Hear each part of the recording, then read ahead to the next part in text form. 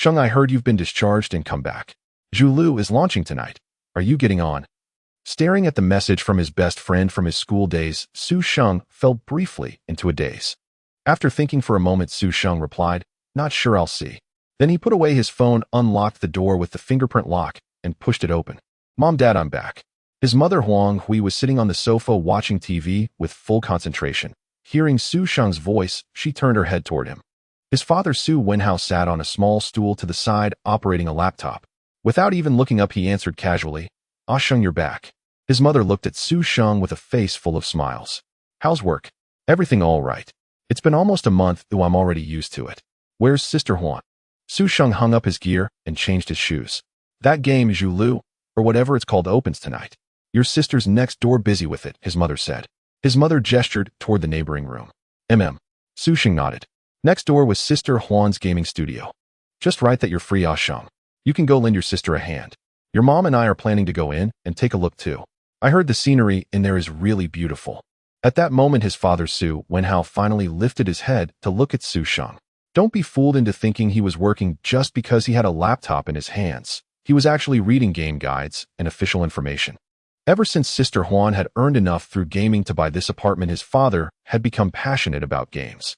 Su Sheng gave his father a somewhat strange look. Got it. No matter how he looked at him, his father resembled an addicted internet teen, no more like an addicted middle-aged gamer. After chatting with his parents for a while, Su Sheng went back to his own room. After a shower and tidying himself up, Su Sheng sat on the bed staring at the Zhu Lu gaming helmet before him. Lost in thought, he had no idea what was running through his mind. Sister Huan had prepared a gaming helmet for every member of the family, parents included. Ding dong. Just then the chime of a text message sounded. Su Sheng snapped out of it and glanced at his phone. "Dear user Zhu Lu, by Tenglong will officially launch at 2:00 tonight." Su Sheng was speechless for a moment. Trust Tenglong to nail the promotion, right on the dot of 8 o'clock. Ding dong. Another message sounded, this time from the old Penguin Messenger. Nowadays the mainstream app was the Green Bubble, but Penguin had been popular back in Su Sheng's student days. It was from that same best friend from his school days. "Servers live Sheng. The brothers are waiting for you, in Zhu Lu." After a moment of silence, Su Sheng picked up the gaming helmet Sister Huan had prepared for him. Running his fingers over the Tenglong logo and the bold characters for Zhu Lu etched into the helmet, Su Sheng's expression grew distant and tinged with nostalgia. His family had no idea that he was no stranger to games. The reason he had enlisted in the army in the first place was in fact tied to something that had happened in a game. Go back. Just go back and take a look. With that thought, Su Sheng put on the gaming helmet. Welcome to Zhu Lu. Iris scan in progress. Identity verification in progress. In Tenglong's game's identity was confirmed by iris scan. No power leveling, no account theft, strictly one account per person. Ding, dear honor player, welcome back. Identity binding in progress. Listening to the synthesized electronic voice, Su Sheng felt a twinge of emotion. Tenglong still retained his old identity data.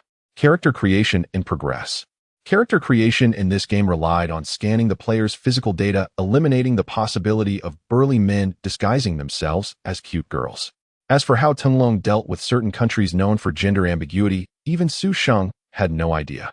After all this time, Zhu Lu was launching simultaneously worldwide. 10 years ago, Kun Xiong had only operated domestically.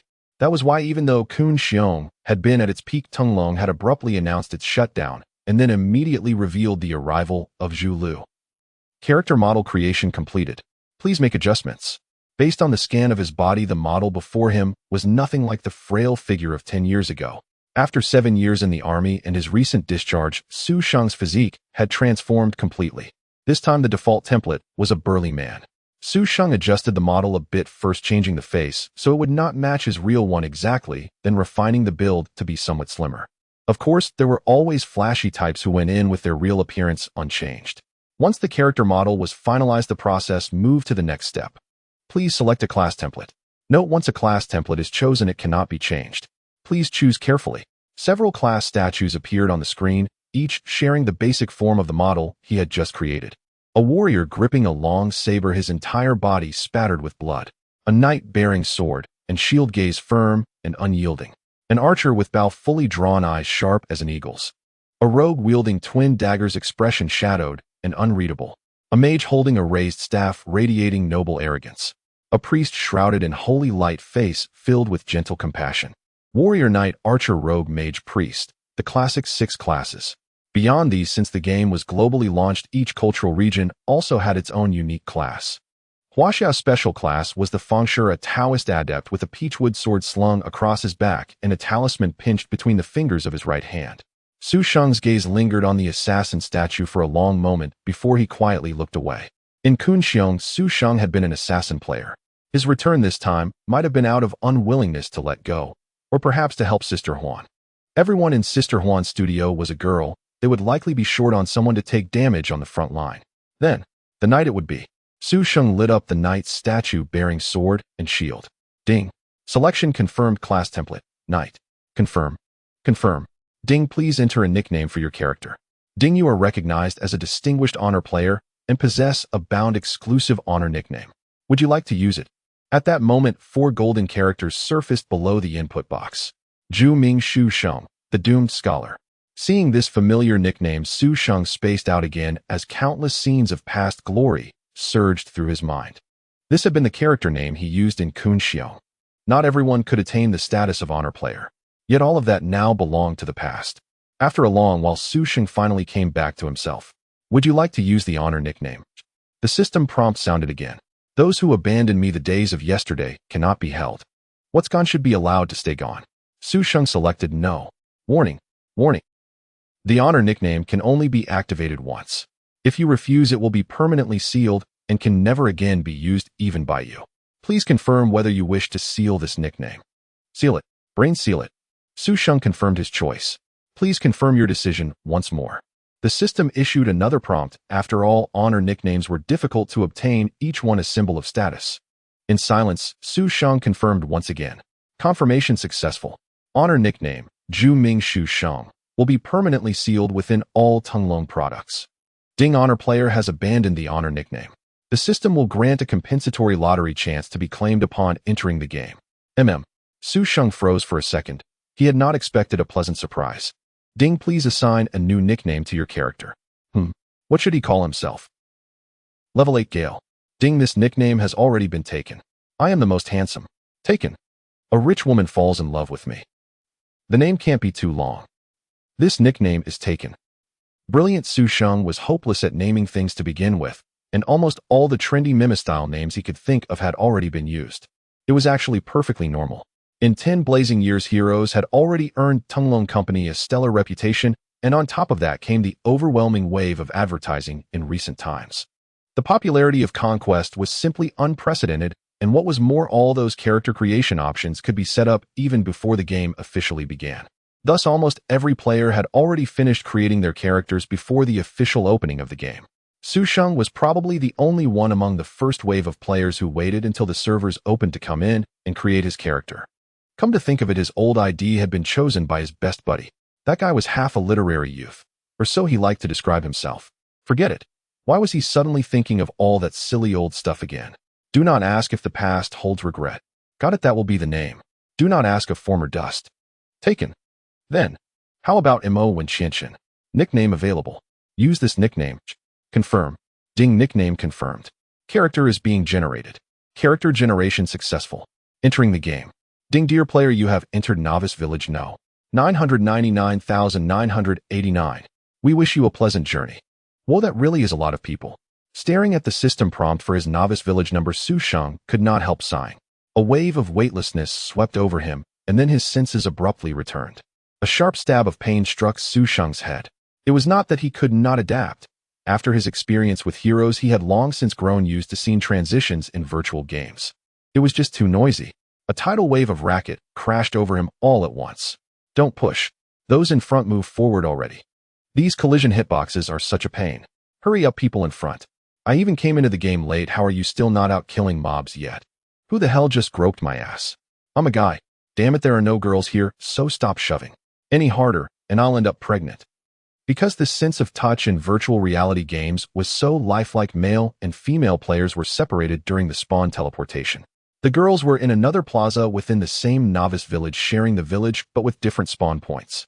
Huaxia's enormous population base destined this game to be a seething sea of people. Fortunately, the game's backdrop was grand enough and the map vast enough to contain them. After a bit of effort, Su Sheng finally squeezed his way out of the crowd. He had not expected that even coming into the game this late, there would still be so many people. He had clearly underestimated how passionate his compatriots were about Tunlong Company's new title conquest. Once he escaped the crowd, Su Sheng opened his character panel. Nickname Mo Wen Xianqian. Class Apprentice Knight. Level 1. Attack 1 physical. Defense 1 physical. Defense 1 magic. HP 110. Each time the player levels up, HP automatically increases by 10. Satiety 100. Everyday activities consume hunger. Low hunger will affect attributes, and at 0 HP, will continuously decrease. Battle will 0 100. Strength 1 affects physical attack and physical critical rate. Intelligence 1 affects magic attack and magic critical rate. Constitution 1 affects physical defense and HP. Spirit 1 affects magic defense, and MP increases magic penetration for spell-based classes. Agility 1 affects movement, and attack speed increases armor penetration for agility-based classes. A textbook example of a rank 5 noob with trash stats across the board. Next, he checked his inventory: a novice wooden sword that added a bit of attack, a wooden shield that added a bit of defense, and 5 steamed buns that only restored hunger. After equipping the weapon and shield, his attack and defense each went up by 1. Still a trash tier scrub. The clothes on his body had no attributes at all. Right, didn't he still have 1 lottery draw left? Su Sheng quickly found the lottery interface in the system menu. Attempts remaining 1. A giant wall filled with all sorts of random items appeared. The quality tiers were distinguished by color: white, green, blue, purple, orange, red, and rainbow. The white section occupied nearly 70% of the wheel, green about 10%, and all the remaining colors combined made up the last 20%. As for that rainbow section, it hardly even counted, little more than a single line. Su Sheng could not help silently complaining. If they didn't want to give anything good, they could have just said so. Never mind, it was free anyway. Whatever he drew, he would not lose out. With that thought, his mood eased a little, and he simply tapped the draw button. The pointer began to spin. Having steeled himself, Su Sheng deliberately kept his expectations at 0. And then reality slapped him in the face. Su Sheng's breathing suddenly quickened as the pointer slowed, coming to a halt infinitely close to that sliver of rainbow. Rainbow meant an artifact, the highest tier item in all of Conquest. No matter what it was, it would be a windfall. Could it be that Tunlong Company had suddenly grown a conscience? Yet under Su Sheng's tense gaze, the pointer crept past the rainbow section bit by bit. His hopes crashed instantly. So they were just toying with people's hearts. Tunlong was still the same stingy Tunlong as ever. Ding! Congratulations to the player for obtaining the item hidden class token. This draw is now complete. The lottery page will shortly close. Su Sheng's brows rose. Only now did he notice that while the pointer had indeed passed the rainbow area, it had actually stopped on the red zone. Red, legendary, second only to rainbow artifacts. Just then the lottery screen vanished with not even a link left to reopen it. Clearly, it was a one-time feature. Su Sheng hurriedly opened his inventory. Hidden class token legendary. Used to obtain a hidden class that matches the player's class template. Bound to Mo Wen Xianqian. Note: cannot be traded, cannot be dropped. Compensation item from the honor draw for an honor player who relinquished an honor nickname. For that honor player's personal use only. At this, Su Sheng curled his lip. He had thought it might be tradable. If it were, he could have handed it over to Sister Huan later. After all, he had only entered the game to help her, and might not invest that much energy himself. Since he had to use it himself, he might as well not bother saving it. Use. Ding. Item used: hidden class token. Player's class template detected as Knight. Hidden class obtained: Lion Knight.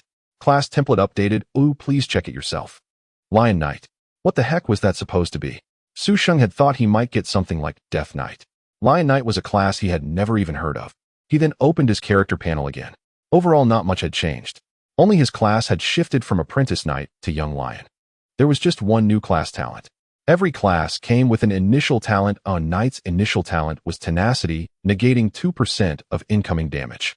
Its starting skill was Heroic Strike, 2 hits at 70% attack power apiece with a slight taunt effect and recovery of 5 battle will. Now there was an additional talent: Lion Stance. Lion Stance Lion Knight talent. Passive balance of offense and defense. To walk the lion's path, one must not only possess a powerful body, but also razor-sharp fangs. Attack and defense remain equal, both taking the higher value. Holy crap, that's insane. Su Sheng blurted out in astonishment. A balance between offense and defense.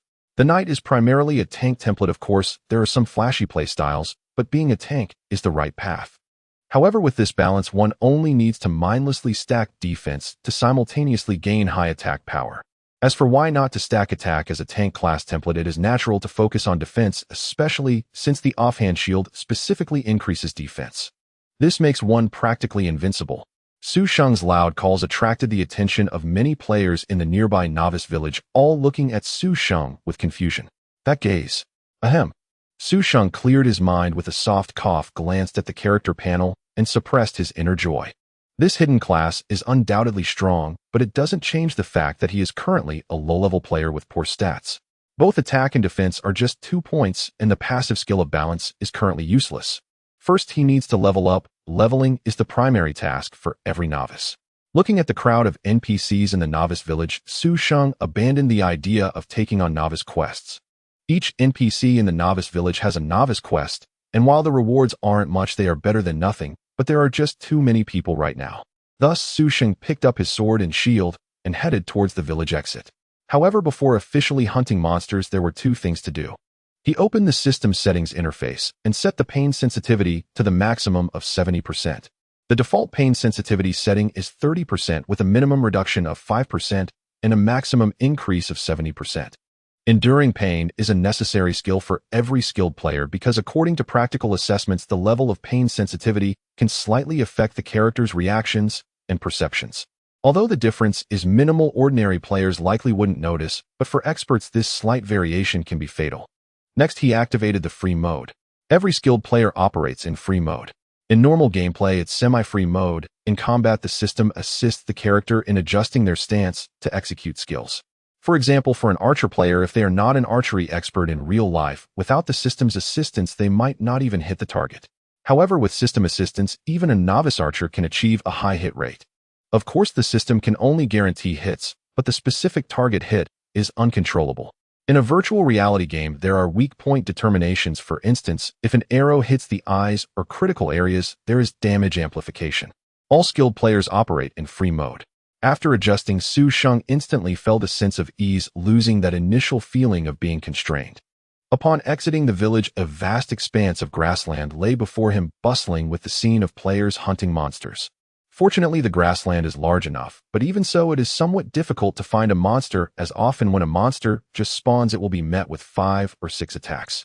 Poor wild monsters, perhaps without even realizing it, they perish swiftly. Level 1 wild cats have 2 defense, 3 attack, and 20 health. A level 1 toad has 3 defense, 2 attack, and 30 health. Well, Su Sheng felt speechless, as besides health, these level 1 wild monsters have higher attack than his own stats.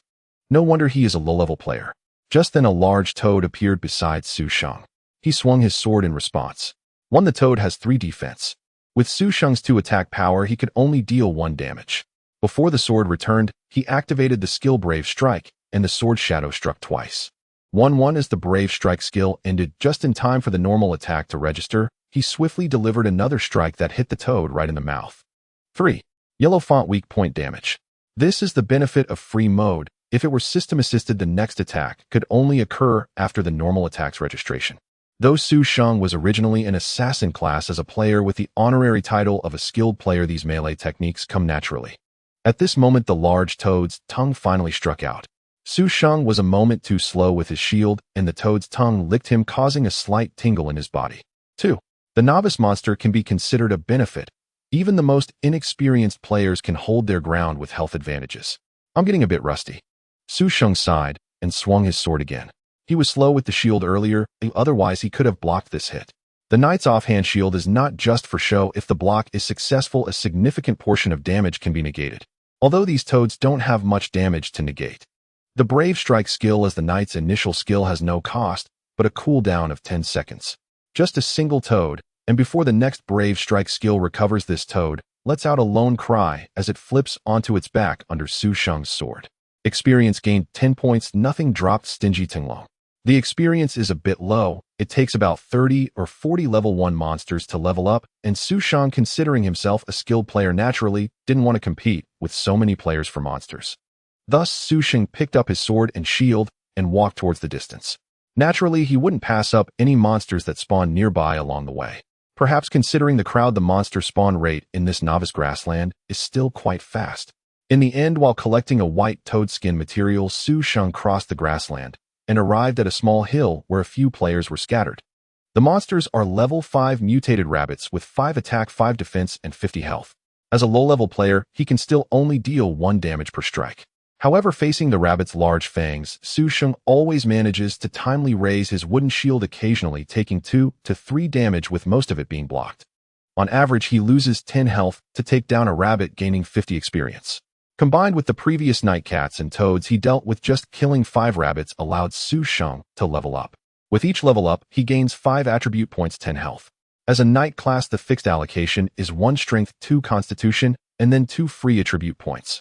With the balance between offense and defense, Su Sheng didn't hesitate at all, putting all 2 free attribute points into constitution. As a knight, 1 point in constitution grants 10 health and 1 physical defense. At level 2, constitution increased by 4 points, raising defense to 6 points. With the balance, attack also reached 6 points and health rose to 160, while leveling restored his status. Now each strike dealt 5 to 6 damage, occasionally hitting weak points for 8 to 9 damage. On Su Sheng's side, almost all damage was blocked. However, the experience required for leveling up has increased. Each rabbit now only gives 40 experience. Currently, the experience from rabbits is still optimistic, aiming to level up again. Just as a golden light flashed on Su Sheng, indicating his level up to 3, a commotion suddenly erupted ahead. Su Sheng looked up to see a rabbit the size of a half-person with golden fur holding a large carrot, striking a warrior player into white light. Because there is no penalty for dying in the novice village, players respawn immediately in white light. Boss. This golden large rabbit is undoubtedly a boss. Upon seeing the BOSS, the few players around quickly gathered around it. Su Sheng was naturally tempted, but he knew he must remain calm. First, he allocated the 2 free attribute points he gained from leveling up to his constitution. His constitution rose to 9 points, and with a secondary shield equipped, both his attack and defense reached 10 points, while his health climbed to 210. At this moment, Su Sheng approached the golden rabbit. A group of players had already started attacking the rabbit. The rabbit swung its radishes with ferocity, and as Su Sheng arrived, he saw 2 radishes knock a knight player into a bright light. The attack seemed quite high. A circle of archers and mages along with priests were frantically unleashing their firepower on the rabbit. However, the damage was nearly all 1 or 2. There's a boss. By now, the news of the boss's appearance had gradually spread. A ranged player in the public chat announced the attributes of this golden rabbit. Too many people, and Su Sheng couldn't even reach the boss. It was fortunate that someone announced it. Demonized golden rabbit, normal BOSS, level 10 attack. Defense, health, skills, notes omitted other than the name, level, and useless description. Everything else was a question mark. This is very normal. Except for special scouting skills, ordinary detection cannot yield effective information about monsters that are 5 levels higher than the player. Even though Su Sheng wasted a bit of time creating his character, the highest level players were at most level 4, so it was understandable that they couldn't scout the attributes of a level 10 boss. However, judging by the way the boss knocked a knight down with 2 radishes, its attack definitely exceeded 50, and its defense could be assumed to be similar. Players were dying quickly. Almost all melee classes were taken out by 2 radishes. Meanwhile, those ranged classes in the back were feeling quite pleased, thinking how good it was to be ranged. Suddenly, the golden rabbit's eyes turned red and the radish stick in its hand began to glow. Seeing this, Su Sheng's eyes narrowed slightly. A skill was coming. As a BOSS, how could it possibly lack skills? Peak Guild occupies the area. Uninvited guests stay away. A loud shout echoed and hundreds of players soon gathered from nearby. Su Sheng raised an eyebrow, wondering where such foolishness came from. Peak Guild, ranked 9th among the major guilds in Huaxia, should not be underestimated. In Heroes of the World, there have been millions of gaming guilds over the past decade, and none of the top 10 guilds in Huaxia are simple. To gather hundreds of players in the midst of many novice villages shows the worth of the Peak Guild. But what are they talking about occupying the area now? There are more than 10,000 players in this novice village. What can a few hundred do? And during the novice stage, who is afraid of whom? It's clear that the leader of the Peak Guild is a fool. Conclusion drawn.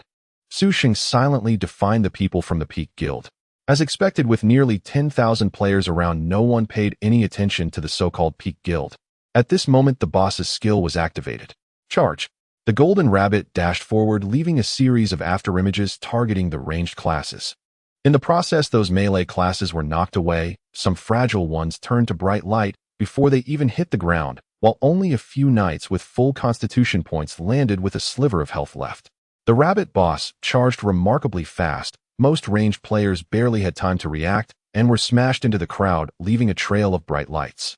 By chance, the point where the rabbit boss landed after the charge was right near Su Sheng. He naturally did not hold back, striking bravely with his sword. 1. As expected, the two forced damage numbers appeared, and the boss's status was revealed to Su Sheng. Looking at the boss's status, Su Sheng's expression darkened. However, at this moment, the rabbit's radish stick was already swinging down towards Su Sheng. Taking half a step back, he raised his shield. Thud! A muffled sound echoed. A tremendous force hit him, but Su Sheng did not budge an inch. Block immunity. No damage. The surrounding players widened their eyes. A master. So far, ordinary players facing the boss would take nearly 100 points of damage with a single hit. Yet Su Sheng remained unharmed without a doubt. He was a skilled player. Blocking is not just about raising a shield. Timing and the posture for absorbing force are crucial. However, under the gaze of many players after blocking the boss's first strike, Su Sheng took the opportunity to step back and leave the boss's range, not looking back. Once he exited the boss's aggro range, the rabbit boss's attention was naturally drawn to other players. A bunch of idiots. Su Sheng walked away feeling frustrated, and just then a normal rabbit spawned nearby, which Su Sheng immediately attacked with a sword. The reason Su Sheng left was that this level 10 boss was not something the current players could tackle. The swarm tactic was ineffective. At first, Su Sheng thought the swarm tactic might work, but after attacking once, he realized the boss's health percentage was still at maximum. What a joke. A bunch of fools excitedly scratching away for half the day, yet they couldn't match the boss's health recovery speed. Since that's the case, it's better to level up first. Fortunately, most players were focused on that rabbit boss, and no one was stealing monsters, allowing Su Sheng to farm quickly. However, he was already at level 3, and the experience from the level 5 rabbits had dropped again, but it was still decent, farming quickly without competition. By the time Su Sheng reached level 4, it was hard to tell how many fools had died under the rabbit boss's giant radish. Finally, many players began to wake up. They had scratched at this golden rabbit for so long, but its health bar was still at 100. Thus, some of the players started to disperse. This included that group of somewhat foolish players from the Peak Guild. It was clear that this boss could not be tackled at this stage, so the only path forward was to level up. Only by leveling up could they have a chance at taking down this boss. In an instant, the players who had come to their senses were even more eager to level up. Gradually, more and more players realized the situation, and after the rabbit boss dealt its final blow to the last oblivious player, it found that no one was paying attention to it anymore. Thus, the rabbit boss strolled leisurely with its giant radish. At this time, Su Sheng's level had risen to 5, accompanied by a burst of golden light. He allocated the free attribute points to Constitution once again. His Constitution reached 17 points with attack and defense at 18 points and health at 310. Meanwhile, a system notification rang out, making Su Sheng raise an eyebrow. It seems worth a try? Su Sheng's gaze turned towards the neglected golden rabbit. Ding! Congratulations, the player's level has risen to level 5. You have comprehended the initial skill of the Lion Knight Fangs. The Lion Knight, being a legendary hidden class, does not have a dedicated class mentor. After reaching the level, players can undertake related trials to learn skills corresponding to their level. Naturally, initial skills do not require any trials. They are directly comprehended upon reaching the level. Fangs, the young lion's fangs emerge, transforming the long sword in hand into sharp teeth that tear apart enemies, dealing 240 damage with a chance to cause a bleeding effect. Cost 5 battle intent. Cooldown 15 seconds. This is also one of the advantages of hidden classes. Other regular classes do not gain a second skill before officially changing classes at level 10. However, that large rabbit is wandering on the hillside. Although no one is provoking it, everyone is paying attention, eager to level up and challenge the boss. Though Su Sheng feels confident about facing this large rabbit alone, avoiding other players is a challenge. Although Su Sheng has been away from the gaming world for 7 years, returning to the game, Su Sheng feels that he is definitely stronger than his peak state 7 years ago. After all, these 7 years of military service have greatly enhanced Su Sheng's will and combat awareness far beyond who he was 7 years ago. At least the Su Sheng from 7 years ago could not have completely blocked the rabbit boss's strike with a shield. After all, the Su Sheng from 7 years ago excelled in the assassin class, while now he can achieve this through his own combat awareness. Now at level 5, he can take a look at the specific situation of this boss. Just now the boss attracted their attention, and with Su Sheng's rapid monster hunting speed, he has surpassed their levels. Without hesitation, Su Sheng drew his sword and shield and walked towards the large rabbit. His actions immediately drew the attention of those players who had been watching the boss. Look, someone is going to their death again. One hit from the boss will teach them a lesson. Just now, so many players proved the ferocity of this level 10 novice village boss at the cost of their lives. Although Su Sheng's block was impressive, the chaos of the scene meant that very few remembered what he looked like. Heroic Strike. 18 points of attack power. Finally, it's not the forced 1-point damage anymore. However, the damage is still quite pitiful. At the same time, the large rabbit stats appeared. Demonic Large Rabbit Normal BOSS Level 10 Attack 70, Defense 20 Health, 1/0 Skills, Frenzied Charge Smash. Note omitted. What a grotesque boss. My high attack and low defense 18 points of attack still cannot breach its defenses, which is why the damage is in single digits, but at least it's not forced damage. However, the normal boss template regenerates 0.5 health per second. With 1/0 health, it recovers 50 points each second. No wonder so many players have failed to inflict damage after so long. Almost all players suffered forced 1-point damage. The previous players were numerous but disorganized, lacking any strategy. Additionally, the large rabbit's height is only half that of a person, so there are hardly 50 players who can simultaneously attack the boss. Therefore, the damage dealt has all been healed. Upon being attacked, the rabbit boss immediately bared its teeth and raised a large carrot in its hand. Seeing the glowing carrot, Su Sheng knew this was the skill Smash. Using a skill right off the bat, it really holds me in high regard. Block. Boom. Su Sheng felt a tremendous force surge through him, almost breaking his defensive stance. Block confirmed, damage reduced. 17. I couldn't completely block it, but that's quite good. 17 points of damage is acceptable for Su Sheng, who has a health limit of 310. Taking advantage of the boss's brief moment of stillness after the skill, Su Sheng struck. Fangs. The Knight class template gains battle intent when attacking and being attacked, i.e. after leaving combat it slowly decreases. This is essentially the Knight class mana bar. Regular attacks add 2 points, being attacked adds 3 points, and a heroic strike adds 5 points. It is similar to the Warrior's Rage and the Assassin's Killing Intent. Of course, spellcasting classes use a mana bar that can be replenished with potions, but Battle Intent and Rage have no consumables for replenishment. The previous heroic strike and being hit added 13 points of battle intent. The long sword in hand transformed into a fang shape and fiercely stabbed the large rabbit's seemingly cute eyes. Weak point attack. 1. 5 times damage. Yellow text burst forth. 65. Bleeding effect. Causes bleeding for 5 seconds. 10. Bleeding at 10 points per second. Meanwhile, Su Sheng noticed a very surprising situation. During these 5 seconds of bleeding, the rabbit boss's health regeneration was nullified. After all, if it's bleeding, it naturally cannot regenerate health. Immediately after, without retracting the longsword, he thrust forward again for a regular attack. Yellow weak point damage. 20. Just as the cooldown for heroic strike ended, he swept twice, hitting the eyes perfectly. 2 large red fonts popped up. 48-49. Wow, weak point critical hit. For times damage. Attacking a weak point is easier to breach defenses, making critical hits more likely. Su Sheng's series of strikes and attacks directly reduced the rabbit boss's health by a small segment. Even with 58 points of regeneration per second, it couldn't recover in an instant. As expected, he has the chance to take down this large rabbit. Grinding. What do I see? This is the damage of a knight. Isn't that the big guy from before? The one who blocked the boss's attack. Why can we deal 1-point damage while he as a knight hits for such high damage? It's more outrageous than a mage. Is he a full power knight? Some players nearby who noticed this scene were shocked. The large rabbit was clearly agitated, the skill's stiffness had just worn off, and this human was hitting it painfully, even targeting its eyes. Another carrot swung down. Naturally, it was not a skill, and had not yet cooled down, just a regular attack. Thud. A dull sound. Block exemption. As expected, I can easily exempt a regular attack. Draw sword. However, from this angle, I cannot hit the eyes. 3.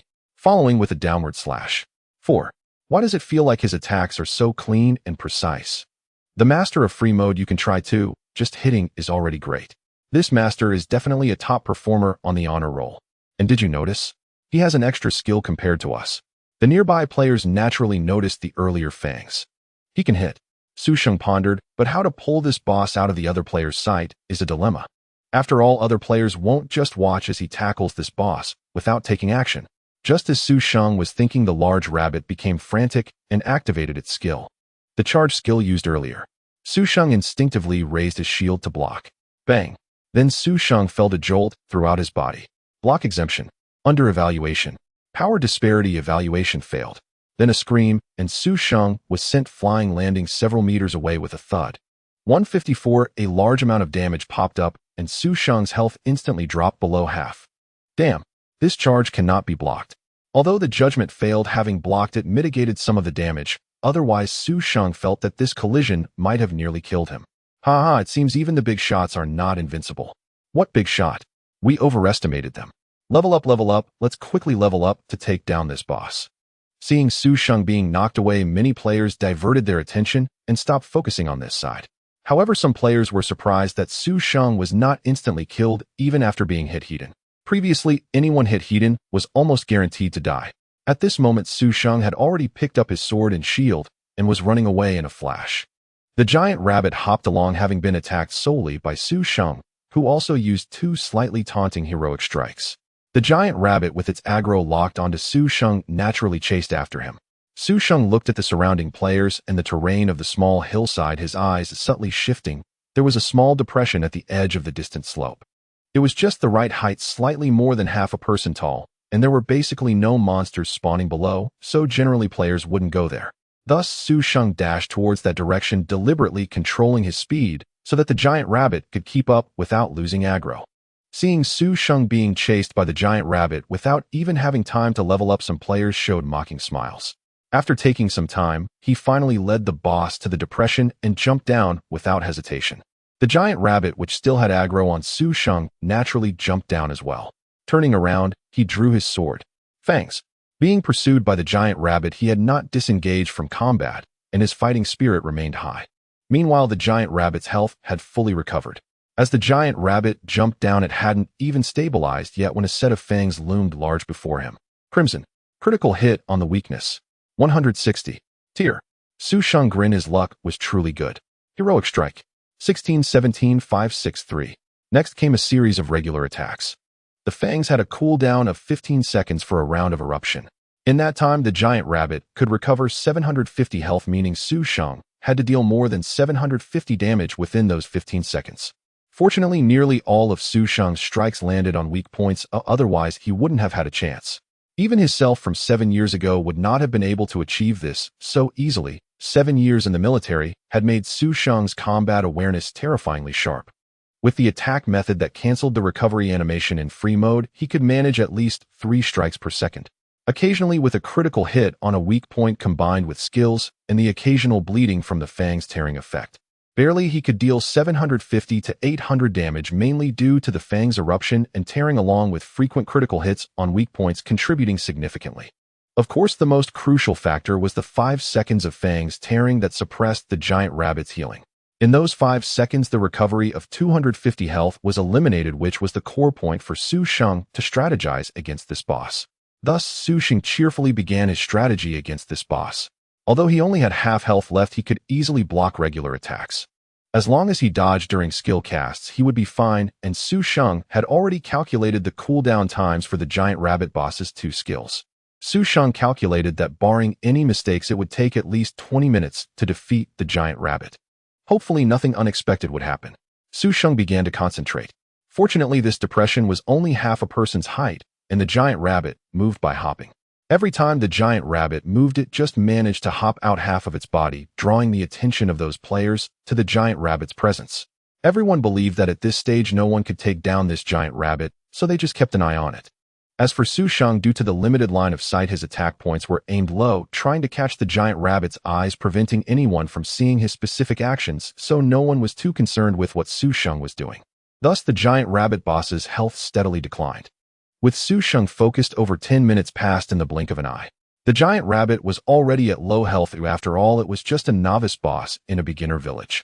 Other than being easily crushed by players with superior stats, the difficulty was not high, and the battle came down to the same few moves. Therefore, Su Sheng had made no mistakes, and even his health had slightly recovered. At this moment, a group of players began to gather on the lawn. They were the peak players, numbering around several hundred. Clearly, they had leveled up sufficiently and were preparing to attempt to take down this boss. However, they were somewhat scattered and were moving closer together. Su Sheng noticed this scene from the corner of his eye, looked at the giant rabbit boss's remaining health, and raised an eyebrow. Feeling a bit anxious, he lost focus, resulting in a misjudgment of a skill and failing to dodge. He could only raise his shield to block, which also failed to mitigate damage. 80. In an instant, Su Sheng was left with very little health. If he made one more mistake, he would be killed by the giant rabbit. Stay calm. Stay calm. Su Sheng felt his heart racing, forcing himself to calm down. It had come this far, he couldn't throw it all away. He compelled himself to remain composed and continued the strategy step by step. He should still have time. At this moment, other players also noticed the actions of the Peak Guild. Damn, the Peak Guild is preparing to take down the boss. I just leveled up to 4. I can't even damage that giant rabbit. You're better off. Too many players have been stealing kills. I'm still at level 3. What should we do? Just watch the Peak Guild take down this boss. I have to get involved after all, and the novice village death penalties are whatever. Right? Thus most players stopped leveling and prepared to join the Peak Guild. Huh, that guy isn't dead yet. Or did he die and come back? At this moment, some players noticed Su Sheng still there, seemingly doing nothing. Could he be strategizing against the boss? You're overthinking. You know how formidable that boss is. Right now, without equipment and skills, who can take on a boss alone? True, let's go over and take a look. Thus a group of players began to approach. Meanwhile, Su Sheng remained oblivious, having blocked a basic attack from the giant rabbit before unleashing the fangs that had just finished their cooldown. Critical hit. Critical hit. Su Sheng prayed in his heart. Almost there, the giant rabbit's health was almost empty. Another critical hit or 2 would suffice. Perhaps Su Sheng's prayers were effective. Hitting the eyes. A large red text critical hit on weakness 4 times. 171. Tear effect activated. Good. Su Sheng's eyes lit up. Normal attack, normal attack, normal attack. 5 seconds later, the bleeding stopped. Heroic strike done. Sweep. 2 strikes. Critical hit on weakness. Squeak. Both skills produced critical hits on weak points, directly clearing the last bit of health from the giant rabbit. With a cry of anguish, the giant rabbit fell down limply. Damn. Just then, the first player appeared at the edge of this depression and witnessed the scene of the giant rabbit falling, unable to help but exclaim. Coincidentally, a system announcement chimed in. Ding, congratulations to the player. System announcement, congratulations to the player Xin Wang from the Huaxiao region for being the first to reach level 10. System announcement, the first player to reach level 10 has appeared. The level ranking board is now open, the reputation system is activated, and the world channel is now accessible. So soon a level 10 player has emerged. However, Su Sheng did not dawdle. A flash of golden light appeared, and as the giant rabbit fell, a massive amount of experience propelled Su Sheng to level 6. At the same time, he reached out to grab everything the giant rabbit dropped, without caring what it was, stuffing it all into his backpack before turning to run. Many players had already gathered, and staying there would only mean death. By the time the players snapped back to reality from the series of system announcements, they only saw the back of a knight sprinting away. What the heck? The boss was soloed by that knight. How is that possible?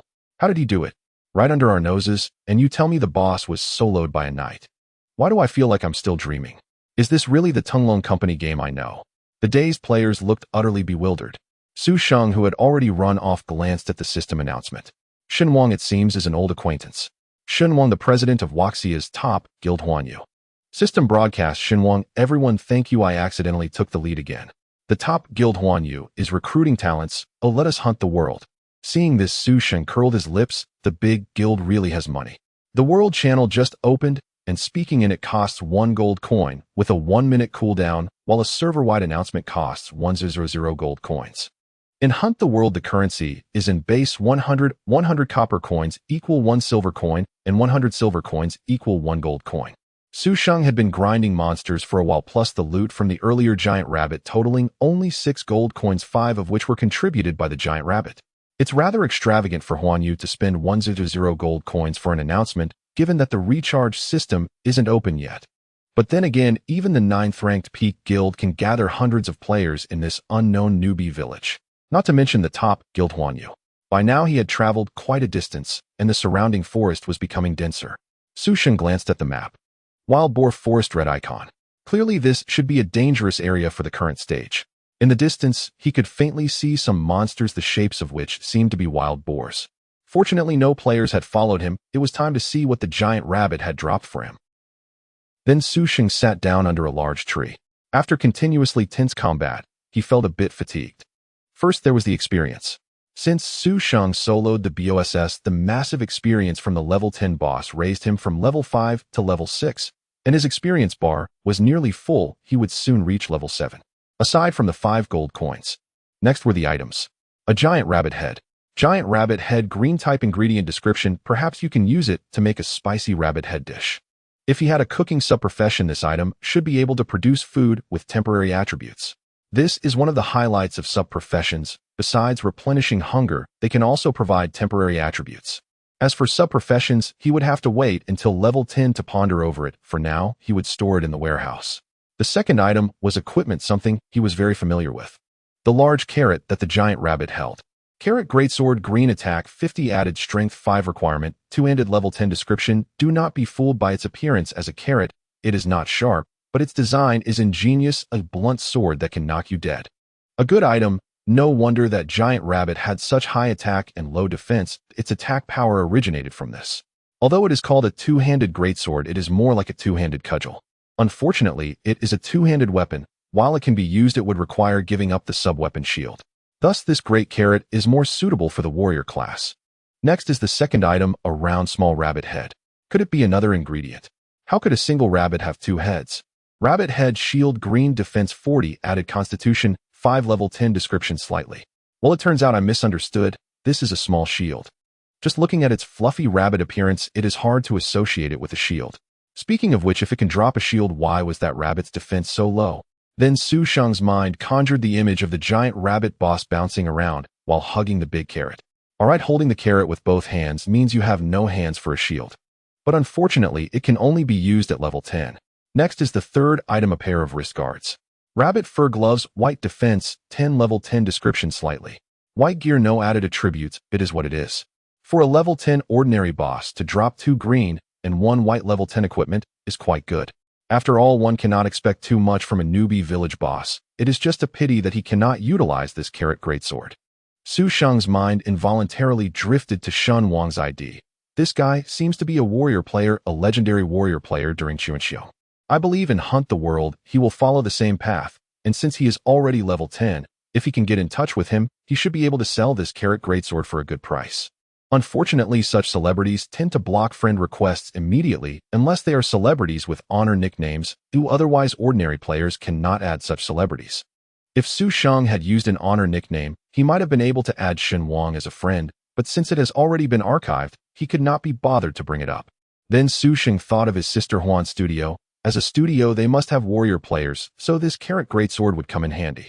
However, he currently did not know Huan's gaming nickname, so he couldn't add her as a friend. Forget it, he would keep it for now and ask Huan about her gaming nickname later after logging off. Anyway, the carrot greatsword can only be used at level 10, and Huan and the others' leveling speed is unlikely to match Shen Wang's. Now he should focus on leveling up. He aimed to reach level 10 quickly to equip that rabbit head shield and rabbit fur gloves. To others, they might just be defense, but for Su Sheng, they represent both offense and defense. First, he added points. He still had 2 free attribute points from level 6, which he allocated to Constitution, bringing it to 21 points. Coupled with a wooden shield's defense of 1 point, his total defense reached 22 points with 360 health. Then Su Sheng cracked his knuckles and walked toward the wild boars in the forest ahead. Jungle Wild Boar. Level 8. Attack 25. Defense 30. Health 500. Skill charge. Description slightly.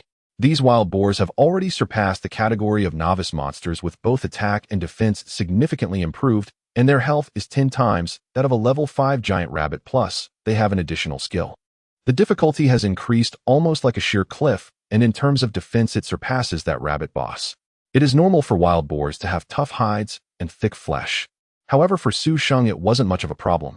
After all, she single-handedly took down such a large rabbit boss. How could these wild boars, no matter how tough, compare to the giant rabbit boss?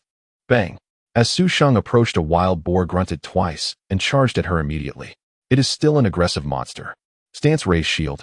With a dull thud, Su Sheng took a small step back. The block judgment cannot completely negate the damage. She lost over 10 health points, which is a far cry from the ease with which she handled the charge of that giant rabbit. Moreover, the wild boar charges in a straight line. Although it is a heavy night-type class, with Su Sheng's skills, dodging is quite easy. The reason she didn't dodge was simply to test the strength of these wild boars. With just one charge it posed a slight threat, but Su Sheng could easily block it with her shield. Thus, Su Sheng happily began her monster hunting. Although these wild boars are tough-skinned and meaty thanks to her Fang skill, she killed them quickly. I have to say this initial skill of the Lion Knight is really useful. Being able to successfully conquer that giant rabbit is largely due to the Fong skill. Since her experience bar was already close to level 7, she leveled up after killing just a few wild boars. She allocated her attribute points to Constitution, bringing it to 25 points with attack and defense at 26 and health at 410. Killing the wild boars became even easier. Moreover, she had an unexpected reward, dropping a pair of wild boar daggers, which looked like a pair of shrunken wild boar fangs. Level 5 white boar daggers adding over 10 attack points, but Su Shen couldn't use them. She decided to give them to Huan Jia later. The rest were just some white materials like pigskin and pork. Game currency, on the other hand, didn't drop much. Thankfully, similar materials can stack in one slot, otherwise Su Sheng's bag would be overflowing. Oh, there are people around. While Su Sheng was happily hunting wild boars, a small party arrived in the wild boar forest. Su Sheng efficiently handled the wild boars in front of her and glanced sideways. A classic 3-person party of warrior, priest, and mage. The area is large, and we won't disturb each other, Su Sheng said with a smile. With no conflict of interest, there was no reason for strangers to start a fight, especially since there was no death penalty in the novice village. Leveling up is the primary goal. Naturally, the leading warrior nodded.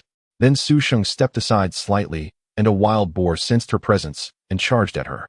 Su Sheng naturally raised her shield to meet the beast. Seeing her easily handle the wild boar, the three of them instinctively thought that the wild boar was not very difficult. Until the mage cast an attack that drew the monster's attention, the warrior was directly knocked back 5 or 6 steps by the wild boar's charge, losing half of his health before they realized. This warrior had equal points in strength and constitution. Although his damage output was not as high as a full-strength warrior, nor was his defense as sturdy as a knight's, he had his advantages. Higher output than a knight and more sturdiness than a full-strength warrior. However, even so, he lost half his health in one hit. "Wow, this wild boar is fierce," the warrior exclaimed. Then the priest quickly healed him. A level 1 priest comes with a basic healing skill that can restore health. This is also why they could form a party without a knight. With a priest, a half-attack, half-defense warrior could withstand the monsters at this novice stage. After a chaotic battle, the 3-person party finally subdued the wild boar. At this point, they saw that Su Sheng had already started fighting the second wild boar. "Damn, it's not that the wild boars are weak. It turns out she's a skilled player," the warrior said with a wry smile upon seeing Su Sheng seamlessly start attacking the second wild boar. At the novice stage, everyone certainly couldn't afford healing potions, and the fact that she didn't take a break was quite evident as she took down a wild boar without much consumption. "Her movements are so fluid," the mage remarked, watching Su Sheng's actions. "Otherwise, she wouldn't have the confidence to solo here." The warrior smiled wryly. "All right, let's not focus on her. We should continue hunting monsters," said the priestess among the three. However, the priestess' gaze towards Su Sheng clearly carried a hint of admiration. For a moment, how could the two men tolerate that? In front of the priestess, they couldn't be outdone. For a moment, the 3-person party stabilized their monster hunting. As for teaming up, anyone could understand that she was a skilled player, and under normal circumstances, she wouldn't team up with strangers, so none of the three brought up the idea of asking Su Sheng to join their party. Next, nothing unexpected happened. However, along the way, some players gradually arrived in this wild boar forest. After so long, players' levels had risen, and they naturally needed to find higher-level monsters to fight. However, the monsters in this wild boar forest had a sheer increase in difficulty, catching many players off guard and causing them to suffer heavy losses. Especially with the aggressive mode, many players were completely unprepared. Swish. A flash of golden light. Level 8. Seeing the number of players in the wild boar forest increase, Su Sheng felt it was time to leave. Moreover, the level 8 wild boars and monsters of the same level didn't provide as much experience anymore. The higher the level, the more experience required for leveling up. Resolute, Su Sheng turned and walked deeper into the forest, deliberately avoiding the aggro range of those wild boars. After all, having fought monsters here for so long, she was already familiar with their aggro range. No one recognized that Su Sheng was the knight who had single-handedly defeated the rabbit boss. After all, only a few players had witnessed Su Sheng taking down the rabbit boss, and by the time other players recovered from the shock of the system announcement, Su Sheng had already run far away. After leaving the wild boar forest, the trees became denser. At this moment, Su Sheng remembered something and opened the level leaderboard to take a look. The first place was naturally the God King, who had already reached level 11. The level leaderboard only listed the top 100, and the top 10 were all prefixed with names of the 10 major guilds. Huan Yudong, Morningstar, and so on. After all, the worth of the top 10 guilds is still very high due to the decade-long heroes. However, Su Sheng was surprised to find herself in the 14th position. Level 8, rank 14. Unexpectedly, she found herself at the forefront once again. This was still due to her joining the game late and not investing too much effort. If she had prepared, adequately entering the top 10 on the level leaderboard would definitely not be a problem. As a solo player, it is quite challenging to climb the level leaderboard. Behind the major guilds are numerous players contributing their efforts, especially in the early stages of the game, where the level rankings undoubtedly serve as the best promotion for their guild. Su Sheng didn't think too much about it, and simply hid his nickname on the leaderboard before continuing on his way. Unbeknownst to Su Sheng, his 14th position on the leaderboard was causing quite a stir among various game guilds, as the top 50 ranks were almost exclusively filled with familiar honorific nicknames from major guilds, in other words, old acquaintances from Chuanxiu. Only after the 50th position do the casual players appear, mostly consisting of elite studios. The glaring presence of a complete stranger like Su Sheng at rank 14 piqued curiosity about his identity. The major guilds were all inquiring if a renowned expert had changed their nickname. In fact, they were not mistaken. This renowned expert had simply vanished for 7 years. Su Sheng also saw some familiar game nicknames on the leaderboard, his eyes flickering with complex emotions. Mountain Wolf, level 10. Attack 45, Defense 33, Health 1000, Skill Bite. Description: a monster found deep within this forest, a level 10 wild wolf. If nothing unexpected happens, these should be the last batch of monsters in the novice village. According to the deer hunt mechanism, players must officially change their class in town after reaching level 10. What Su Sheng didn't know was whether his hidden profession could also find a night mentor in town. He decided to set that aside for now. A leveling up was the priority, aiming to reach level 10 within today's game time. The game set by Tunglong Company is very user-friendly, with gameplay available only from 8 p.m. to 8 a.m., and players are also in a sleep state while entering the game through the gaming helmet. This setup does not interfere with normal life and work the following day. There are also more expensive gaming pods that provide a better experience and induce deep sleep. Tunglong Company's virtual reality game is a blessing for many insomniacs. With Su Sheng's strength, soloing wild wolves was naturally not a problem, though after reaching level 8, the 30 attack and defense still couldn't break through the defense. Damage still relied on skills and weak point attacks. Weak point attacks not only deal extra damage, but can also bypass a portion of defense. Otherwise, Su Sheng would never have been able to take down the big rabbit back then. Wild wolves are much more agile than wild boars, making them more troublesome to block, and their bites can inflict bleeding effects. Even if he blocks and is immune to damage, the tearing effect can still trigger. As for dodging, this cumbersome night profession makes it quite difficult. As a result, Su Sheng could no longer grind monsters without taking damage. After defeating a few wild wolves, players must take a break. If they have no recovery potions, sitting down to rest after disengaging from combat can slowly restore health, but at the cost of hunger, which doesn't deplete too quickly. Normally, a hunger value of 100 is enough to sustain a player until the end of a gaming session. Along the way, Su Sheng had already eaten 2 buns gifted by the system. Though he was also killing monsters above his level, Su Sheng noticed that the difficulty of leveling up had clearly increased significantly. Finally, after a long time, he reached level 9. Leveling up was so difficult that Su Sheng noticed that the first player, Shen Wang, was still at level 11, with a series of level 10 players behind him. As for Su Sheng himself, he had pushed forward to rank 13. On the entire leaderboard, he was the only one with a hidden nickname, making him too conspicuous. However, there was a bit of self-deception in Su Sheng's mindset, as those who were observant had already noticed his unfamiliar nickname from the past. After skillfully allocating his points with 34 attack and defense, he barely exceeded the wild wolf's defense by 1 point, which finally allowed him to break through the defense with ease. In a moment, defeating monsters became faster. Although the required experience was higher, there was nothing to be done but to grind. During this time, he collected quite a bit of wolf pelts and fur, as well as a fair amount of copper coins, but as for equipment, he hadn't seen a single piece. Tunglong Company's drop rate is indeed quite stingy. It seemed that finding a dagger from the wild boar previously was just sheer luck. But no worries, he had 2 pieces of equipment from the big rabbit in his backpack that he could equip at level 10. Thinking of this, Su Sheng grinded monsters even more diligently.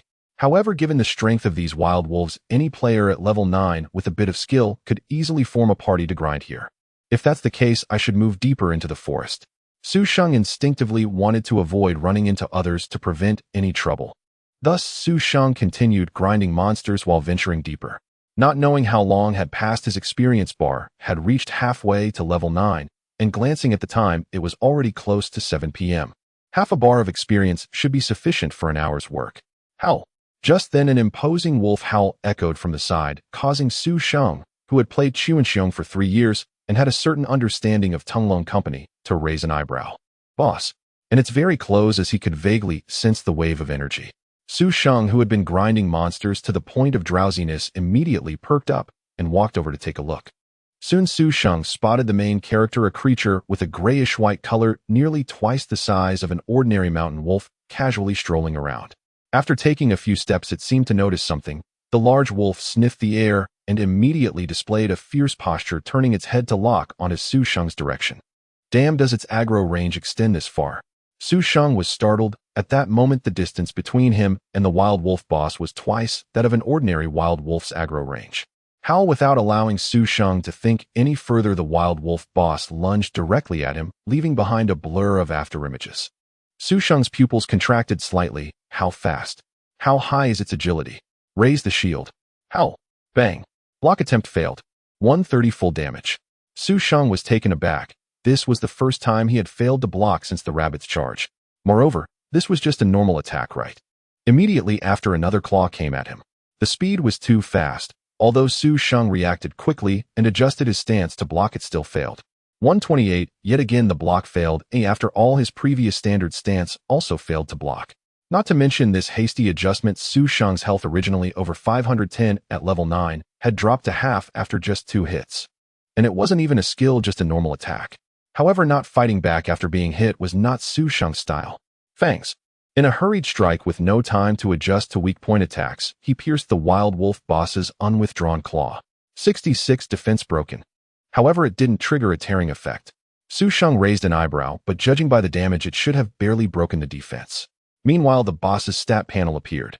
Mountain Wolf King Elite BOSS. Level 15. Attack. Defense. Health. Skills. Description brief. Su Sheng was equally puzzled. An elite boss in the novice village. What are you thinking, Tinglong? That large rabbit was merely an ordinary boss. Moreover, Su Sheng was only level 9. Since the boss was 5 levels above him, he couldn't obtain the boss's specific attributes. I can't fight. The gap in attributes is too great. Skill alone cannot make up for it. Run. Su Sheng immediately made up his mind, turned around, and fled. In the end, he took another hit. 149. This time he was attacked from behind with no block, resulting in high damage, leaving Su Sheng with very low health. Although his previous block had failed, at least it had mitigated some damage. Fortunately, after that hit, Su Sheng managed to escape the Wolf King's aggro range. Seeing the Wolf King slowly wandering away from the aggro range, Su Sheng breathed a sigh of relief. He couldn't fight now, and time was running short. Su Sheng glanced at the clock. It was already past 7. After reaching level 10 and equipping the gear from the large rabbit, he should have a chance. Su Sheng resolved to make it happen. Today his goal was to reach level 10 before the game time ended. He then swung his weapon at the ordinary mountain wolves. I can't take on your boss, but bullying you little minions is no problem. Now that he had a target, Su Sheng was full of motivation and quickly dispatched the monsters. As the time reached 740, accompanied by a flash of golden light. Level 10. Ding. A system notification sounded, but Su Sheng instinctively ignored it. Now there was something more important. He allocated points, bringing his constitution to 37-0, and eagerly equipped the 2 new items. The rabbit shield provided 40 defense and 5 constitution, effectively adding 45 defense and 50 health. The rabbit fur bracers added another 10 defense. The old wooden shield that added a bit of defense could finally be replaced. Su Sheng's total attack and defense were now 37, 45, 1092. His health had also reached 610. His strength had undergone a qualitative change. He should now be able to challenge the Wolf King. Additionally, after reaching level 10 and switching classes, he could gain even more attributes. At this moment, Su Sheng remembered the system notification that had sounded the instant he leveled up. Ding.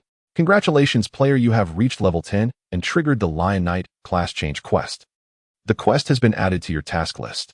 Su Sheng smiled slightly. It was like a pillow being delivered when he was sleepy. He wondered if it would be like the usual quests where he would have to find a class mentor in town. Instead, reaching the level triggered the quest. Su Sheng then opened his task list. Lion's Fong class change quest. Quest description: as a young lion just stepping out into the world, you must first learn to hunt alone. Quest requirement: defeat an elite boss of level 10 or above alone. Note this quest cannot be completed in a team and requires 100 output, otherwise it is considered a failure. Su Sheng was slightly taken aback. What a bizarre quest. Single-handedly taking on an elite boss was nearly an impossible task. But isn't this just perfect? The Wolf King over there is a level 15 elite boss, perfectly meeting the requirements. Ding! System notification: players, please note that today's game time is about to end. Please adjust your game time to avoid unnecessary losses. The system reminded again. It had already alerted when there was half an hour left.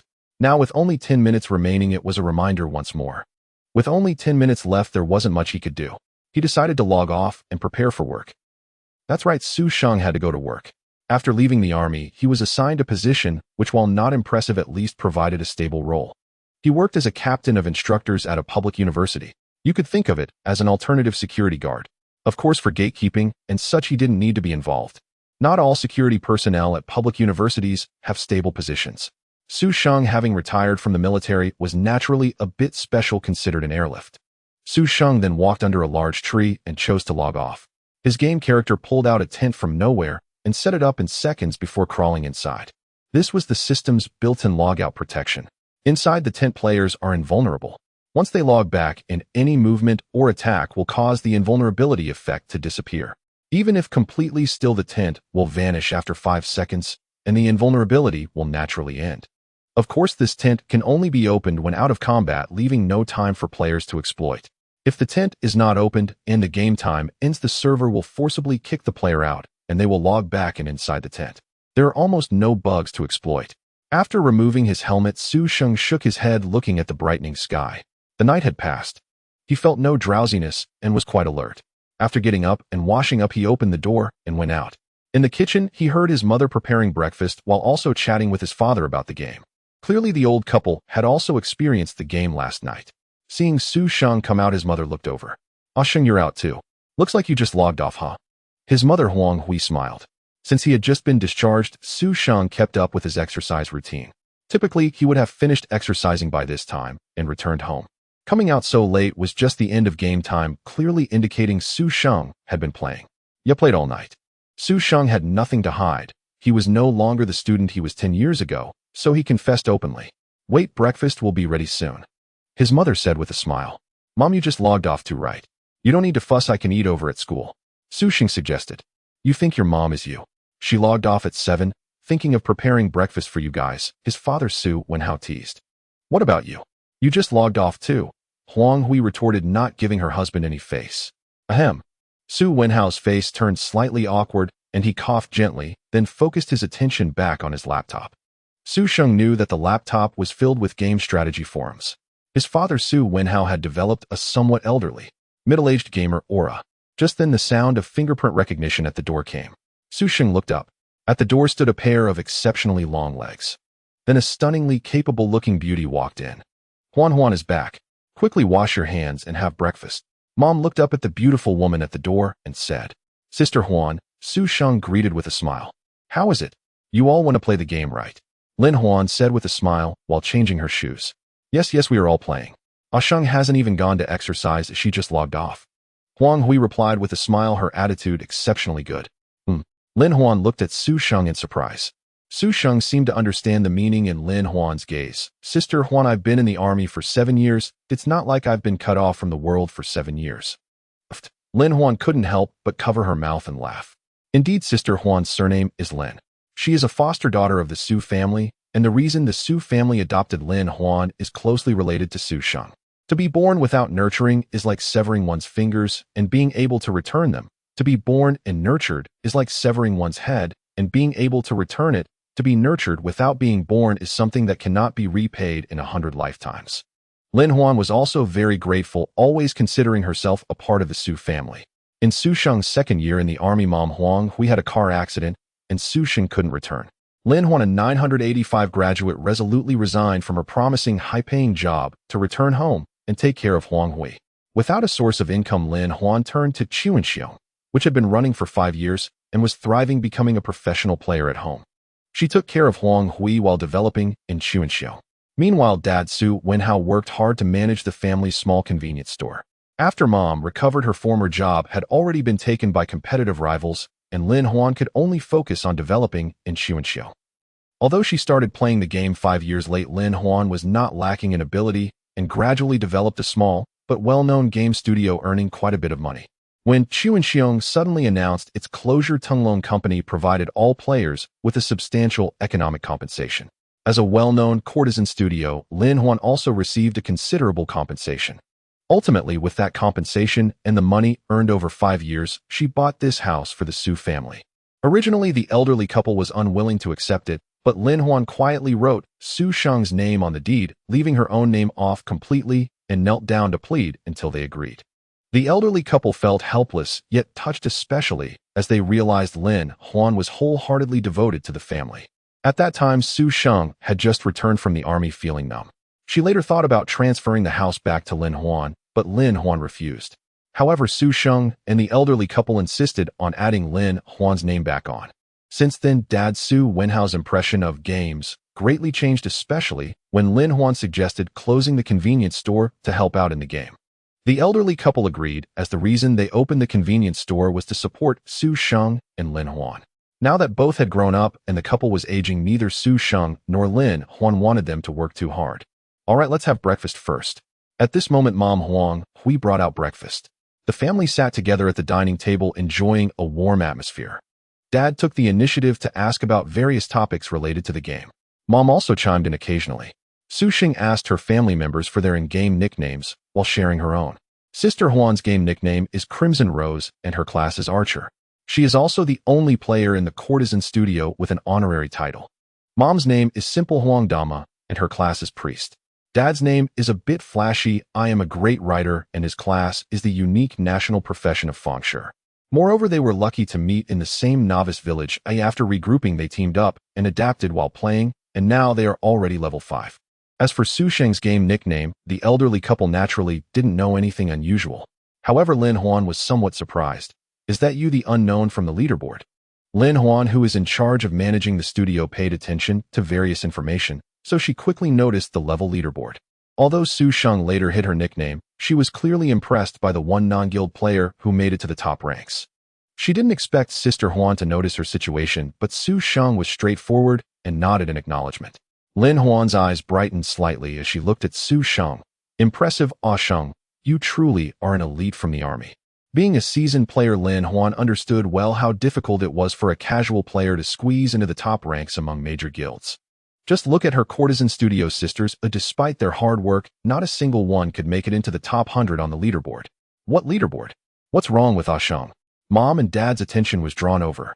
Lin Huan then patiently explained it to the elderly couple.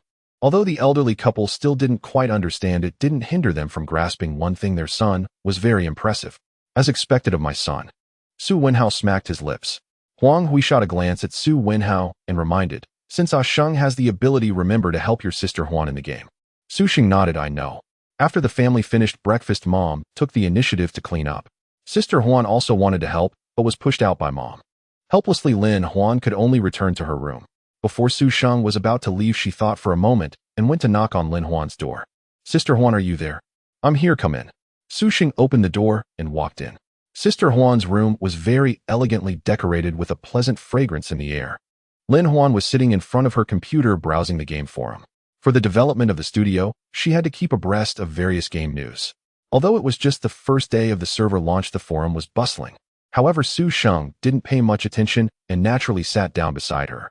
Since childhood, Su Sheng had lost count of how many times she had entered Sister Huan's room.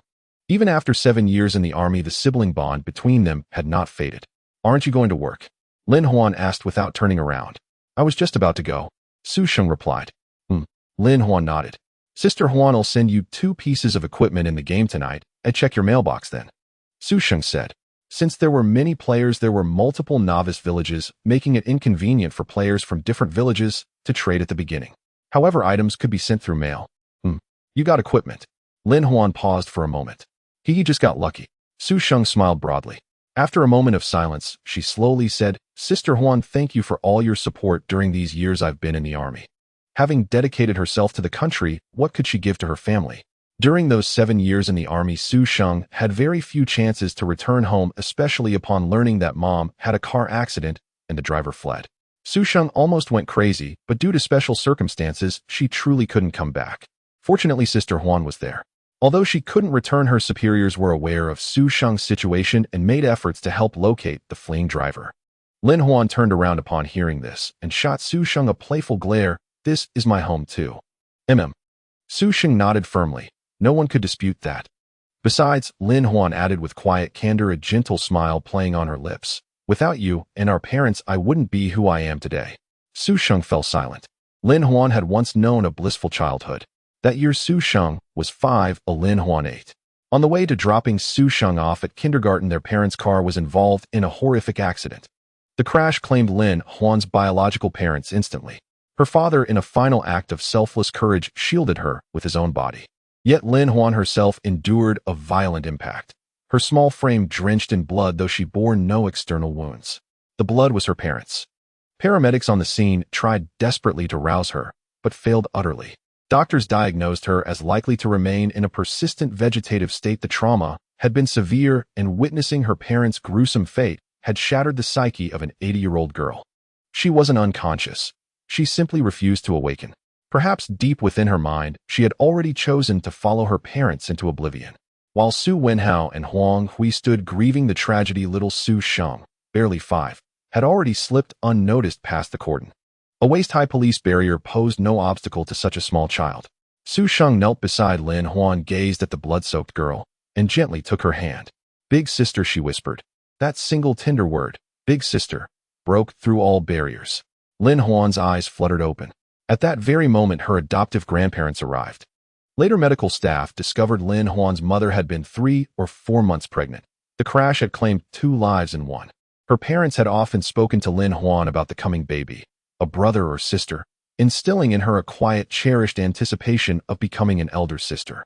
Thus, it was Su Sheng's innocent, heartfelt call that stirred Lin Huan back to life. Perhaps fate willed it so, for when Su Sheng later clung to them, crying for a big sister, Su Wenhao and Huang Hui decided then and there to adopt the orphan girl. The elderly couple raised Lin Huan as their own without distinction or reservation. At 8, she was old enough to remember and determined to honor their love.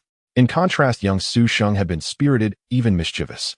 In the living room, the elderly couple noticed Su Sheng entering Lin Huan's room. Mother Huang Hui leaned in with a conspiratorial whisper. "Old man, what do you think about those 2 kids? TCH, don't meddle. We adopted Huan, not as a child bride." Su Wenhao looked up, fully aware of his wife's implication. "I know that. Still, I can't help thinking how rare a girl like Huan is. It'd be a shame if someone else claimed her." Huang Hui pursed her lips. "Huan's 28 now, and hasn't shown interest in anyone yet. Let things unfold naturally. But mark my words, if she ever brings someone home, don't make a scene." Su Wenhao spoke solemnly. "Understood. And don't think only you cherish her. She's my daughter too." Huang Hui gave a soft huff and retreated to the kitchen, carrying a half-rinsed bowl.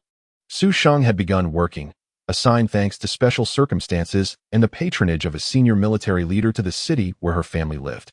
Coincidentally, the new apartment Lin Huan had just purchased was located in a prestigious school district, making Su Sheng's commute remarkably short. Today, however, her ears were filled entirely with talk of games. It was a university campus, brimming with youth, and young adults here were quick to embrace Zhilu, a wildly popular title. Amplified by Tunglong Corporation's aggressive marketing, and riding the wave of its predecessor Chuanxiong's success, Zhilu had become virtually ubiquitous. Rumors even claimed national backing. After all, when had CCTV ever run extended high-production gaming commercials? The workday passed uneventfully, concluding smoothly at quitting time. Su Sheng strolled home leisurely, students greeting her along the way, especially young women. This was a public university teeming with undergraduates. Though Su Sheng carried profound experience, she remained at 25 undeniably young herself. As a tall, handsome former serviceman and training squad commander, she was deeply admired by students. Never aloof, always approachable, ever willing to lend a hand. She arrived home to find Sister Huan already across the hall at her studio. For convenience, Lin Huan had also leased the adjacent apartment, transforming it into a dedicated game studio. Her guild, the Flower Queen Studio, was sizable, 7 or 8 core female members, all under formal contract. Having a dedicated space made everything far more efficient. At 8 o'clock, Su Sheng logged in. After tidying her tent, she surveyed her surroundings, unchanged from when she'd last logged out. Gazing into the distance, she spotted the Wolf King's still standing sentinel. First, she sent friend requests to her parents and to Sister Huan, using their in-game handles. Then came the task at hand, the massive Wolf King before her. Time to test his mettle. Sword in hand, shield raised, Su Sheng advanced once more. The moment she entered his aggro range, the Wolf King lunged. Clang. Perfect block. No damage taken. Level 10 newly equipped shield. Finally a successful parry. Counterattack. Heroic strike. 56. 57. Critical penetration. And at last the Wolf King's full stats appeared. Mountain Wolf King Elite Boss. Level 15. Attack 120. Defense 80. HP 50000. Skills Bite Howl Wolf King's Majesty. Description NA. 3 skills. 50,000 health. Su Sheng arched an eyebrow. This would be tough. Ordinary bosses regenerated 0.5 HP per second, but elite bosses regenerated 1. Don't underestimate that slight difference. Bosses possessed immense health pools. Take this Wolf King 500 HP, means 500 HP restored every second. 500 HP per second. Unless Su Sheng could deal over 500 damage per second, defeating him would be nearly impossible. And then there were his 3 abilities. Bite, identical to common mountain wolves, required no analysis. But Howl and Wolf King's Majesty. Drawing on her experience in Chuanxiong and her understanding of Tunglong's design philosophy, Howl was almost certainly a crowd control ability.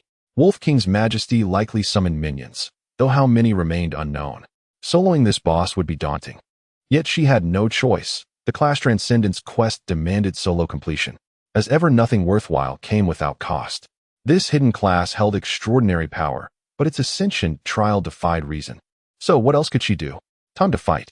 This Wolf King is the elite boss of the beginner village, and barring any accidents, it should be the easiest elite boss to find.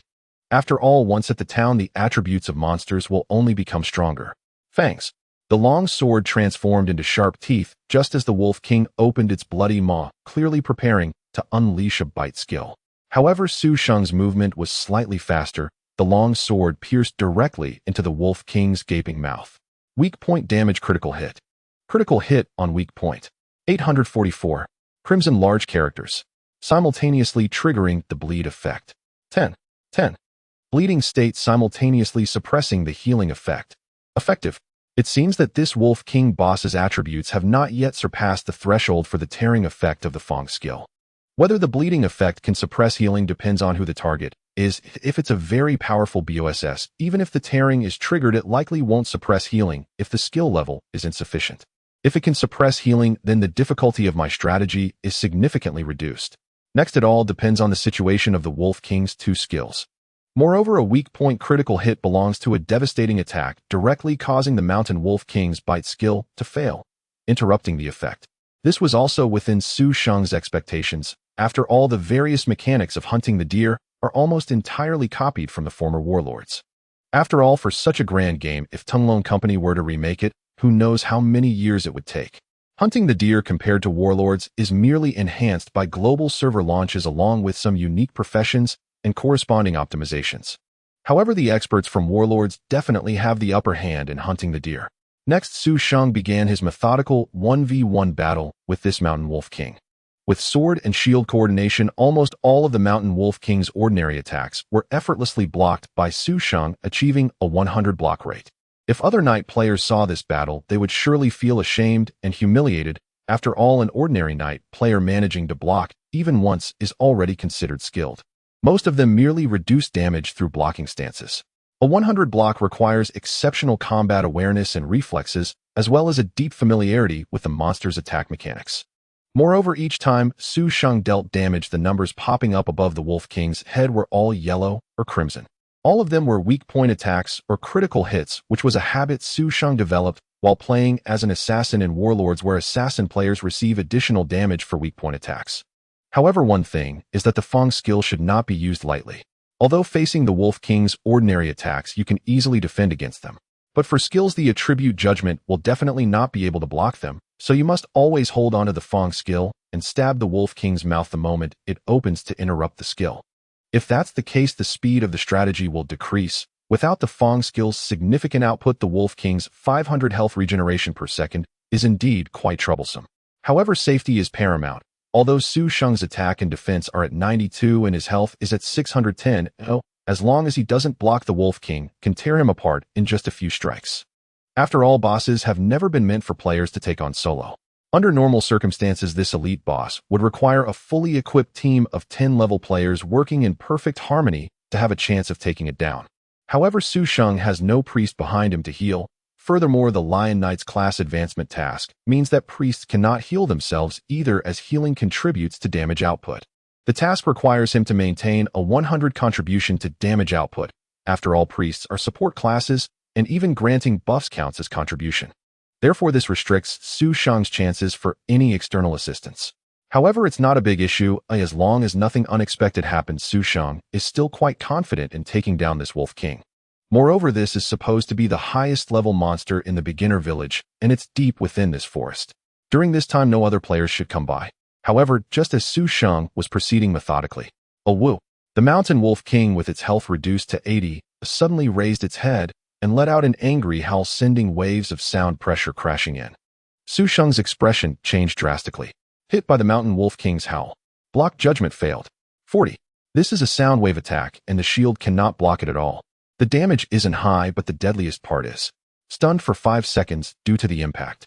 Constitutional resilience mitigated it, resulting in a 4-second stun.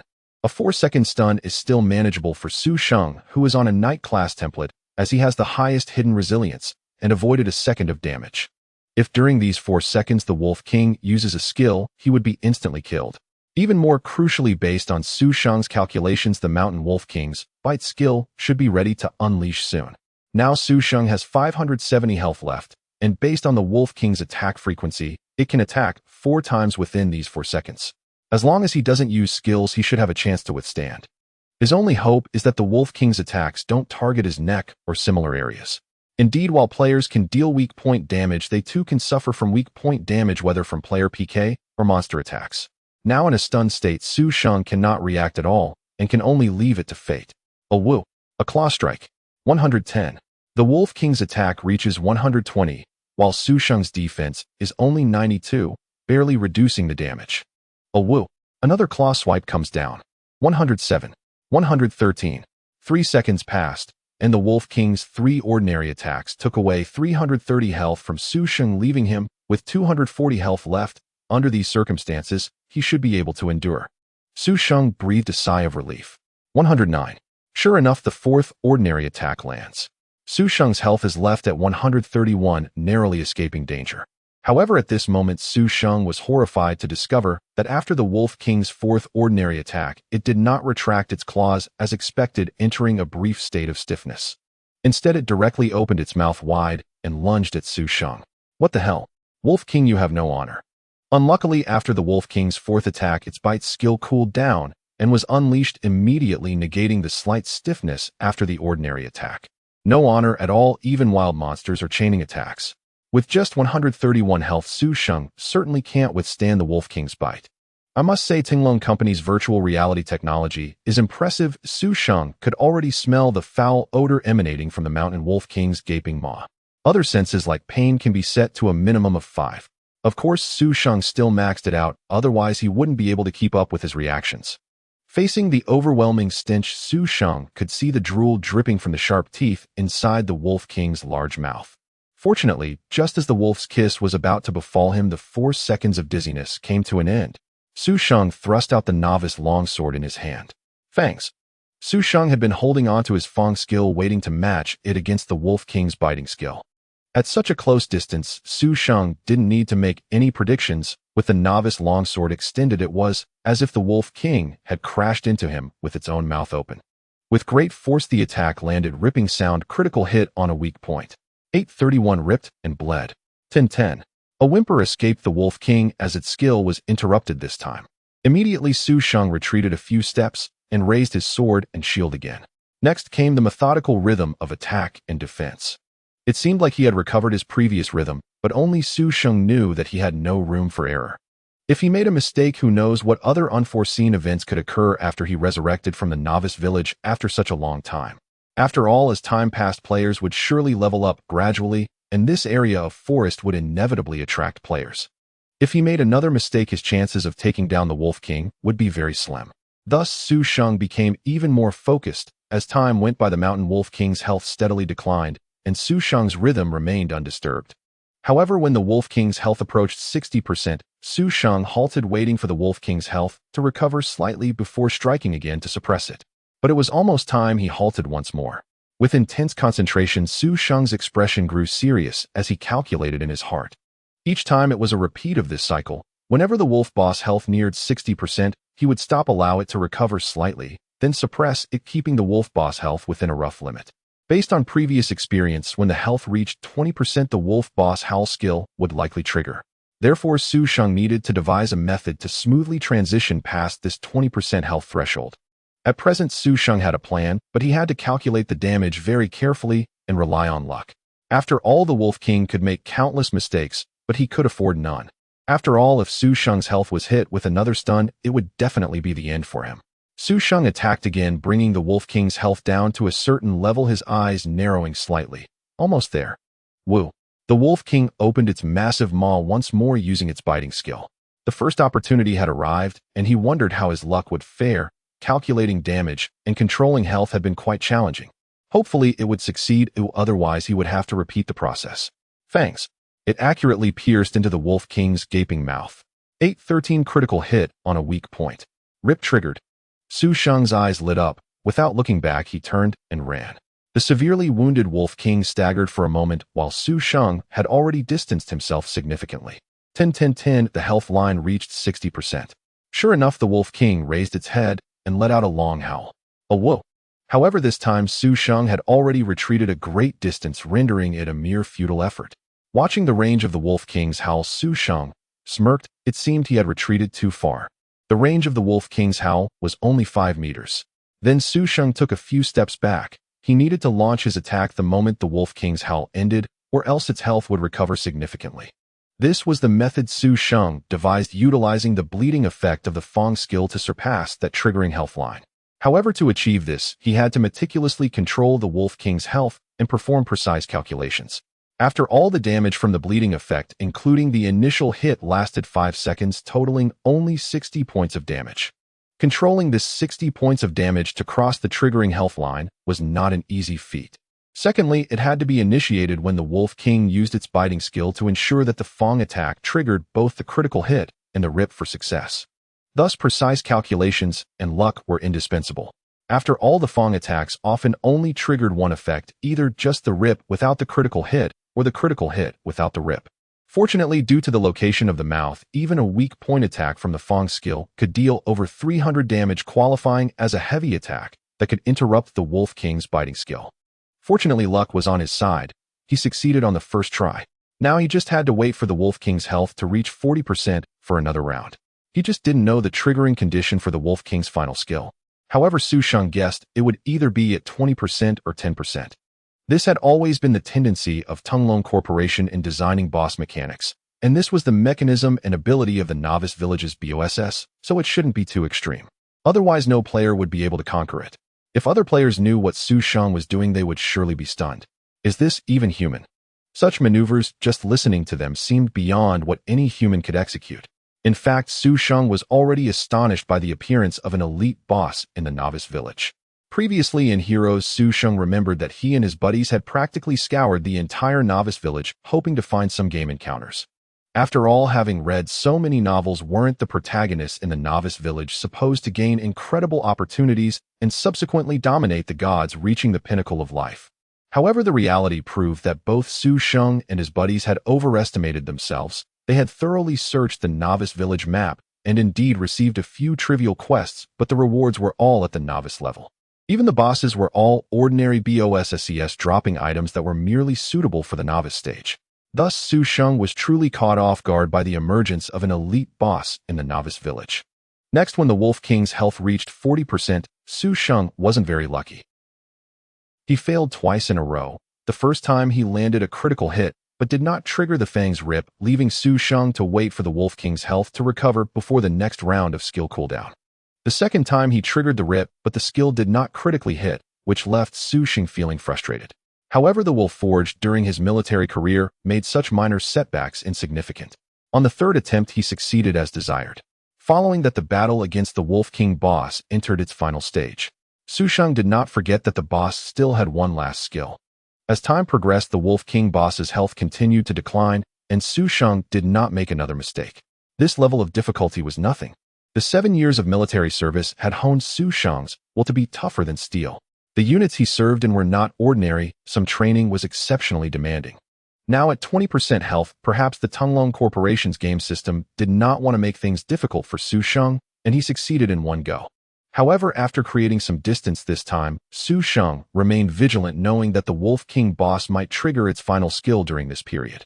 Yet Su Sheng miscalculated this time, and after a useless howl, the Wolf King bared its teeth and lunged at him. If the estimate is incorrect, there could only be one possibility. The trigger condition for the Wolf King's final skill should be around 10% of its health. 5% should be too low. The current Wolf King should not have reached that threshold yet. For those higher-ranked leaders and lords, they might unleash some extraordinary moves when their health drops to 5%. However, bosses of that caliber are not something to consider at this stage. The leaders can still be contemplated, but lords represent extremely terrifying difficulty, requiring an entire guild to strategize together. Back when he was with the heroes, Su Sheng once led his underlings to besiege a same-level lord boss, but they ultimately failed. Although there were some limitations, Su Sheng's faction was still top tier at that time. Shaking off those thoughts, Su Sheng steadied himself and focused on taking down the Wolf King. Soon the Wolf King's health bar was nearing 10%, and Su Sheng took a deep breath. The critical moment had arrived. The Wolf King, exuding authority, seemed to be summoning its minions, though it was unclear how many there would be. Now equipped with a bunny head shield and bunny fur gloves, ordinary mountain wolves could not pose a threat to him, as long as there weren't too many. First, he needed to be cautious, using the previous threshold method to calculate the damage and aim for the Fang's weak points for critical strikes and tearing attacks. After triggering twice, Su Sheng immediately retreated to create distance. As the health bar officially dropped to 10%, the Mountain Wolf King indeed stood still and let out a long howl. However, this howl did not produce the dizzying sound wave like before. Instead, it was long and resonated far and wide. Su Sheng raised an eyebrow, wondering if any other players might be drawn to this forest. The howl carried too far. If any players came, they would definitely hear it, and attracting other players would complicate matters. Having fought for over an hour, the Wolf King had only 5,000 health left from its original 50,000. If players arrived now, Su Sheng would be quite frustrated. At that moment, the Wolf King's howl had ended, and from the nearby thicket 5 mountain wolves jumped out. 5. Su Sheng frowned slightly. This was a bit challenging. However, it wasn't a big problem, falling within his expectations. After all, it was the Wolf King. Its minions had to resemble something. Ordinary mountain wolves had an attack power of only 45. They couldn't breach his defenses. As long as he was cautious of their bleeding bite skill, he should be able to withstand the attacks of the 5 ordinary mountain wolves and deplete the last 5,000 health of the Wolf King. Charge! Su Sheng dashed forward, delivering a valiant strike right on the open maw of the Wolf King. Critical hit on the weak point. A woo! At this moment, the wild wolves summoned by the Wolf King also began attacking Su Sheng. 2, 3, 2, 2, 3. As expected, they couldn't break his defenses. Additionally, with the Knight class template's talent, the damage taken in such a state was significantly reduced. When the Wolf King was at 80% health due to a moment of error, Su Sheng's health dropped to 131. However, even in battle, the Knight class would slowly recover health due to their constitution. With the shield's enhancement, Su Sheng now had over 40 constitution, recovering 4 health points every 20 seconds. As he attempted to take down the Wolf King for nearly an hour, he occasionally blocked attacks, resulting in some loss of health, leaving him with just over 500 health. The 5 ordinary mountain wolves dealt about 10 points of damage with each attack. As long as he avoided bleeding from bites, he had a chance to take down the Wolf King. Su Sheng focused his mind and continued to concentrate fire on the Wolf King. He just needed to handle the ordinary mountain wolves' bites cautiously. 2, 3, 3, 101, 347, 117, 333, 1, 2. A flurry of damage numbers appeared. The single-digit numbers were white, representing the damage taken from the ordinary mountain wolves' attacks, while the 3-digit numbers were yellow, showcasing Su Sheng's critical weak point damage. Occasionally, a crimson critical hit would appear. Most importantly, in free mode, Su Sheng could fluidly evade the stuns from ordinary attacks, achieving an attack frequency of 2 to 3 times per second. If it weren't for the critical hits on weak points, he wouldn't have been able to counter the Wolf King's health recovery. It was the consecutive critical hits that provided Su Sheng the opportunity to take down the Wolf King. Calculating it, all the damage Su Sheng dealt each second just barely surpassed the Wolf King's health recovery by about 10 to 20 points. On average, he inflicted around 12-13 damage per second, which was virtually akin to scratching. Adding in the time wasted during the threshold stage, this was why it took Su Sheng so long. Fangs.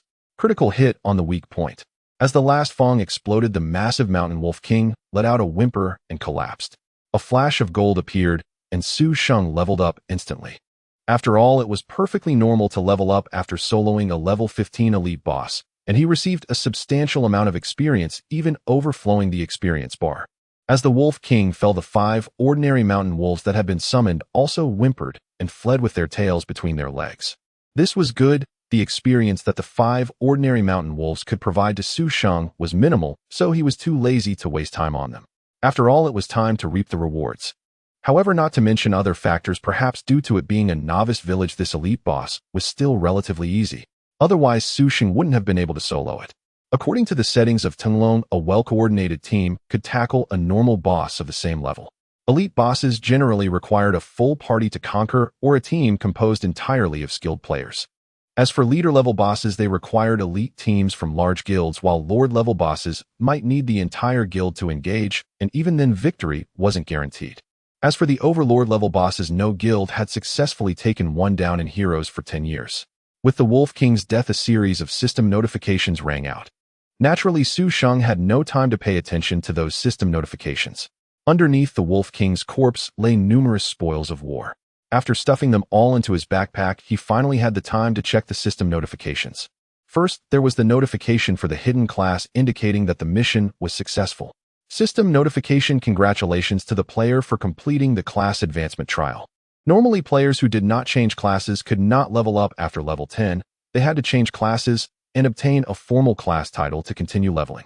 It was rather coincidental that Su Sheng's class trial mission was to solo an elite boss. Upon the Wolf King's death, the mission was completed, and he obtained his formal class title, allowing him to level up. After reaching level 10, ordinary players must go to the town to complete their job transfer tasks. Therefore, Su Sheng is likely the only level 11 player in the entire novice village. Unbeknownst to Su Sheng, while he was focused on the system notifications, the players outside who were monitoring the level rankings were frozen in shock. As the Wolf King fell, the hidden nickname that had previously been pushed down by 15 places suddenly soared to second place. Following the already level 12 president of the Universe Association, the second guild leader Dawn, with his 12-winged angel, was pushed down to third. In a moment, everyone began to buzz with conversation. On the entire level leaderboard, there was only one player with a hidden nickname, and that was the mysterious Mo1 Chen. Although he had hidden his nickname, everyone knew it was him, giving off a vibe of "there's no silver here." So who exactly was he? Incredible. However, this had little to do with Su Sheng at the moment, as he quickly turned his attention to the next system notification.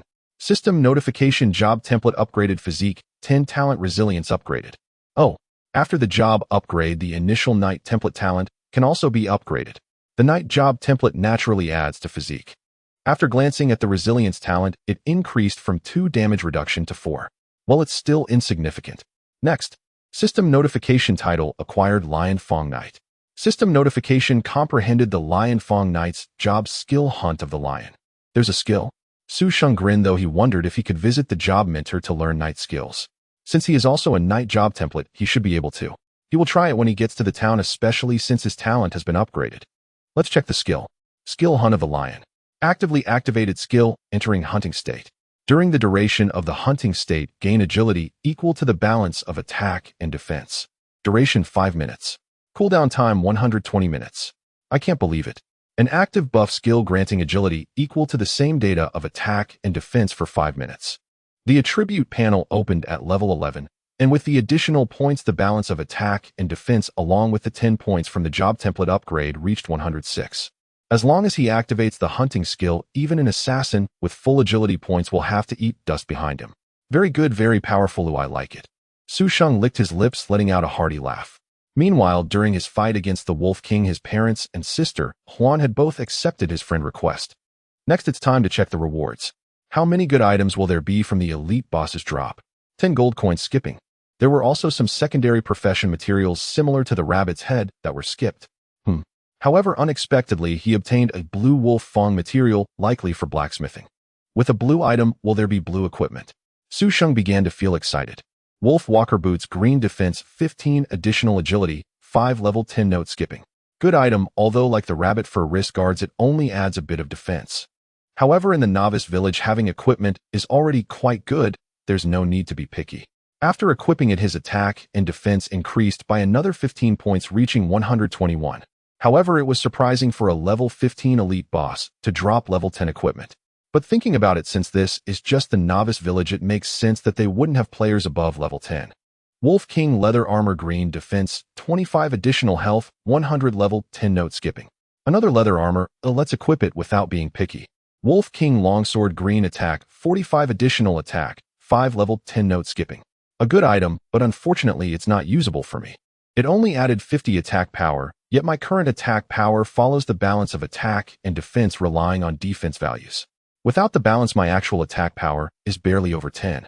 Even with this longsword, I still can't make up for the balance difference. Fine, then I won't waste this good item. I can just give it to Sister Huan later. 3 pieces of equipment, all green quality items. Could it be that the blue quality item is just that wolf fang material? Su Sheng looked at the last piece of equipment, his eyes lighting up. Wolf Fang pendant, blue magic defense, 20 additional strength, 5 additional life steal, 3 level 10 note skipping. Let's equip it. Accessories are very hard to come by, even more so than gear. Although 5 points of strength are useless for me, 20 magic defense and 3 life steal are still quite appealing. Under normal circumstances, only accessories can provide magic defense or some additional attributes from armor, as well as later enchanting from secondary profession enchanters. After a glance, magic defense is not included in the calculation of the balance of attack and defense, but is calculated separately. It's a bit disappointing, but even so, this hidden profession is already very powerful. What more could I ask for? With this set of equipment, I have collected more than half. Chasing Deer inherits the equipment model from Heroes Unite. 5 parts of armor, helmet, armor, wrist guards, pants, and boots. 3 parts of accessories, 5 slots for a pendant, 2 slots for earrings, and 2 slots for rings. And 1 special equipment slot, cloak. Now Su Sheng is just missing pants and a helmet. A complete set of armor would definitely be considered luxurious in the novice village. After opening the attribute panel and admiring it for a while, Su Sheng felt quite satisfied. At this moment, Su Sheng's attack and defense reached 146, and his health reached 870. In the novice village, he was definitely unparalleled.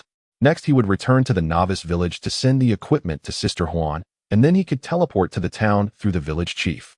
Alright, once he reaches the town, he can meet up with Sister Huan. He should ask them which town they want to develop in. The game map of the Chinese server is divided into a central imperial city, the eastern main city, Qinglong, the southern main city, Zhuqiue, the western main city, Baihu, and the northern main city, Xuanwu, and countless towns distributed below the 4 major main cities. After exiting the novice village, players can choose a town. All of this is publicly available on the game forum. Lung Xiao the wolf howl should have come from this area just now. Let's look for it and see if there's a boss. If there really is a BOSS, we must take it down. If we take down this BOSS, the president will definitely reward us. Wait, someone is there. That corpse is huge. It must be the corpse of a boss. Damn, someone got here first. At that moment, a group of players appeared in front of Su Sheng. As Su Sheng saw them, they also spotted Su Sheng and the massive corpse of the Wolf King that had not yet respawned in front of him. Su Sheng raised an eyebrow. It was clear that these players were attracted by the Wolf King's last skill, as that howl would have carried far. Fortunately, he acted quickly, otherwise things could have gotten complicated. As long as these players deal even a bit of damage to the Wolf King, his job task would fail. Su Sheng's brow furrowed. Just as Su Sheng was relieved for acting quickly and defeating the Wolf King boss before these players arrived, he noticed the game nicknames hovering above their heads. As members of a major guild's elite team, apart from players with honorary titles, most had guild prefixes in their nicknames. Titles like the President of Huanyu, God King, President of Dawn, and 12-Winged Angel were all honorary titles. At this moment, the players in front of Su Sheng all had standard guild prefix formats in their nicknames. Qianqing someone. Leading the group was an archer with the nickname Qianqing Lung Xiao. Qianqing Muxue, ranked 8th among the top 10 guilds in Huaxia. The instant Su Sheng noticed the nicknames above these players, his brows furrowed, and his expression grew cold. Qianqing Muxue, what a coincidence. A narrow path for enemies. Why is he the only one here? Could he have soloed this boss? Soloing a boss? What are you thinking? It's obvious he was in a team, probably the other teammates are dead, and he's the only one left. That's true, but a team that can take down a boss shouldn't be weak. Look at his equipment, it must be from the boss. It's a bit of a pity how we arrived late, and since we're in a beginner village there's no penalty for death. Otherwise we could have taken him out. The players from Qianqing Muxua murmured among themselves about Su Sheng. Qianqing Long Xiao scrutinized Su Sheng's appearance and agreed with what his underlings speculated. As for the idea of soloing the BOSS, no one thought in that direction. Dude, you're quite lucky, huh? Qianqing Long Xiao grinned. Just average. Su Sheng replied coolly. Qianqing Long Xiao frowned. Su Sheng's attitude displeased him, but after a moment's thought he swallowed his irritation. Brother, are you selling the equipment dropped by the boss? We are the first guild, Qianqing Muxua. The price will definitely be reasonable. I can even offer you an opportunity to join our guild. That's why Qianqing Long Xiao held back for the sake of the equipment. As long as he could sweet-talk the equipment, who cares who you are? Plus, seeing Su Sheng hiding his nickname, he obviously looked like a casual player. First, Su Sheng's expression carried a hint of amusement. Isn't Huan Yu the first? Qianqing Muxua is ranked 8th, isn't it? That's all old news from Chuanxiong. Now everyone is starting anew, and our Qianqing Muxua will undoubtedly be first. Qianqing Long Xiao waved his hand confidently. What Qianqing Long Xiao said was indeed correct. Azulv had just launched, and everyone was starting from scratch.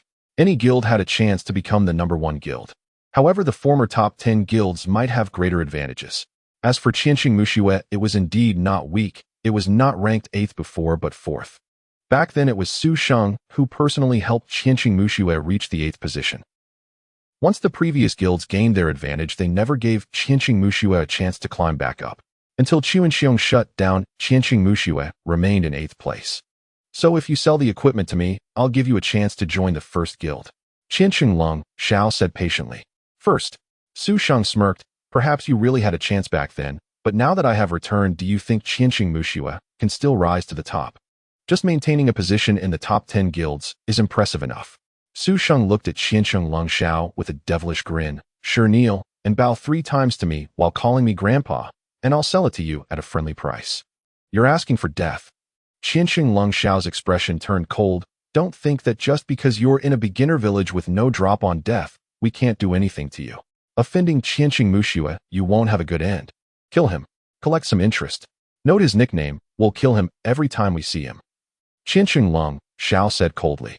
Although Su Sheng was currently hiding his nickname, as soon as he entered PK mode the nickname would be revealed. Once noted, offending a major guild's casual player wouldn't be easy. Yet collect some interest. Su Sheng agreed. Hunting the lion activated. With a stomp of his foot, Su Sheng charged forward. So fast. Qianqing Long Xiao was startled. Su Sheng's speed shocked him. As an archer he belonged to the agile profession, yet he moved slower than Su Sheng. Is this still that heavy knight? Could it be the equipment enhancement? Qianqing Long Xiao glanced at Su Sheng's gear, but even with equipment, so what? He was alone, and yet he dared to charge in first. There are 7 of us on this side. Immediately Qianqing Long Xiao drew his bow and knocked an arrow. Whoosh. As the squad leader of the elite team of Qianqing Muxua, Qianqing Long Xiao was quite skillful, and his arrows shot accurately towards Su Sheng. Su Sheng grinned and slapped his shield. Immunity. The arrows were directly swatted away. System notification. You attacked player Mo when Qian Chun. The attack was blocked. Immunity confirmed. System notification. You were maliciously attacked by player Qianqing Long Xiao. During the duration of the battle, you can freely retaliate against him and his team. At the same time, Su Sheng's hidden nickname was revealed. Qianqing Long Xiao's face changed. Gets him. As for the mysterious person everyone was searching for on the level leaderboard, Qianqing Long Xiao naturally knew. But then he quickly realized that it wasn't right. He wasn't at level 11, yet how come he hasn't left the beginner village? Ranked first on the leaderboard, God King, level 12. Third, 12-winged angel, level 11. So the second-ranked mysterious person should also be level 11. Then it's wrong. The mysterious person on the leaderboard should be someone else. This guy should be a flash in the pan. After all, who knew if it was him since he had hidden his nickname? However, now that he hasn't left the beginner village, it was clear this guy should not have exceeded level 10. Stop messing around, engage him in close combat. Others attack, kill him. Now everyone probably thinks the second on the level leaderboard is him, right? Qianqing Long Xiao stepped back a few paces, moving to the back of the team since he was an archer. Immediately several melee professions closed in and blocked the front. Looking at these few players combined, they couldn't even gather half a set of equipment. Su Sheng smirked. Now he held an absolute advantage. Close in. Furious slash. A warrior charging forward with a novice long sword activated the furious slash skill. This guy only had a novice long sword, and Su Sheng didn't even bother blocking. He met it with a brave strike. 4. White numbers forced health deduction. In an instant, the Qianqing Mushua warrior was dumbfounded. He was an 8th level full-strength warrior with all points in strength, and with a novice long sword, giving him 2 attack power. His attack reached 30. Moreover, the warrior's novice skill furious slash does 1.8 times the attack, and yet only dealt 4 points of white damage. Is this a joke? If he knew Su Sheng's defense was as high as 146, he wouldn't have been surprised. 145, 151. 2 yellow damage numbers popped up from the warrior's head, and he turned into white light. Instant kill. An 8th level warrior with full points in strength and no equipment had a maximum health of just over 250. The stunned warrior was directly hit in the neck by the brave strike's 2 strikes. With a weakness attack and the crushing power of 146 high attack, the poor defense of the Qianqing Mushua warrior was almost non-existent. Instant kill. The other players from Qianqing were stunned. Everyone was in the novice village, so how could you achieve an instant kill? Moreover, it was done using a basic skill, the knight's courageous strike, which they all recognized. Among the basic skills of various professions, it had one of the lowest damage values at 70% in 2 segments. After all, the knight's role is to absorb damage as a tank. Yet just like that, a heavy knight managed to instantly take down a warrior with a courageous strike, even though a fully powered warrior would have increased health upon leveling up. At that moment, another assassin had already arrived behind Su Sheng. With dual daggers, they thrust fiercely into Su Sheng's back. Moreover, a shimmering light could be seen between the 2 daggers. Assassination skill. It was the initial skill of an assassin, and the assassin's talent provided additional bonuses for back attacks. But playing an assassin in front of me. You're still too young. Missed.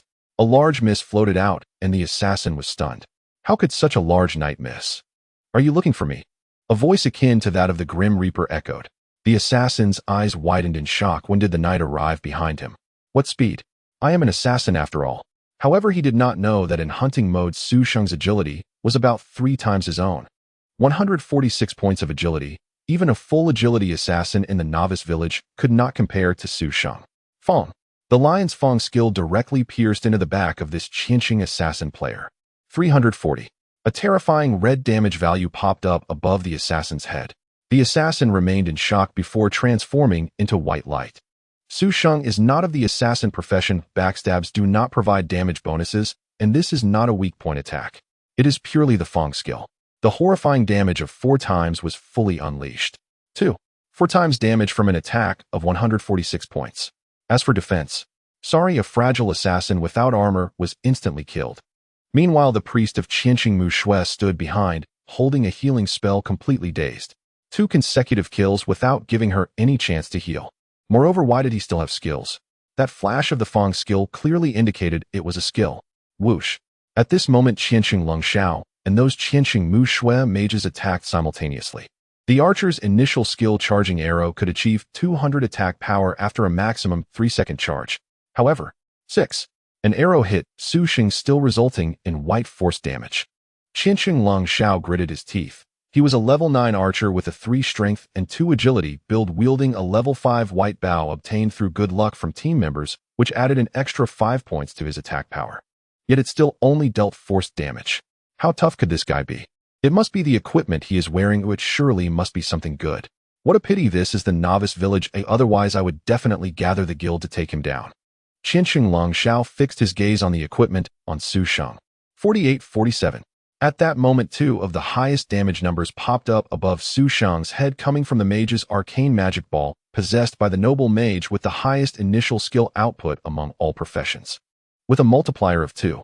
6 times the arcane magic ball dealt even more damage than Su Sheng's hidden professions 2. 4 times Fong damage. Moreover, early monsters and players had no magic resistance, which highlights the mage's nobility. However, Su Sheng had just obtained a blue quality wolf Fong pendant, providing 20 points of magic defense.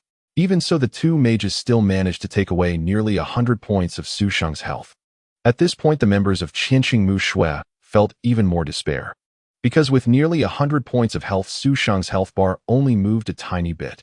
Su Sheng currently had 870 health points, far surpassing these novice village players. In the 7-member Qianqing Mushua team, Su Sheng had already killed a warrior and an assassin now, including Qianqing Long Xiao only one archer, 2 mages, 1 priest, and 1 knight remained. Courageous strike. The knight from Qianqingmu Shui, who had invested all points into health, used a skill that was utterly pitiful. 1-1. Su Sheng couldn't even be bothered to look at him and charged straight towards the 2 opposing mages. The entire Qianqingmu Shui team could only inflict pain on themselves through these 2 mages. Hence Su Sheng decided to take them out first. Keep an eye on him. Qianqing Long, Xiao drew his bow again. Meanwhile, the knight of Qianqingmu Shui, who could only follow behind Su Sheng, looked utterly wronged. Block him. What can I use to block? As a knight, why can you run so fast? The 2 mages naturally understood that Su Sheng was charging towards them and began to retreat immediately. However, the noble mage also had short legs.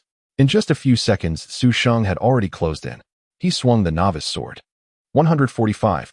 With 1 normal attack, these fragile little mages were almost entirely devastated. Whoosh! A green light burst forth from that mage. 60. The priest from Qianqingmu Shui timely healed that mage, and 60 points of health was already quite good considering they had yet to leave the novice village. Next, Su Sheng struck again with a sword in normal attack. 141. Despite the healing, the mage still fell to Su Sheng's 2 sword strikes. Meanwhile, behind him, Qianqing Long Xiao was firing arrow after arrow at Su Sheng, but each shot resulted in white force damage, almost mocking him. Qianqing Long Xiao gritted his teeth in frustration. What kind of monster is this? High attack, high defense, thick health, fast speed. Is he even human? As a player who had not yet left the novice village, how could he achieve this? This is simply a boss. Whoosh, 2 sword strikes. Another mage collapsed right after. The priestess stared wide-eyed, looking innocent. Her healing cooldown hadn't even finished yet. Then she looked at Su Sheng in front of her and waved her staff. Holy light missile, the priest's normal attack. 1. White damage appeared. The priestess of Qianqingmu Shui blinked, and then she too was sent away by Su Sheng's 2 swords. After using the now-cooled Fang skill to send that approaching knight back, Su Sheng turned around, leaving Qianqing Long Xiao with only a silhouette. He ran away. Su Sheng grinned. This is still the novice village, and death incurs no penalties. This guy just ran away like that. It's truly a bit unexpected. However, Su Sheng looked and saw that the hunting state still had 4 minutes left. Run. Can you escape? Su Sheng stepped forward and chased after him. 146. Agility is no joke. Offending our Qianqingmu Shui will not end well for you. Ultimately, amidst harsh words and threats, Qianqing Long Xiao was sent back to the revival point by Su Sheng's 2 swords. Qianqingmu Shui has become a mortal enemy. Su Sheng clicked his tongue, feeling a bit regretful. Below level 10, a dying in the novice village incurs no death penalties. However, Su Sheng is now level 11, and even though he hasn't left the novice village, death would still incur penalties. However, with Su Sheng's current attributes, the players in the novice village would have to treat Su Sheng as a boss to take him down. Wudong Town. In the game Chasing Deer, a small town located under the southern Zhuke main city. After consulting with Sister Huan, Su Sheng spent 1 gold coin and used the teleportation array to arrive at this town. 1 gold coin is merely the admission fee. After all, reaching level 10 in the novice village, even if one is frugal, 1 gold coin is still attainable. All players teleported to the town at level 10 must pay this 1 gold coin teleportation fee. At the same time, upon seeing her equipment, Sister Huan was utterly astonished. So much equipment. You don't need it yourself, but you can use this longsword, right? Lin Huan knew Su Sheng's profession was knight. I've equipped everything I can use. What I'm giving to you, Sister Huan, are all items I can't use myself, Su Sheng replied with a smile. The green longsword was indeed quite good, a minor gem. However, given the balanced state of offense and defense, it was indeed not useful for him. Moreover, Su Sheng felt that his main weapon would likely become a mere decoration in the future. Unless he could obtain a one-handed sword that increases defense, but the thought of such a sword seemed rather unreliable. Alternatively, a one-handed sword with special effects could work. Otherwise, it seemed he would have to use this novice sword until the end of time. At this moment, the number of players reaching level 10 was not very high, as it was only the second day. On the leaderboard, the top 50 players were basically at level 10, while the others were all at level 9. Moreover, with so many players in the town, the actual chance of encountering a level 10 player was quite low. Wudong Town was also quite deserted. Su Sheng glanced at the map, identified the direction, and planned to find a profession mentor first to see if he could learn the basic skills of a knight. Meanwhile, cousin, we were killed. Qianqing Long Xiao was seeking justice from his cousin. His cousin was Qianqingmu Shui's guild leader, Qianqing Gongzi. Aren't you in the novice village? Why aren't you leveling up instead of piking? Qian Shenggong, Z snorted, knowing what kind of character his cousin was. No, it was that MO when Qian Chun. Did you provoke him? Wait, weren't you in the novice village? Qian Shenggong, Z opened the leaderboard and glanced at the hidden nickname ranked 2nd. He himself was at level 10, ranked 6th. Yes, he was also in the novice village, so the hidden nickname ranked 2nd definitely isn't him. I see. Qian Chenglong Xiao nodded. Since that's the case, it seems the hidden nickname should not be that MO when Qian Chun. After all, the 3rd-ranked 12-winged angel was at level 11, and the 2nd place must exceed the level of the 3rd place, or have a lead in experience at the same level. Moreover, in the novice village, without officially changing jobs, one cannot level up. However, I suspect that MO when Qian Chun should be a hidden profession. He has one extra skill, and his attributes are somewhat abnormal. Qian Shenglong Xiao explained Su Shang's situation briefly. Are you sure you're not joking with me? A player who hasn't left the novice village has such an exaggerated level. Qian Shenglong Xiao expressed his skepticism. His own equipment was also pieced together from various sources. Relying on equipment advantage, he could easily defeat players in the novice village, but it was definitely not as exaggerated as his cousin claimed. You can ask them, but it's not just my experience. Qian Shenglong Xiao said, somewhat aggrieved. Afterward, Qian Shenggongzi inquired a bit, and was somewhat surprised it really was like that. A hidden profession, it seems this MO when Qian Shen player was quite lucky. Now with this chasing deer, he was ambitious. If he could recruit a hidden profession, it would be wonderful. Remember, next time you encounter him, be polite, and see if you can recruit him into our guild. Even if the hidden nickname on the leaderboard isn't him, a hidden profession is still worth recruiting. After all, conflicts in the novice village are nothing. You were killed, and there were no losses. Qian Shenggong Z advised his cousin. All right, cousin. Qian Shenglong Xiao could only nod in agreement. Oh, I see something, a stray little lion. As Su Sheng opened the dialogue with the knight profession mentor, he triggered this conversation. The profession mentor recognized his hidden profession as Lion Knight. Then Su Sheng chose to learn the skill. I have no guidance to offer on the way of survival for lions, as I am not a lion myself. However, I can guide you on the principles of a knight. Su Sheng's face lit up. He could learn. After formally changing jobs, knights could learn 2 skills. Taunt. Shield strike. 1 skill costs 1 gold coin.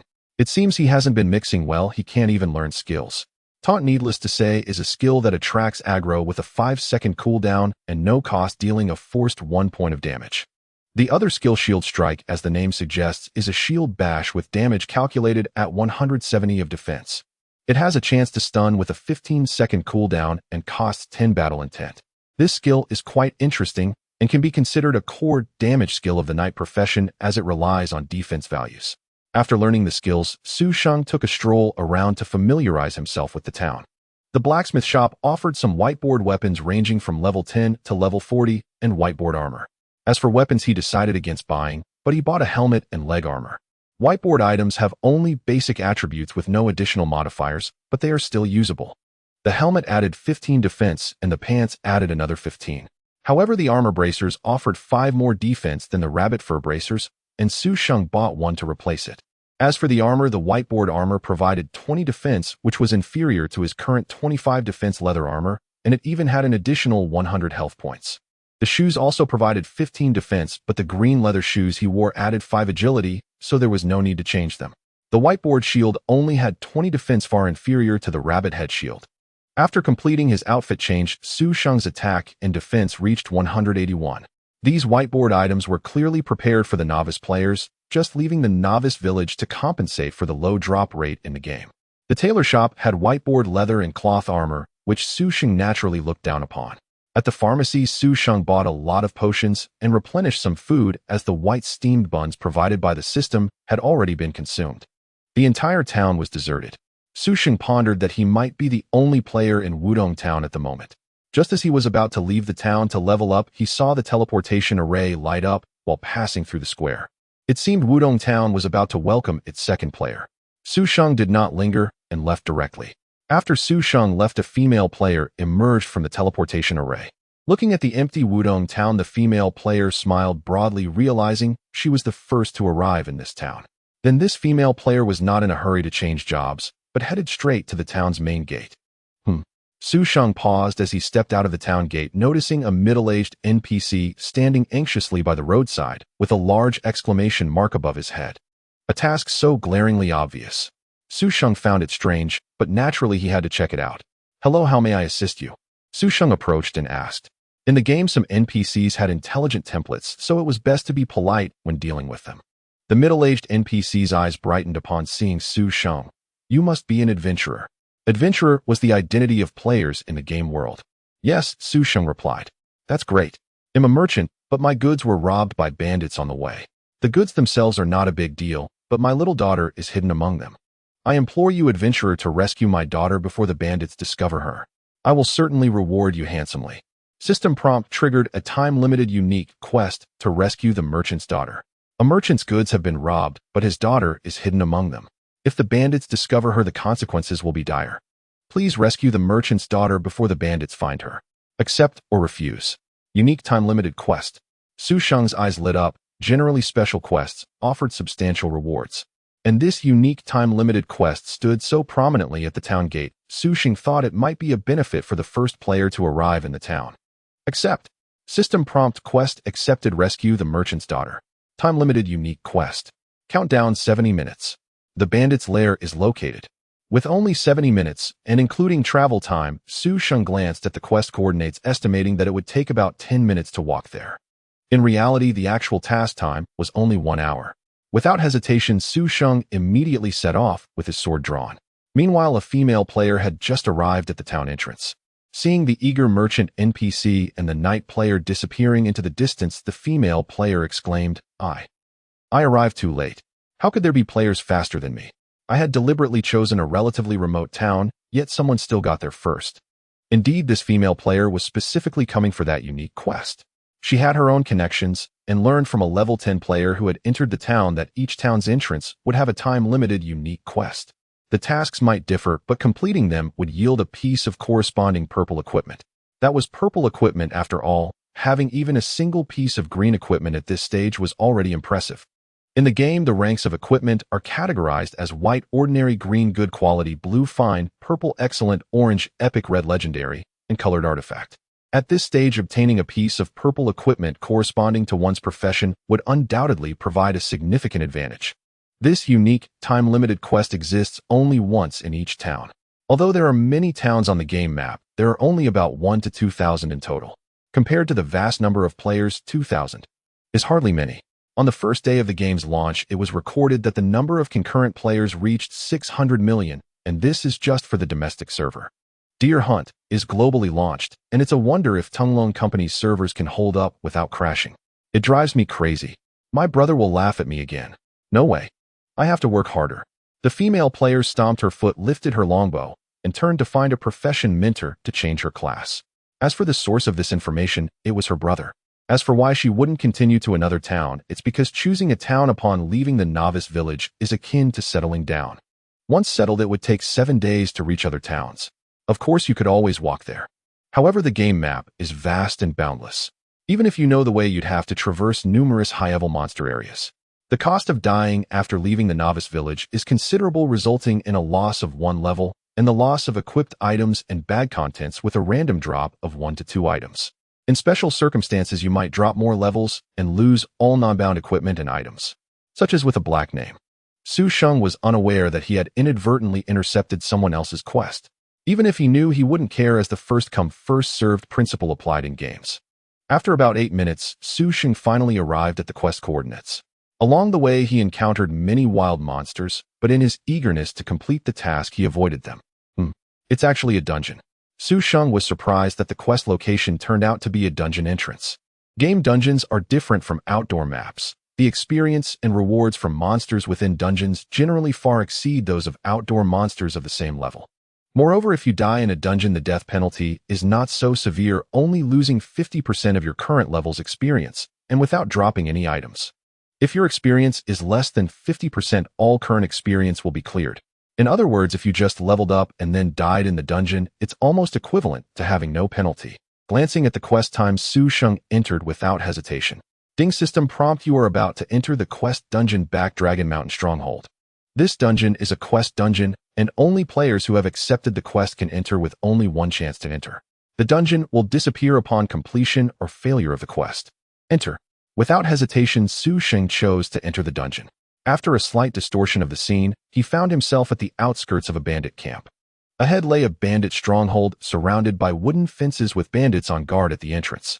Su Sheng immediately raised his sword and shield and approached. Who goes there? The two alert bandits immediately noticed Su Sheng's presence. Humanoid monsters, according to the game's intelligent design, possess intelligence. They certainly wouldn't foolishly come up for an unknown fight. Immediately, the two alert bandits raised their large knives and approached. Su Sheng charged forward and struck. Heroic strike. 188, 187, two yellow damage numbers popped up over the bandit's head weak point attack. Su Sheng's target was the neck. Bandit Lackey level 11 attack, 110 defense, 100 health, 1800 skill tetanus blade. Description. Indeed, compared to the monsters in the novice village, the attributes of the monsters in the town have significantly increased. The attack power of a level 10 mountain wolf in the novice village is only 45, while these ordinary bandits' attributes are almost on par with the Wolf King. Their health is a bit low, but that skill is intriguing. Su Sheng glanced at the rusty large knife of the bandit lackey and seemed to understand the origin of this skill. However, in the face of Su Sheng's impressive attack and defense of 181, these ordinary lackeys were mere trifles, and he showed no fear in taking on two at once. The other bandit lackey was level 12, with slightly higher attributes than the previous one. With one hand wielding a sword and shield, Su Sheng effortlessly faced off against two bandit lackeys. These bandits were essentially humanoid monsters, and Su Sheng had ample combat experience against humans. After easily taking down the two humanoid bandits, Su Sheng felt a slight surprise. The bandits had extensive experience, but the amount of experience needed to level up after level 10 was considerable. Even defeating a level 15 elite boss only allowed Su Sheng to gain one level. Most importantly, one of the bandits dropped a white leather armor with 18 defense, slightly better than the ordinary leather armor sold in stores, which had 15 defense, yet still inferior to what Su Sheng wore. As expected in a dungeon, the drop rate was quite decent. Although it was trash, it still counted as a promising start. Game armor is classified into three types: armor, leather armor, and cloth armor, but there are no restrictions on class usage. If you prefer alternative styles, a knight can wear cloth armor, and a mage can don plate armor, though it's uncommon. Plate armor offers the highest defense, followed by leather armor, then cloth armor. Typically, knights and warriors wear plate armor since both classes have hidden physical bonuses, and plate armor's attributes favor endurance and survival. Other classes can wear it too, but it affects agility. Classes like assassins and archers mostly wear leather armor because it enhances agility. The leather armor Su Sheng wore, which increased health, was quite rare. Mages and priests usually wear cloth armor under normal circumstances, as it enhances intelligence and spirit while also providing some magical defense. Selling it for money later wouldn't hurt, so Su Sheng casually tossed the white leather armor into his backpack. After defeating the two patrolling bandit lackeys, he officially entered the bandit hideout and continued to slay monsters. There were indeed many bandits within the bandit stronghold, and they typically appeared in pairs or trios. However, the experience gained was quite plentiful. However, there were minor troubles. Occasionally, one or two elite bandits would appear among the lackeys. Elite bandit. Level 13. Attack 180. Defense 170. Health 2500. Skills tetanus blade roar. Description brief. Attributes are significantly higher than those of the bandit lackeys, but Su Sheng could still manage. The most frustrating aspect was the roar skill. Whenever health dropped to 50, he could summon 2 or 3 bandit lackeys. What was worse was that the summoned bandit lackeys yielded no experience when defeated. However, Su Sheng later discovered that as long as he withstood the attacks of those bandit lackeys and killed the elite bandit, the summoned lackeys would flee in droves. The only troublesome aspect was the tetanus blade of those bandits. Even with Su Sheng's attack and defense of 181, the damage from the bandit lackeys was relatively low, sometimes even failing to penetrate his defense. However, if he did not block with his shield, there was a chance of being afflicted with the tetanus status, which surprisingly was a stacking damage increase effect. Each stack increased damage by 5. Su Sheng managed to stack it up to 10 layers at one point, and even the bandit lackeys who usually couldn't penetrate his defense dealt considerable damage. Fortunately, when he left the small town, Su Sheng not only accepted some regular quests and gathered materials, but also bought a portion of potions at the apothecary, as he was a solo player. Thanks to these potions, Su Sheng did not need to rest on the ground to recover health, otherwise he might not have completed the quest in an hour. The bandit stronghold was not small, but Su Sheng's monster-slaying speed was quite fast. After all, Su Sheng was adept at hitting weaknesses, and the balance between offense and defense granted him high attack attributes. If it were an ordinary knight class, they would likely be able to endure, but attempting to solo would be tough, though it would take quite a while to defeat a single monster. Half an hour later, a flash of golden light, Su Sheng leveled up to level 12. After distributing his attribute points, his attack and defense reached 185, with health at 930. Ding. System notification quest branch. Moment of choice. After a fierce battle, you have reached the depths of the bandit stronghold. Save the person, head directly to the bandit's warehouse, and find the merchant's daughter hidden among the goods. Eradicate evil. These bandits terrorize the region. Continue deeper to slay the bandit leader and completely destroy the Huai Long Mountain stronghold. Since this is a solo quest, ordinary players would likely focus on completing the quest. After all, reaching this point likely meant that an hour of quest time was almost up. However, Su Sheng was a declarer. It took him only about half an hour to clear the bandit lackeys outside the stronghold, and he still had 32 minutes left for the quest. The bandit leader should be the final boss of the dungeon, and Su Sheng was unsure if he could defeat him. Moreover, this dungeon was a unique instance. It had been warned upon entry that whether the quest was completed or failed, it would disappear. With such a final boss right before him, not attempting to fight would be a disservice to himself. Let's do this. Fortune favors the bold. Immediately, Su Sheng walked towards the main building of the bandit stronghold. Half an hour should be sufficient. As Su Sheng made his choice, the quest changed to eradicate evil. Upon arriving at the main building, a large, nearly 2-meter-tall fat man emerged wielding a massive cleaver. Who dares to rampage in my Huai Long stronghold? I will tear him into pieces. This must be the main boss. Su Sheng grinned. All your minions are dead, and only then do you show up. Courageous strike. 21. 17. The initial strikes did not target weak points. Seeing the damage dealt, Su Sheng raised an eyebrow. Bandit leader. Huai Long stronghold normal boss. Level 15. Attack 230. Defense 250. Health 80000. Skills Fury / Heavy Strike Roar. Description brief. An ordinary boss, but Su Sheng felt it was even tougher than the level 15 Elite Wolf King. The discrepancy in difficulty for beginner village bosses was quite significant. You little rascal dared to cause trouble in my Huai Long stronghold. The cleaver swung down. Su Sheng narrowed his eyes. The speed was quite slow. After all, such a large cleaver naturally made it easy to block. Bang! Su Sheng only felt a tremendous force surge through, causing his shield to shake violently. Block determination. Heavy strike activated. Block failed. 173. The block did not activate, resulting in damage after defense and talent reduction. Frustrating. It turns out that heavy strike is not an active skill, but a passive one. Every attack from the bandit leader carries the effect of heavy strike. Looking at the bulk of the bandit leader, it was simply the bane of knight's blocks. It'll grind you into pieces. The bandit leader roared, swinging his cleaver, once more radiating light. This was indeed a basic warrior skill, Fury Slash. This bandit leader knew this move as well. Can you really not stop me? Come again. Unwavering, Su Sheng raised the shield, once more confident that his health was still robust and that he had room for error. Raise the shield. Step back. Boom. As the massive blade came crashing down, Su Sheng felt a jolt throughout his body, causing him to release his guard stance once again. Block failed. 399. A significant damage value surfaced above Su Sheng's head. The terrifying damage was mitigated thanks to Su Sheng's relatively decent equipment. Otherwise, these two hits would have likely claimed the life of an ordinary player. Even Su Sheng had lost about half of his health. However, it wasn't a big deal. After stepping back a bit, he looked at the mountain bandit leader before him.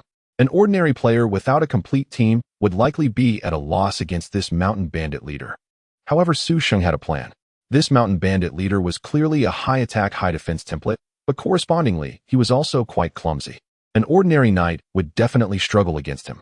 But Su Sheng had Lion's Hunt.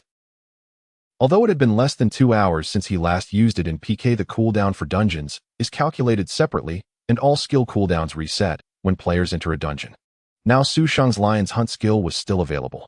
That means he would finish the battle within 5 minutes. Lion's Hunt. Activate. Instantly, his agility and attack defense balance data reached 185. At this level, even a fully agile assassin couldn't hope to achieve such agility. Fangs. First, he needed to see if triggering the tear effect could suppress the boss's health regeneration. Regenerating 400 health per second was quite troublesome. If he could suppress that, defeating the boss would become much easier.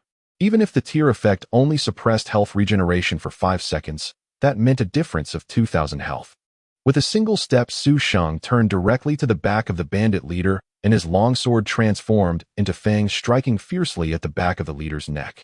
With such high agility, Su Sheng instinctively reverted to the assassin's tactics from the era of heroes attacking from behind to hit the weak point.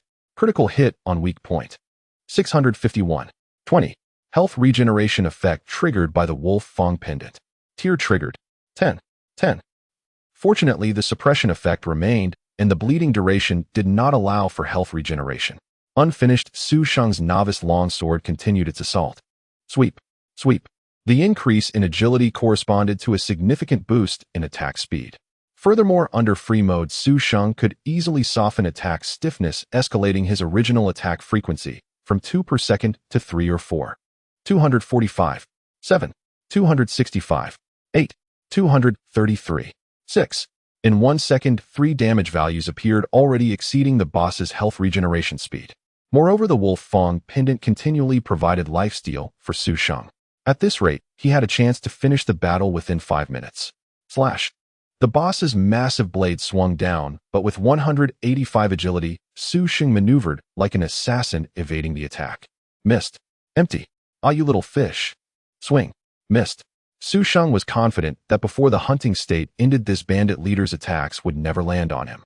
At this moment, Su Sheng moved like a precise machine, landing each attack accurately on the back of the bandit leader's neck. Meanwhile, the leader had to sluggishly turn to search for Su Sheng's whereabouts with every attack. However, whenever he caught a glimpse of Su Sheng swinging his attacking hand, Su Sheng had already repositioned himself behind him once more. Shadow Step. A typical assassin's maneuver was executed flawlessly by Su Sheng using his knight character against this boss. As time passed, the mountain bandit leader's health quickly dropped to 50%. At this time, Su Sheng's lion's hunt still had 3 minutes left. That was more than enough. Just then, the mountain bandit leader, panting heavily, plunged his massive blade into the ground, his eyes wide open. Su Sheng knew that the boss was preparing to unleash a skill. He had already experienced both Heavy Strike and Fury Slash. That only left the Roar skill, which should also be a similar control skill. However, it seemed odd that it would activate at 50% health. Better safe than sorry. After executing a Fang skill, Su Sheng withdrew a distance. Hey, agile little thief, come face me for a unknown duel. The mountain bandit leader pointed at Su Sheng and cursed loudly, while a shockwave surged forth. It appeared to be a control skill. Boom. The shockwave impacted Su Sheng. 199. The damage was not high. With the lifesteal from the Wolf Fang pendant and automatic health regeneration, Su Sheng's health was already back to full. This was not too exaggerated. However, Su Sheng's expression darkened slightly. You're not following the rules of combat. System prompt affected by the mountain bandit leader's roar. You have lost your courage. Your attack and defense are reduced by 50%, lasting for 30 seconds. Debuff. Su Sheng initially thought it was a control type skill, only to find out it was a debuff. It reduced his attack and defense by nearly half. This was fatal for anyone. However, Su Sheng glanced at his agility and was relieved that the agility effect from the hunting state had not been diminished. After all, the mountain bandit leader could not hit him. Even though his attack and defense had decreased for 30 seconds, he should still be able to suppress the boss's health regeneration. Thus, Su Sheng charged forward again. A new round of battle began. Shadow Step. Although his damage had significantly decreased, he could still manage to roughly suppress the boss's health regeneration, and the greatest contributor was still the occasional triggering of the tear effect. In the mountain bandit leader's increasingly desperate state, the 30 seconds of debuff finally concluded. Fang. Brave Strike. 651. 183. 179. Shield Strike. 113. The Shield Strike skill had a defense value of 170, which was not low, but due to the size of the shield, it could only hit the back of the head, where there was no weak point to be found. It was not even as effective as a regular attack that hit a weak point. So Su Sheng rarely used it. However, this time, he was pleasantly surprised. With this shield strike, a series of star symbols appeared above the mountain bandit leader's head, and the leader's movements suddenly froze. Stunned. He had unexpectedly triggered a stun. This was a pleasant surprise. Typically, boss templates have relatively high resistance to such abnormal states. Therefore, to trigger a stun was indeed quite lucky. Su Sheng unleashed his longsword.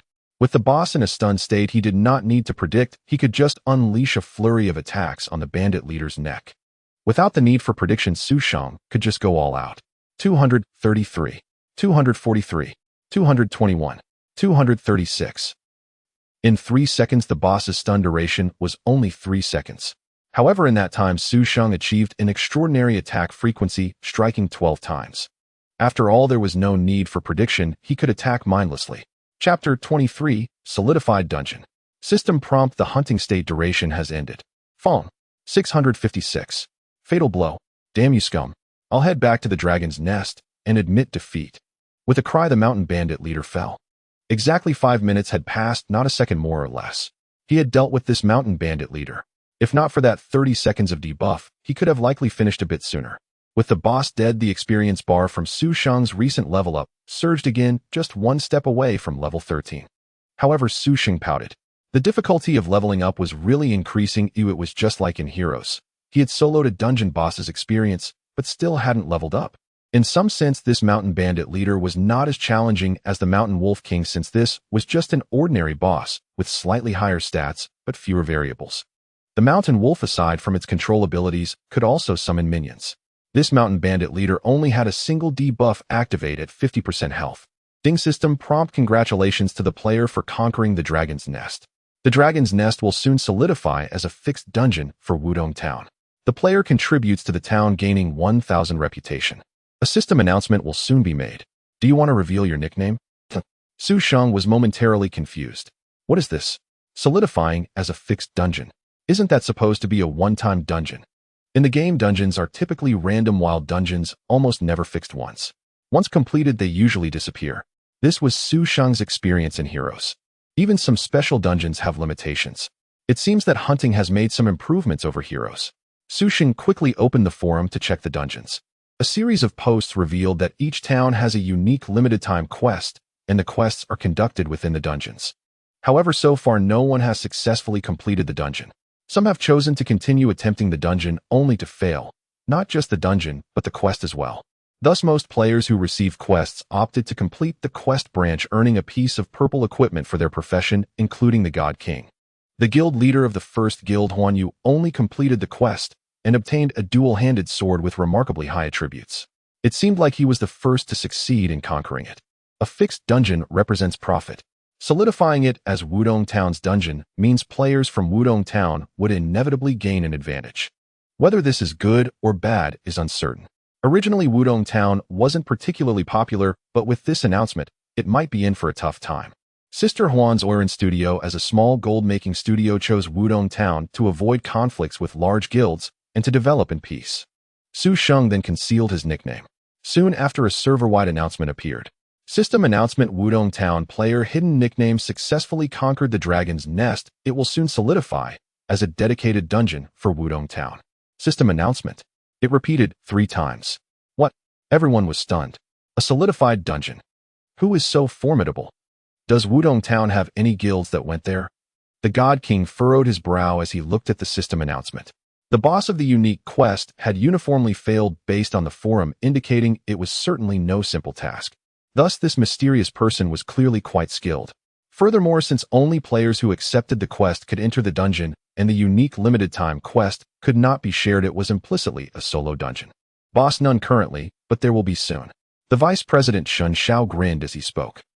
Every well-known guild would select a small town to develop and announce it on their guild forum. In the early stages, they would focus on development and try to avoid conflicts with other guilds. For example, Huan Yu chose a town named Longting beneath the Eastern Azure Dragon main city as their base. The unique limited-time quest for Longting Town was undoubtedly completed by the God King. Boss: should we relocate to Wudong Town? Xin Xiao asked. Although they had settled in Longting Town, their guild members had not all reached level 10, yet so many were still in the newbie village where they could choose towns. No need. Since we have already publicly announced our presence in Longting Town, there's no need to make a fuss to relocate again. Besides, our related layouts have already been established. And it's just a newbie dungeon. Even if it's solidified based on the strength of its monsters, it'll only be suitable for levels below 20 at most. Even if they have a newbie dungeon, how could they possibly catch up to us in Huanyu? The God King said with authority. This was the confidence of being the top guild in China. Boss, as you say. Xin Xiao grinned and did not argue. Huanyu rose to be the top guild in China step by step under the leadership of the God King. Boss, not good. You dropped. At that moment, a player from Huanyu's core team ran over shouting. What dropped? Why are you shouting? The God King raised an eyebrow. Boss, the level leaderboard and the reputation leaderboard.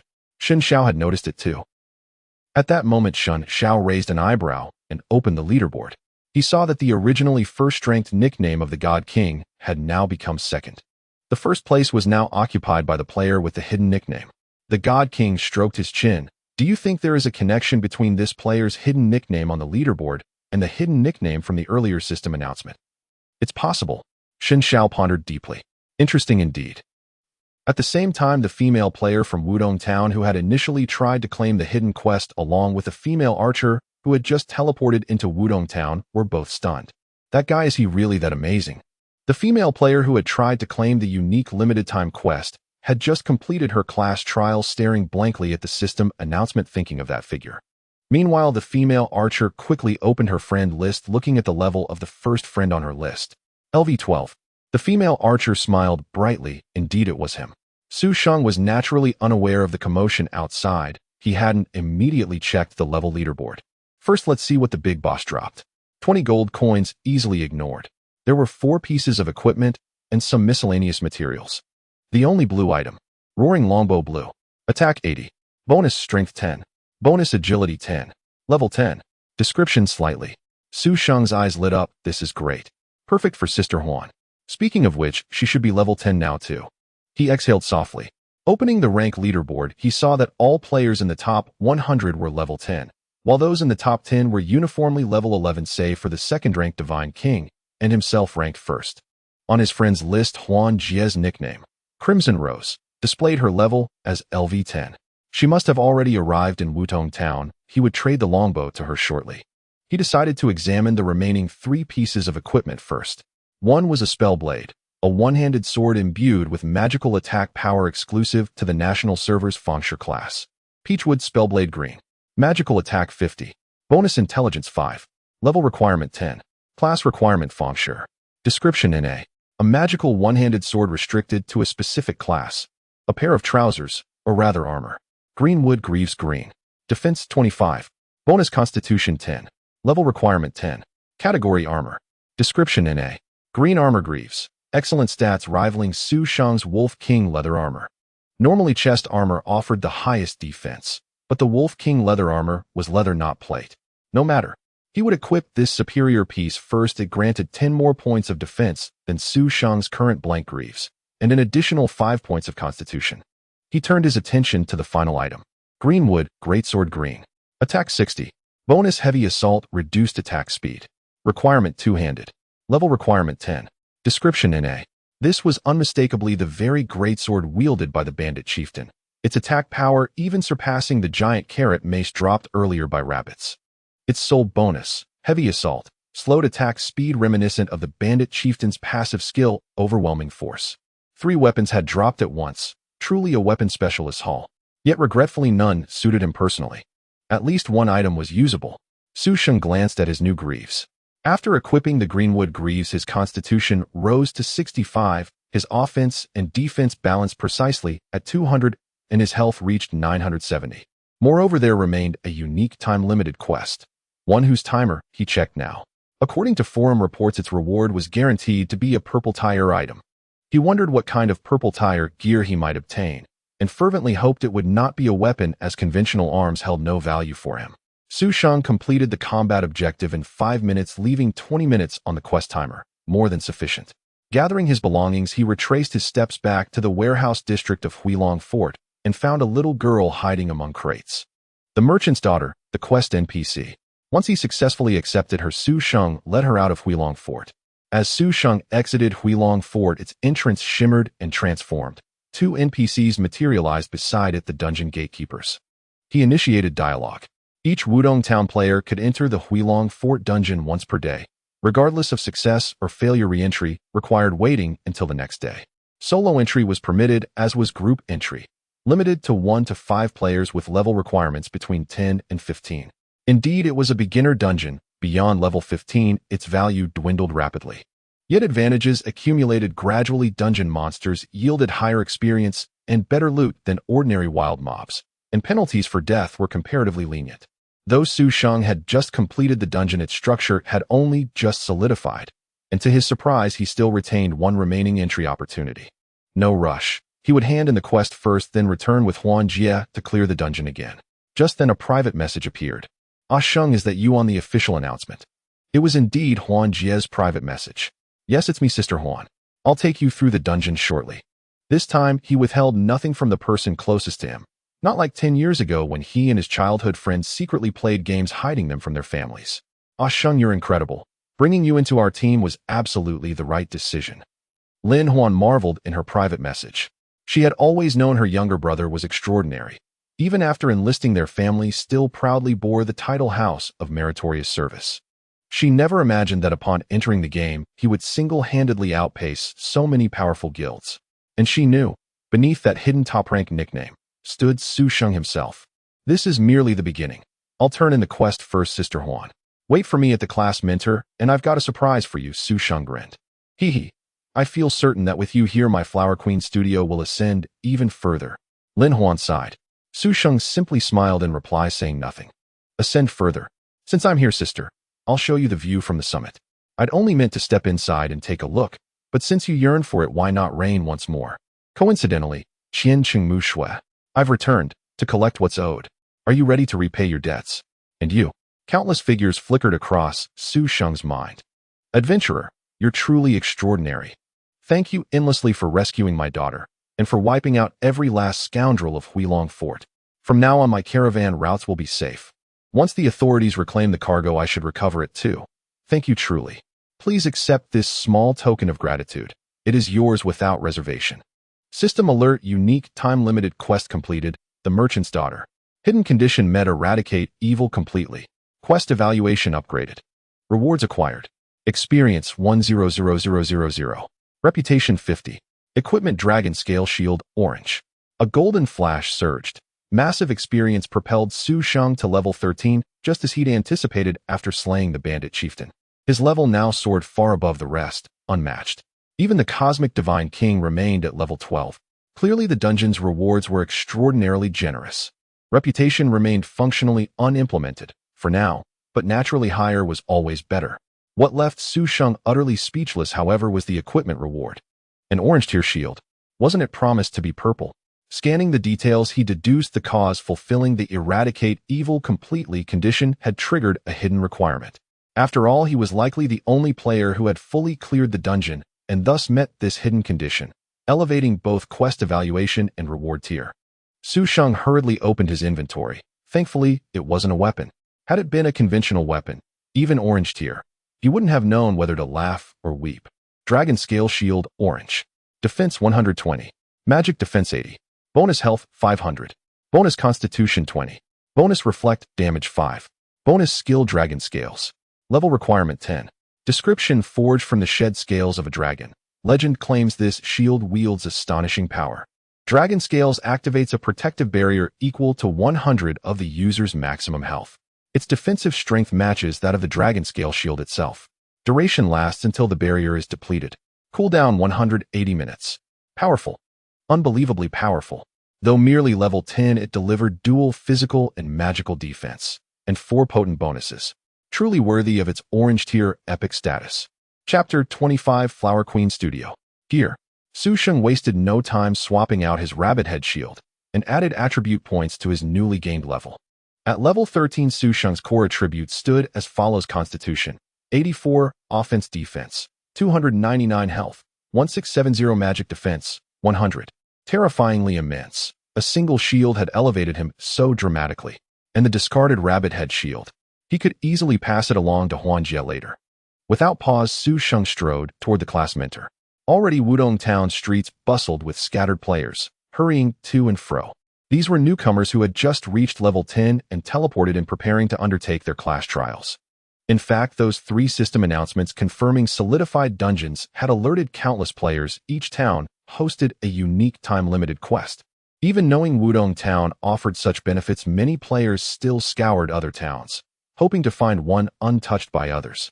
After all, even without solidifying a dungeon, completing the quest guaranteed at least one purple tier item matching one's class. Thus, relatively few players had yet flooded Wudong Town.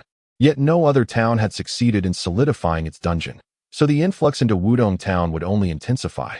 Soon Su Sheng spotted the class mentor, surrounded by a dazzling cluster of female players, each radiating distinct charm, blooming together like a garden in full splendor, drawing admiring glances from every passerby. His eyes locked instantly on the tall, long-legged woman at their center, her longbow drawn across her shoulder. Sister Huan. Su Sheng grinned and strode forward. Ah Sheng. Lin Huan blinked in surprise, then recognized him immediately. Player avatars were modeled closely on real appearances, permitting only minor adjustments within strict limits. Thus acquaintances could still recognize one another easily. So this is your little brother. A veteran soldier. Instantly the group of women swarmed around him. Su Sheng knew these were all members of Huan Jie's Flower Queen studio. All right, you'll frighten my brother. You're still holding gear he gave you. Go easy. Su Sheng spotted a statuesque beauty nearly his own height, cradling the giant carrot greatsword. Ah Sheng, let me introduce you. Lin Huan guided Su Sheng forward.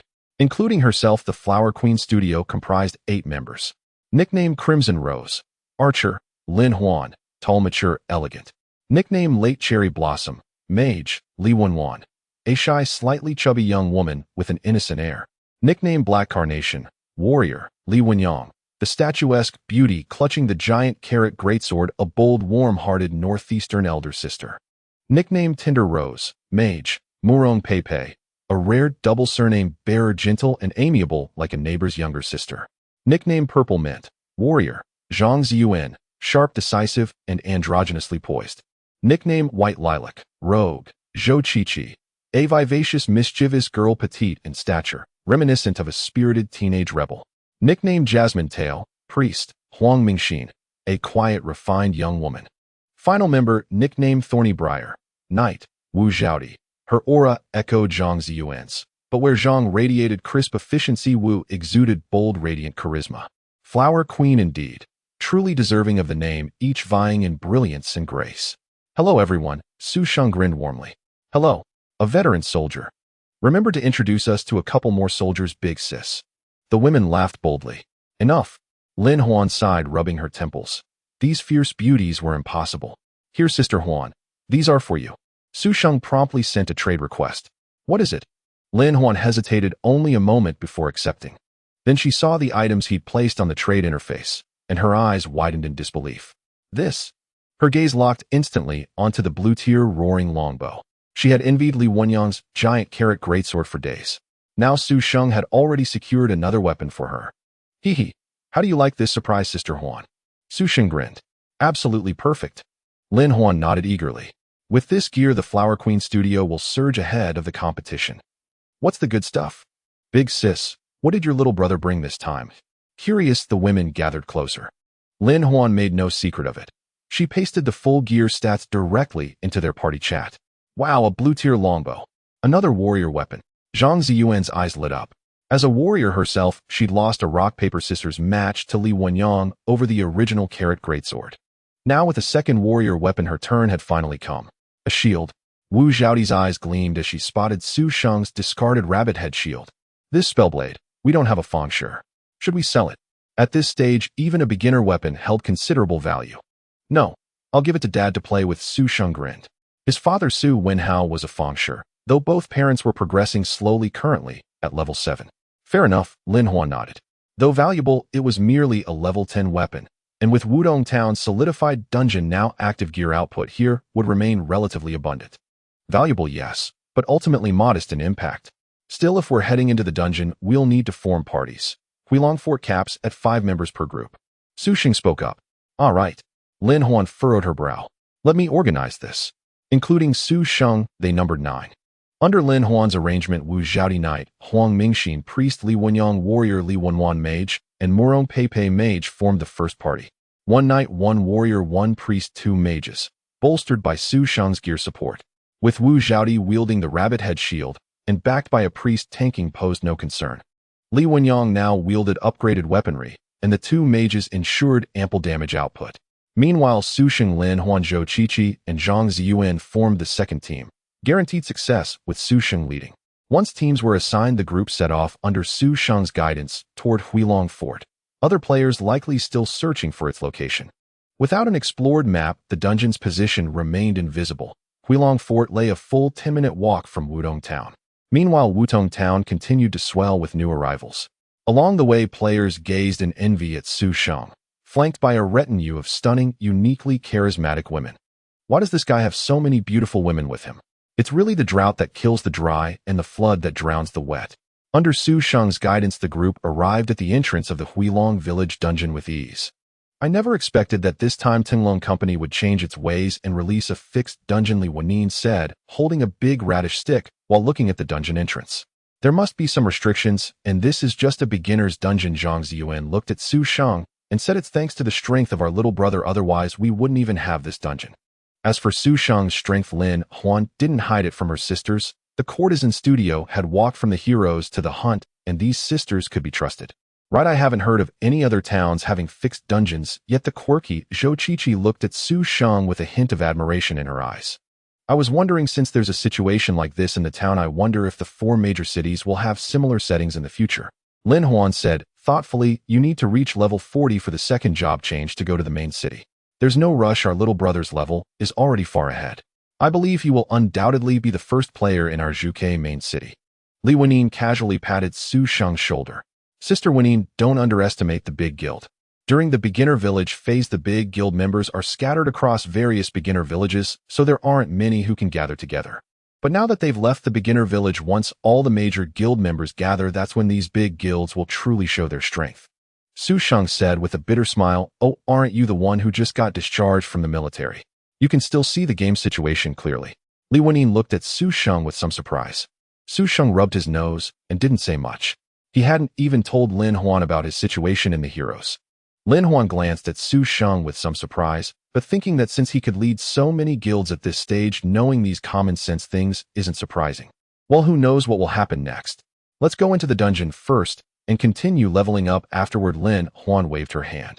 The group then split into 2 teams according to their original arrangement and entered the dungeon. Huilong village was not much different from when Su Sheng did the quest before, except it seemed a bit larger, and there were also more small monsters. It makes sense after being fixed. Huilong village is a team dungeon, and there need to be enough monsters to kill. However, the attributes of the monsters haven't changed much. A normal team of level 10 players equipped with a full set of white gear sold in NPC shops could reliably clear it. Of course, in front of Su Sheng, these dungeon small monsters couldn't even break through his defenses. Even the level 180 bandit elite facing Su Sheng's current attack and defense of 299 could only deal a few points of white force damage. This soldier's defense is too outrageous. Zhou Qiqi exclaimed, her mouth agape. And his attack is so high. Seeing Su Sheng single-handedly taking on a group of bandit small monsters, including some bandit elites, all the damage displayed above his head was white. All the women gasped in amazement. Even Lin Huan was surprised. She knew Su Sheng was strong, but she didn't expect him to be this strong. As for Su Sheng's hidden job situation, he hadn't mentioned it yet. Even the passive state of the tetanus blade couldn't cause him significant harm. Looking at the team status, Su Sheng's health bar hardly moved at all. How thick is his health? Looking again at Su Sheng's attacks, most of them were yellow damage over 400. Even the normal red damage was around 2 to 300. Lin Huan drew her bow and shot an arrow at a bandit's face. 118. Lin Huan was a level 3 strength and 2 agility archer, and with the howling longbow Su Sheng gave her attack power reached around 130. Shooting a normal bandit, she barely dealt over 100 damage. And those bandit elites with a defense of 170 could only deal force damage without using skills. As for the other women, their output was even more pitiful. They basically could only rely on skills to deal damage. Zhang Ziyuan, holding her newly acquired weapon, was filled with self-doubt as she looked at Su Sheng's obviously still beginner's weapon, wondering where his damage came from. Looking at Su Sheng's gear, it appeared cobbled together, the only standout item being that shield, which looked quite imposing. Moreover, Su Sheng had given that rabbit head shield to Zhao Dijie, clearly showing that the shield in Su Sheng's hands was stronger than that one. The orange epic already had its own attribute glow, but Su Sheng had turned it off. The dragon scale shield's appearance was already very impressive. With the glow, it would be too flashy. At this time, everyone was still in white and green equipment, and blue gear was rare. If Su Sheng walked around with an epic item, it would undoubtedly attract envy. This is not a beginner village. A dying has a chance of dropping equipment, so being too flashy would be like saying I have good gear, come and take it from me. Soon the group of small monsters was cleared, dropping 2 pieces of white equipment, their attributes slightly higher than those of the NPC shop. Those who could wear them changed on the spot. Additionally, there was quite a bit of experience gained. In the team statistics, Su Sheng's contribution reached 90%. Brother Sheng, your attributes are so outrageous. Zhou Qiqi jumped to Su Sheng's side. The quirky Zhou Qiqi was the only one younger than Su Sheng in the entire courtesan studio. She was Li Wenyan's cousin brought into the courtesan studio by Li Wenyan. It's all right, Su Sheng replied with a grin. I'll show your attributes. Lin Huan was also quite surprised. Remember to keep it a secret for me. Su Sheng smiled, and then displayed his attribute panel in the team channel. The people present were trustworthy, and there was nothing for Su Sheng to hide. Woe your attack and defense. Zhang Ziyuan's eyes widened. Lion Tooth Knight. Hidden job. Lin Huan noticed Su Sheng's profession. Su Sheng nodded. No wonder. Lin Huan's eyes sparkled as she looked at Su Sheng. No wonder her brother could be so far ahead and crush those big guilds. A hidden job. Epic, epic. Zhou Qiqi jumped 3 feet high, staring at the shield in Su Sheng's hand. Lin Huan and Zhang Ziyuan were also attracted by the sight. The reward for the only limited time quest requires completing the fixed dungeon. If it's just a regular quest, you'd only get purple gear. Su Sheng said with a smile. Ashen, you got it by your own strength, the others can't envy it. Lin Huan spoke with a smile. So far there hadn't been a second system announcement for a fixed dungeon. Alright, let's hurry and push the dungeon. If we have Asheng with us, we won't lose to Wenyin and Zhao Di. Lin Huan said with a smile. In the next dungeon journey, Lin Huan and the 3 women felt for the first time like mere ornaments. They experienced Su Sheng's monster-killing speed as though he was using hacks. Even after clearing all the small monsters in Huilong Village, Su Sheng didn't use a single health potion. As for the final bandit boss with an attack power of 230, it was exceedingly high to the point where normal players at this stage could feel despair. Moreover, this bandit boss defense was higher than its attack, reaching 250, with 800 health, and a boss template regeneration of 400 health per second. A standard player team would have a hard time taking it down. But now Su Sheng's core attributes had attack and defense reaching 299, almost hitting 300. Even without blocking, this boss couldn't harm Su Sheng except with the Fury Slash skill. Zhou Qiqi wielding dual daggers simply slacked off. From this angle, one couldn't tell who the real boss was. Bandit boss. This boss is exceptionally hard to kill today. Oh, I can't even break through his defenses. After effortlessly defeating this bandit boss, the dungeon was completely cleared. Looking at the rewards, there were no blue items, only 2 green items, and 1 white item. Su Sheng didn't need them and didn't care, letting Lin Huan handle it. Although the experience wasn't bad, Su Sheng was already level 13, and since the monsters in this Huilong Village dungeon were mostly level 11-13, the experience he could gain was quite limited. Additionally, as levels increase, the experience needed to level up also grows, and since they were in a team dungeon, the experience was distributed. Although Lin Huan, as the team leader, had set the experience distribution to be based on contribution. So Su Sheng alone received 80% of the experience, but it was based on contribution. Therefore, Zhou Qiqi and Zhang Ziyuan didn't say anything. However, calculating like this, it seemed that no one really profited much. After the dungeon ended, Lin Huan and the others came out of the dungeon and found that Li Wenyin and the others hadn't come out yet. It made sense. With Su Sheng's existence as a hack, how could ordinary players clear the dungeon so quickly? They'll ask how long Wenyin and the others will take. Lin Huan opened a private chat. After a while, Lin Huan looked up and said they haven't even seen the boss yet. This time the difference became evident. Li Wenyan's side already had a very standard powerful team. There were also 2 mages for output. Among regular classes, the output position of mage was absolutely unshakable. Plus, those 5 beautiful women were all experienced players who had followed the courtesan from the start. But now Su Sheng had led them to victory. On the other side, they hadn't even reached the boss yet, highlighting the difference. Forget it, let's not wait for them. Let's go kill monsters and level up. When they come out, well, give them a coordinate to meet us. Lin Huan decisively said. The others naturally had no objections. Having witnessed Su Sheng's outrageous attributes, Lin Huan directly skipped the earlier monster area and headed to a relatively deeper level with level 15 monsters. Qingyan Demon Bull, level 15, attack, 200 defense, 200 health, 8,000 skills, charge description slightly. Lin Huan shot an arrow and the monster's stats were revealed. A tough-skinned hardy fellow with decent attack. Players at this stage wouldn't come here to level up. Although they wouldn't be unable to beat it, the fights would be too slow and inefficient. This is why even though Wudong Town has the highest influx of players, it was still empty. However, with Su Sheng's presence, these demon bulls didn't even break his defenses. Thus, Su Sheng and Lin Huan's group decided to level up here. Even though Lin Huan still set experience distribution based on contribution, the experience for Lin Huan and the other three was still rapidly increasing. However, upon careful calculation, it was still less than the experience rewards in the dungeon, showcasing the advantage of dungeons since they were killing monsters 5 levels higher. About an hour and a half later, Li Wenin finally arrived with other members of the courtesan studio, at which point Lin, Huanzhou Qiqi, and Zhang Ziyuan were close to leveling up. "Cousin, why are you so slow?" Zhou Qiqi greeted, bouncing around. "How did you finish so quickly? Did you fail the dungeon?" Wu Zhaodi looked at the demon bulls that Su Sheng easily defeated and didn't think too much. "The rewards from the dungeon are indeed great, but the monsters inside are tough, especially that boss, which took quite some time. But we managed to get 2 green items, so it's fine," Li Wenin said with a smile indicating that she had changed one piece of equipment. The bandit boss defense was too high, and with 400 health regeneration per second, it would have been even harder without the 2 mages.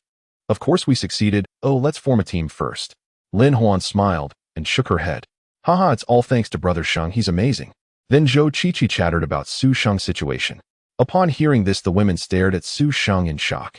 From Lin Huan's words, they knew that Su Sheng had solidified the dungeon, so they understood he was strong, but they didn't expect him to be close to outrageous levels. At this time after joining the team, they noticed that these were level 15 monsters. So impressive. The girls looked at Su Sheng with shining eyes full of admiration. "All right, enough fawning, sisters, let's get to work. We can't let my brother do all the heavy lifting." Lin Huan clapped her hands. The courtesan studio became famous, and Lin Huan even earned a set of real estate which, apart from the all-female team, was also quite powerful.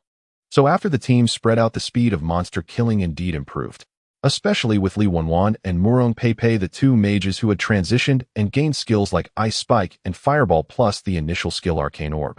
With 3 skills bombarding in turn, these early monsters had almost 0 magic resistance. Their output could even vaguely catch up to Su Sheng's.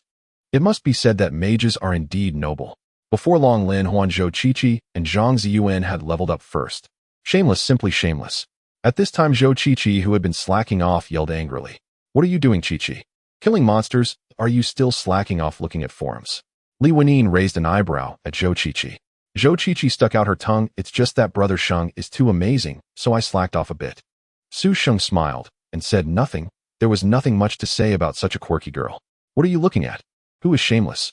Lin Huan was used to it and asked. "It's Qianqing Muxue. They want to take advantage of Brother Sheng's achievements. They've announced their settlement in Wudong Town." Zhou Qiqi said, puffing up her cheeks angrily. "There really are guilds that shameless." Wu Zhaodi struck a shield blow, stunning the demon bull in front of her. Qianqing Muxue. They had announced their settlement in a town under the northern Xuanwu main city right from the start. Basically, the top 10 guilds had already marked their territory. Now Qianqing Muxue, as one of the top 10 guilds, has lost the territory they initially claimed for themselves and has set their sights on Wudong Town. On the forum, there is indeed much discussion under the homepage of the Qianqing Muxue Guild. Many players believe that Qianqing Muxue lacks the ambition of a top 10 guild as they abandon their baseline for a mere novice dungeon. There are also quite a few players who think that Qianqing Muxue's actions are justified, after all it is for development. Clinging to an empty reputation while losing immediate advantages is foolish. While the other top 10 guilds are reluctant to lower their pride, Qianqing Muxue does not care, indicating that their vision is actually broader. Numerous players are engaged in lively debates. Among them, Qianqing Muxue also posted on the forum welcoming players who have secured dungeons to join them, promising direct entry into the core team with generous treatment. Many players are envious. The core team of a top 10 guild is composed of officially contracted core members who receive salaries, and they aren't low. Glancing at the announcement post of Qianqing Muxue on the forum, Su Sheng slightly revealed a smile. Qianqing Muxue, if they knew that the players securing the dungeon is their past nemesis from Chuanxiong, what expression would they have? Moreover, "If you saw me, what expression would it be, do Wan?" Su Sheng's expression grew somewhat complicated. "But it's for the best. I was just thinking that I wouldn't have a chance to deal with Qianqing Muxue in the short term. Now that they have come to Wudong Town, it's perfect to settle old scores alongside new grudges. Hehe, Wudong Town, Qianqing Muxue, we are coming." At this moment, Su Sheng saw a comment below Qianqing Muxue's announcement, and the nickname was Kongling. Qianqing Longshao, you guys are truly persistent. Who is afraid of who? Player A, what's going on? Player B must be a newcomer, haha, the old players from Chuanxiong all know. Player C, that's a lifelong feud. Player D, it's a long story, quite a tale of love and hate. Recalling the previous few messages from the penguins, Su Sheng felt a bit nostalgic. Everyone is here, Su Sheng whispered. Ashing, I don't know if it's good or bad that you secured this dungeon. I initially thought that Wudong Town was a bit remote with less competition and we could develop slowly. Now all the top 10 guilds are attracted here, Lin Huan said with some emotion. Don't worry, Huan Jia, I'm still here. Su Sheng grinned while quickly executing a shield strike, fortuitously stunning the magic bull in front of him. That's right, brother Sheng is amazing. He can definitely lead us to glory. Zhang Qiqi jumped and laughed. Exactly, with you here, what do I have to fear? Lin Huan smiled at Su Sheng. Leveling. Who cares about the top 10 guilds? We are just a gold farming studio. Li Wenyuan boldly stated. Yes, Qiqi is right. Sheng is the top player in the game right now. We can definitely leave the top 10 guilds behind. Morong Pepe the mage chimed in. Alright, I know our Huakawei doesn't seek trouble, but we are not afraid of it either. Lin Huan knocked an arrow, firing 3 arrows in quick succession. Whoosh, whoosh, whoosh, the 3 arrows hit simultaneously, directly taking down the weakened Qingyan magic bull in front of Wu Zhaodi. As for Su Sheng, he didn't even need help. Occasionally, he could even turn around to provide care for them. The priest Huang Mingxin initially glanced at Su Sheng to see if he needed healing, but realizing it was unnecessary, he cast an inspiring buff on Su Sheng and then focused on the health bars of the Huakawei sisters. These Qingyan magic bulls couldn't break Su Sheng's defenses at all, and with the 3 lifesteal from the wolf tooth pendant, Su Sheng's health didn't need monitoring, but the inspiring state was still quite beneficial. Inspiration increases attack and defense attributes by 5 and grants the caster one of their mental attribute as health limit lasting for 10 minutes. With his already extraordinary attributes, Su Sheng, after receiving the inspiration buff, could pull 4 to 5 magic bulls at once to output damage. Thus, the group steadily farmed monsters in this area. Although the experience points from the level 15 Qingyan magic bulls were quite good and the monster farming efficiency was rapid. However, with Su Sheng at level 13, the Qingyan magic bulls were only 2 levels higher, making leveling up quite challenging. Su Sheng calculated the time and experience points, estimating that if he farmed here all night, he might barely reach level 14, and that was if he maintained high farming efficiency. It was also to accommodate the Huakawei sisters, who otherwise Su Sheng could have ventured deeper. Su Sheng turned to look at the Huakawei sisters, and the focused Huan Jie smiled slightly and continued to immerse himself in farming. Initially, he entered the game to help Huan Jie, so he naturally wouldn't complain about the girls being burdens. Perhaps at this moment, most of the players entering Wudong Town, including those already announced to settle there, like Qianqing Muxue, should be tackling the Huilong Town dungeon. As for the coordinates of Huilong Zhai, they had already been revealed by players in the forum when Su Sheng brought Lin Huan into the dungeon. With Su Sheng's supported gear, the Huakawei squad is now considered first-tier players, yet it took almost 2 hours to conquer Huilong Zhai. Let alone other players, but in comparison to the returns, it was still quite considerable. After all, the experience points from these level 15 wild monsters could not match those of the small monsters in Huilong Zhai. Thus, at this moment, the player population in the outdoor game map of Wudong Town was not substantial. Repeating monster farming for an extended period can be quite exhausting. However, surrounded by a group of lively girls, Su Sheng naturally felt no fatigue. Although the drop rate of equipment from wild monsters is very low, after a long period of farming, these wild monsters still dropped some level 15 white gear, but not a single piece of green gear. Although the attributes of the level 15 white gear are acceptable, no one can equip them. Moreover, they are roughly equivalent to the level 10 green gear produced by Huilong Zhai, so there is indeed little excitement. Asheng, Mom and Dad have arrived. At this moment, Lin Huan sent a message to Su Sheng via private chat. Su Sheng paused his movements, getting bumped by the horn of the Qingyan magic bull in front of him, but it didn't hurt at all. Shall we bring Mom and Dad over? Let's level up together, Su Sheng said to Lin Huan in private chat. However, Lin Huan smiled wryly. Mom and Dad aren't willing to come. They said they're too old and just want to come in to see and play a bit. If they can't help, it's fine, but they don't want to drag us down. Su Sheng was silent. This was indeed the old couple style. Now that the old couple has experienced the game, they have a basic understanding of it, and naturally know that if Su Sheng and Lin Huan took them to level up, they would only slow them down. Since the elderly couple was not willing to come, Su Sheng did not insist. Their happiness was what mattered. After all, Lin Huan's intention in buying the game helmets for them was merely to help them relax, and he never truly expected them to assist in anything. After all, the elderly couple was now idling at home with nothing to do, which was rather too leisurely. As time passed, the players from Long Zhai had likely already set out. Gradually, some players began to arrive in the vast grassland of the Qingyan demon cattle. The courtesan studio with its charming allure attracted quite a bit of attention. After all, the courtesans were all of high quality, each with distinct charms. Hunt the Deer generated characters based on their facial features and made slight adjustments with limitations on the extent of those adjustments. In reality, one might be unattractive, but in the game they could at best adjust their appearance to be somewhat pleasing, while the more ordinary ones would only be slightly above average. Thus the game featured beautiful women, and in reality, they were not far off. However, Lin Huan and the others paid no mind. These courtesans had long since grown accustomed to such attention. Fortunately, this area was large enough, and not everyone could simply overpower the Qinyan demon cattle at this stage. The players arriving here were mostly seasoned veterans. Thus, there were no brainless players looking for trouble. They were all experienced veterans, and many recognized the courtesan studio. After all, during the era of heroes, the courtesan studio had garnered some fame. Being beautiful was already a form of aura, and the studio also had a player with an honorary title. Crimson Rose. During the heroes era, the number of honorary players was neither too few nor too many. Each honorary title was a testament to strength, so veterans were generally well aware of players with such titles. Perhaps it was the beauty that attracted most of the attention, which is why no one noticed Su Sheng's astonishing monster hunting speed for a while. Thus, Su Sheng and the courtesan girls steadily hunted monsters there throughout the night. As Lin Huan was the captain, the experience points were distributed based on contribution. Whether it was dealing damage or taking hits, Su Sheng alone accounted for nearly 70% of the contributions, meaning he personally earned 70% of the experience points. So as the game time was nearly over, a flash of golden light indicated that Su Sheng finally leveled up to level 14. At this moment, among the players on the leaderboard, apart from the hidden name of Su Sheng, the second place was occupied by the God King, who was at level 13. Behind them were a uniform group of level 12 players. Only a couple of level 11 figures could be seen near the bottom of the 100.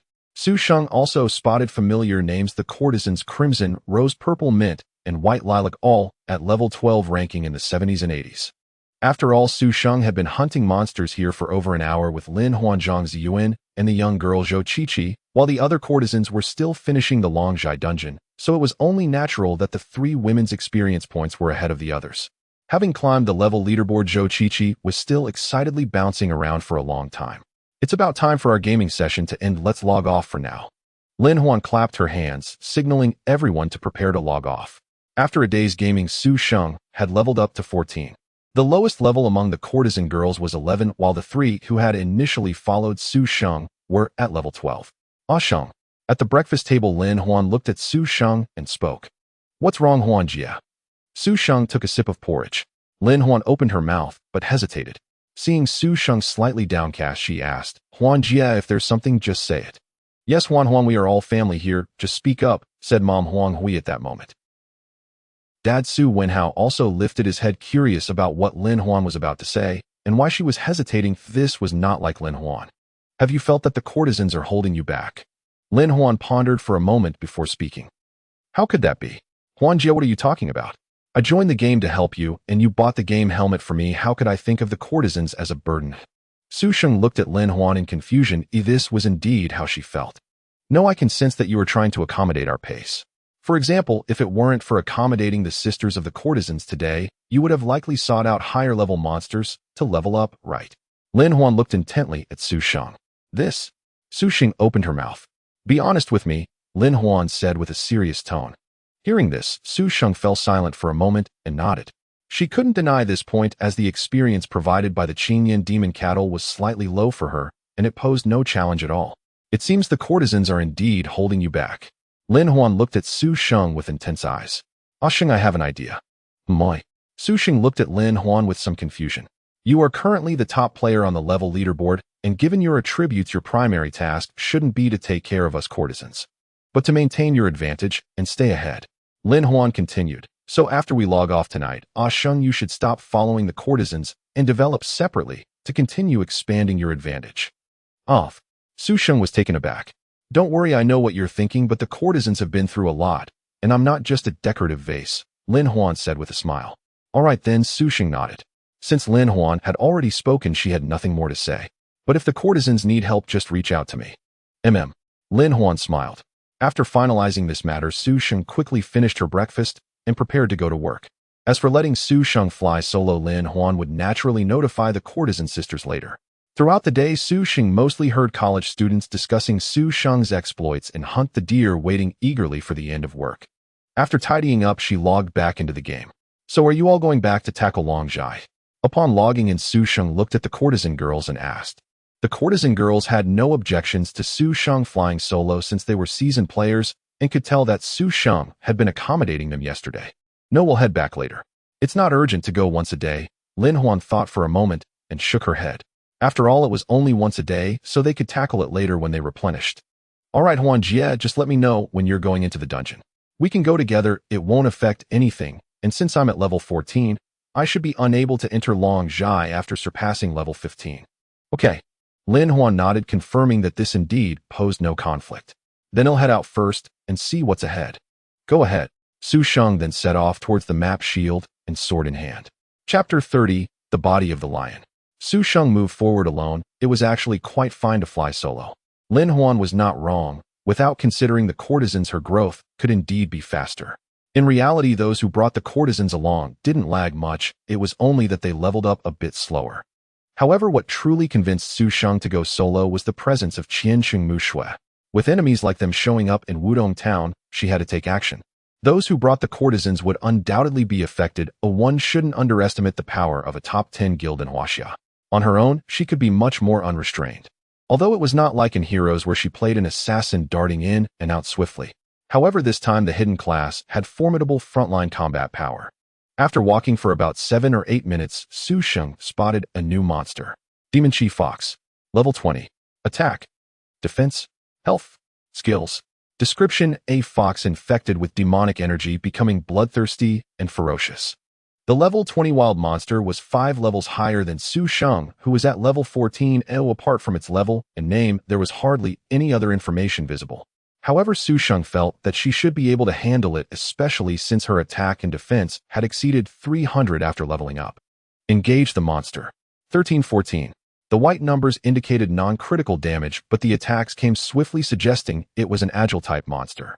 273. With no weak point attacks, just a regular hit. The defense was not high and the health bar seemed similar to that of the level 15 Qingyan Demon Cattle. High attack, low defense, swift and fragile. Su Sheng defined this level 20 monster. Its attack should be quite high since it didn't break through her defenses. Even the white damage was in double digits, but still not surpassing Su Sheng. She easily took down a fox even more effortlessly than the Qingyan Demon Cattle. Su Sheng grinned. It seemed she was well suited for these high attack, low defense monsters, as their high attack did not exceed her defense. However, Su Sheng discovered that despite defeating monsters 6 levels above her, the experience points were not as plentiful as she had imagined. After some hesitation, she realized this was a form of experience protection set by Tunglong Company. Killing monsters above her level would yield experience rewards, but beyond a certain threshold, these rewards would begin to diminish. 5 levels seemed to be the most suitable threshold. Nevertheless, even so, the experience points offered by these Demon Chi Foxes were still higher than those of the Qingyan Demon Cattle. Let's reach level 15 first.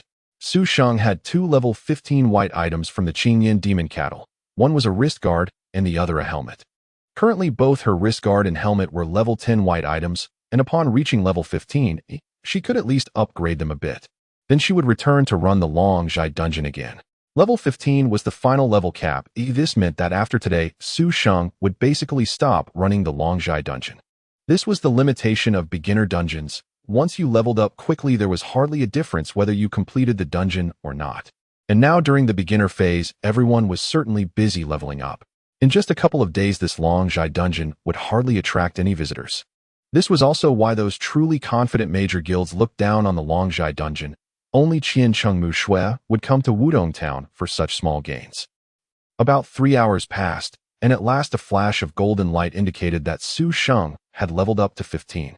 She equipped the level 15 helmet and wrist guard, each adding 10 points to her defense, totaling a 20-point increase. These were the only 2 pieces of white equipment, she had not counting the novice wooden sword, which she wondered when she could replace. After making her adjustments, Su Sheng's attributes for level 15 reached 327 for attack and defense, and her health increased to 1820. After reaching level 15, Su Sheng finally saw the attributes of these foxes: 280 attack, 180 defense, 8,500 health, and a skill called Double Claw Strike. At this moment, Su Sheng focused on the quest notification that appeared alongside the golden light of her level up. System notification: reach level 15 to trigger the class skill quest Trial the Growth of the Lion. Hunt 100 prey stronger than you. Solo defeat 100 monsters of a higher player level. At level 5, she immediately learned the skill Fangs. Now at level 15, she could acquire a new Lion Knight skill, which did not surprise Su Sheng. Unlike when she directly learned her initial skill, at level 5, this skill required a trial. However, this level of trial might pose some difficulty for ordinary players.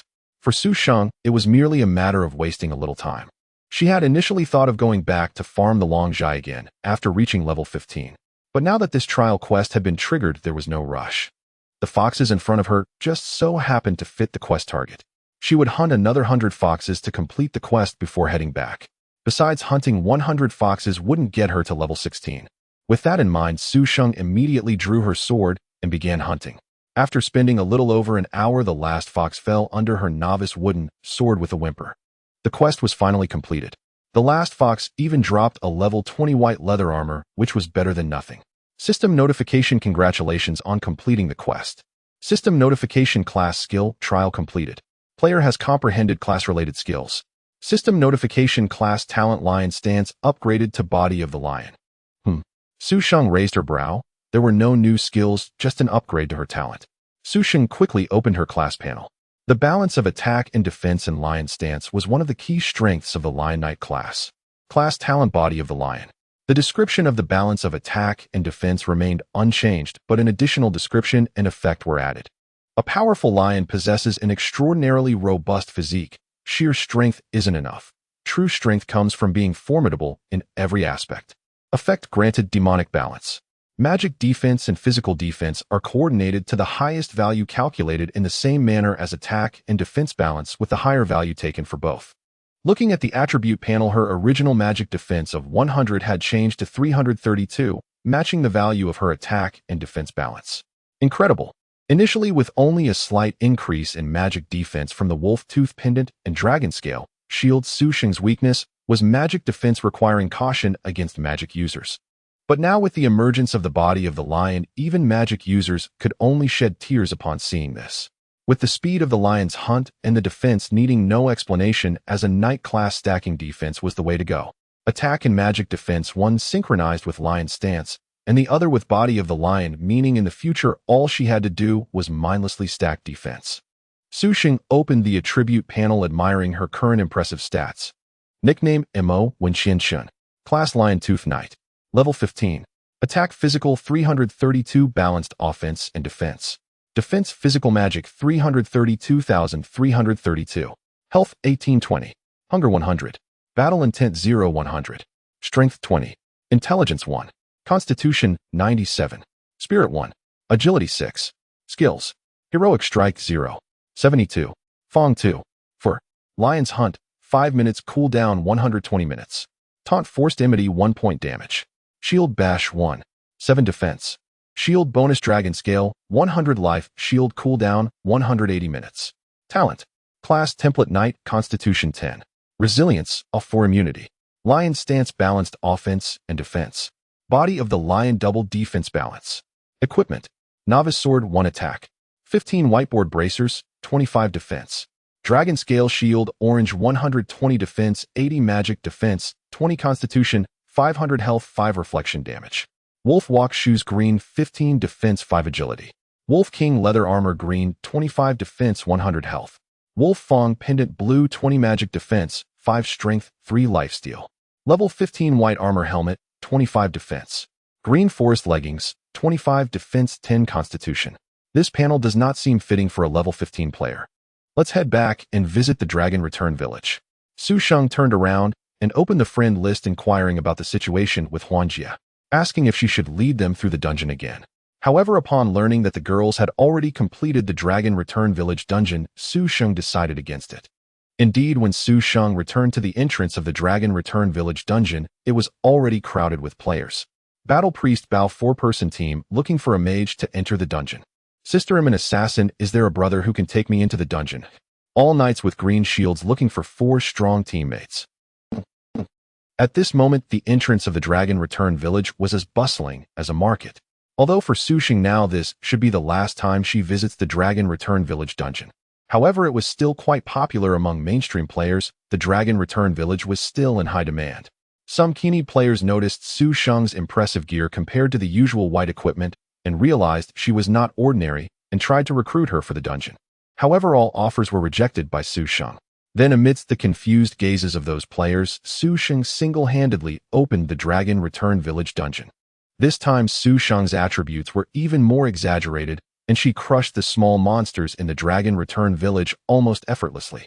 Even the final bandit chief was easily overwhelmed, all completed in under 10 minutes. Too easy. However, it should also be the last time at the Dragon Return Village. Looking at the experience points, one cannot help but say the dungeon grants truly high experience. Although Su Sheng was already level 15, the experience from the dungeon was still quite considerable. As for the equipment, the bandit chief had probably been farmed by many players and only dropped a level 10 green gear that Su Sheng could not use. Just as Su Sheng was preparing to exit the dungeon, a private message arrived. Su Sheng felt puzzled, opened the message, and immediately her expression darkened. A Sheng mom and dad have been killed. The message came from Lin Huan. What happened, Huan Jia? Su Sheng typed inquiringly. Given her parents' gaming style, they were almost conflict-averse, so logically no one should have PK'd them. Don't worry too much, mom and dad have the lowest pain settings, they barely felt it, and were somewhat curious. After all, it was their first time being killed in game. They just dropped from level 11 back to 10, and the magic sword you gave dad has dropped. Lin Huan responded. Who did it? How could anyone PK my parents? Su Sheng's expression softened a bit. However, Lin Huan's subsequent answer clouded Su Sheng's face with killing intent. Qianchengmu Shui. In the western marshes, it seems a boss has appeared, and Qianchengmu Shui cleared the area, driving off all the players. Oh, just now mom and dad were leveling up there. Qianchengmu Shui. How interesting. Su Sheng's eyes darkened. She hadn't even sought trouble with you yet, and you've come looking for it yourself. I understand now. Su Sheng nodded in response. Don't act impulsively. Oh, large guilds are not to be trifled with. A wheel. Just remember this debt. Lin Huan comforted Su Sheng. Qianchengmu Shui is one of the top 10 guilds in China. Although it's ranked 8th, it's not something that Hua Qi can casually provoke right now. It's fine, I know what I'm doing. Su Sheng nodded slightly. After closing the private chat, Su Sheng smirked. Wudong Town, Western Wetlands. This is a marsh area where level 12, 13 crocodile monsters spawn. Thus, it is also one of the main leveling spots for players at this stage, while Su Sheng had previously been in the Eastern Plains. Because the Dragon Return Village is to the east, Su Sheng and the others would be there. At this moment in the marshes, a group of players marked with the prefix Qiancheng surrounded a central area. Qianchengmu Shui. In the central position, several elite teams from Qianchengmu Shui were besieging a massive crocodile. Undoubtedly, that was the boss. A level 15 elite BOSS, it seems Qianchengmu Shui is going to strike it rich this time. But the top 10 guilds are truly overbearing, killing players without giving them a chance to escape. They didn't even claim they wanted to steal the boss. Yeah, but they have a 1,000-strong elite team. There's nothing you can do. Top 10 guilds have always been very domineering. It's not too bad. Some guilds are more reasonable, like Huanyu. They clear the area to advise you to leave and only act if you don't listen. Qianchengmu Shui is even more overbearing than Huanyu, directly killing people. What can you do? Fight back. Pet that despicable Qianchengmu Shui. Looks like this boss is about to be taken down. It really is an elite boss. The top guild's elite team has already had 2 tanks fall. At this moment, Su Sheng was also among the closest group of players. She coldly observed the players from Qianchengmu Shui ahead. Since she was already here, it wouldn't be so easy for Qianchengmu Shui to take down this boss. An elite BOSS, this is not a novice village. The Wolf King in the novice village felt like it had been significantly weakened. However, Qianchengmu Shui, as one of the top 10 guilds, still had some real strength. The elite teams in the middle acted in an orderly manner with priests supporting them from behind. However, one could see that the crocodile boss was very strong. Each time it reached a critical health point, it could take down a tank. One mistake and a tank could fall. After all, not everyone has Su Sheng's impressive attributes. Among them, Su Sheng noticed a figure dancing gracefully, her eyes slightly nostalgic and a bit distracted. However, just at that moment, the boss's health must have dropped to a certain level, and it suddenly bit down on the knight in front of it, executing a death roll. Before the skill had even finished, that knight turned into a white light. The tank has fallen. However, Qianchengmu side was in perfect coordination, and the substitute knight waiting behind immediately raised his shield to defend. But the crocodile boss took another bite, followed by a death roll. Both tanks have fallen. Moreover, at this moment the crocodile boss is likely in a berserk state, with each bite directly resulting in a death roll. It was an endless cycle of death rolls. Even the main tank knight could not withstand this hit, let alone other classes. In an instant, Qianqing Muxu's elite team was thrown into chaos. However, Qianqing Muxu's team did not panic, for this was the final desperate counterattack of the elite boss. Soon they would be reaping the rewards. It was time. Su Sheng, seeing this, no longer hesitated and charged forward. Lion's Hunt activate. Hunting stance. What the heck, what's that brother trying to do? So fast. In the hunting stance, agility synchronizes attack and defense. With 332 agility, how could it not be fast? Even a full agility assassin at this stage, boosted by equipment, would only have just over 100 agility, and the gear couldn't be too shabby.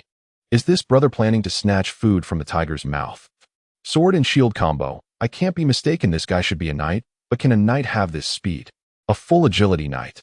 I'm a level 12 full agility assassin, and I got a few pieces of agility boosting green gear from the Return Dragon Village, but my speed isn't as fast as his. The moment Su Sheng charged out, the surrounding players who were watching immediately noticed his abrupt action. Who is that? Ah Sheng. On the other side, among the onlookers, there were 7 or 8 beautiful women who were the courtesans. Ah Sheng is too impulsive. Lin Huan, seeing Su Sheng rush out, bit her lip. Although she also wanted to vent for her parents, otherwise she wouldn't be here. However, if they offended Qianqing Muxu, the courtesans would probably have to change to another town for development. Otherwise targeted by Qianqing Muxu, their early days in the same town would be catastrophic. Of course, it wasn't just the surrounding players who noticed Su Sheng's actions. The vigilant players of Qianqing Muxu also saw Su Sheng charging over. Someone's looking for trouble, brothers attack. Mages bombard him. At such a critical moment, it was obvious that anyone charging in was full of malice, especially with Qianqing Muxu's aggressive style. Moreover, with the boss about to die, they had no intention of warning. Whoever dared to approach would be killed. Raise the shield. Su Sheng directly raised his shield to absorb the first wave of damage. Here there was an entire elite team of 1,000 from Qianqing Muxu, with ranged players accounting for 1/3. But whether it was arrows or magic, the damage taken by Su Sheng was only 2123, a uniform display of white single-digit damage, with most being blocked. With 332 dual defense at this stage, Su Sheng was definitely more exaggerated than the boss. Fortunately, he had just obtained the Lion's Body Talent upgrade at level 15, otherwise he wouldn't have had the courage to charge Hedon. After all, early game mages were incredibly fierce. But now with both defenses raised, this was what gave Su Sheng the confidence to charge directly. System prompt: you are under malicious PK from Qianqing. You are under malicious PK from Qianqing. You are under malicious PK from Qianqing. You can retaliate against their team in the upcoming combat state. Su Sheng grinned very good. However, the players of Qianqing Muxu were indeed dumbfounded. Oh, was this even a human? With 300 to 400 ranged players concentrating fire, his health bar didn't even drop by 1/3. And what was with that uniform display of white force damage? Is this really a player? A normal player would have melted away under this round of concentrated fire. Not only the players of Qianqing Muxu, but the surrounding onlookers were also dumbfounded. Is that guy hacking? Did the company Tunglong not say there were absolutely no cheats? Then tell me, what is this? Again, take him down. Swish, swish, swish, another round of ranged concentrated fire. But this time Su Sheng was not going to play with them anymore. With a misstep supported by 332 agility, Su Sheng felt as if he had returned to the days of playing an assassin in the Heroes. Missed. Under Su Sheng's completely chaotic movement, a series of misses appeared. Even if he occasionally hit, it was also single-digit white force damage. Dragon Dance. What the heck, did I just see a knight execute the Dragon Dance? Seeing this scene, some assassin players around couldn't help but scream. I'm a level 12 full agility assassin, and I can't even pull off the Dragon Dance, yet he's a knight smoother than me. Moreover, why do I feel that when I was a 5th turn assassin in the Heroes, I wasn't as smooth as his Dragon Dance now? Dragon Dance. Su Sheng was a legendary figure, the one who created it during his time in the Heroes, and was later revered as a divine skill by many assassin players. Just like the Shadow Step. Wow, Huanjia, can you ask Brother Sheng to teach me the Dragon Dance later? Over here in the courtesan's camp, the assassin player, Zhou Qiqi, looked at Su Sheng's graceful figure, her eyes nearly overflowing with admiration. Lin Huan also stared blankly at Su Sheng's figure. Could this really be my brother? The one who served for 7 years and just retired? Su Sheng. His gaming skills were terrifyingly proficient. Hearing the commotion from the surrounding players in the core position of Qianqing Muxu, a female player holding dual daggers couldn't help but look up. Seeing Su Sheng's agile figure, the female player was momentarily stunned. Gradually, a certain figure in her memory began to overlap with the one stepping through the dragon dance. "Is it you? You have returned," the female player whispered in a daze. "Vice President, be careful." At that moment, a voice called out, snapping the female player back to reality. It turned out that the crocodile boss had come to find her. Facing the crocodile boss's massive jaws, the female player took a misstep. Missed. After taking one last look at Su Sheng's figure, she slowly withdrew her gaze. She was overthinking it. How could it possibly be him? His figure was slender and frail, while the person in front of her was remarkably robust, like comparing the sky to the earth. Even if he had truly returned, how could he possibly choose to be a knight? After all, once among the assassins, he was a god. Subsequently, the female player refocused her attention on the crocodile boss in front of her, hoping to resolve it quickly to avoid any long-lasting troubles. That knight was clearly heading towards the boss. "Hey, it's my turn." Su Sheng grinned. During the 2 rounds of concentrated fire, he had already charged over. Facing the players of Qianqing Muxue ahead, Su Sheng thrust his longsword forward. Fangs. Weak point critical hit.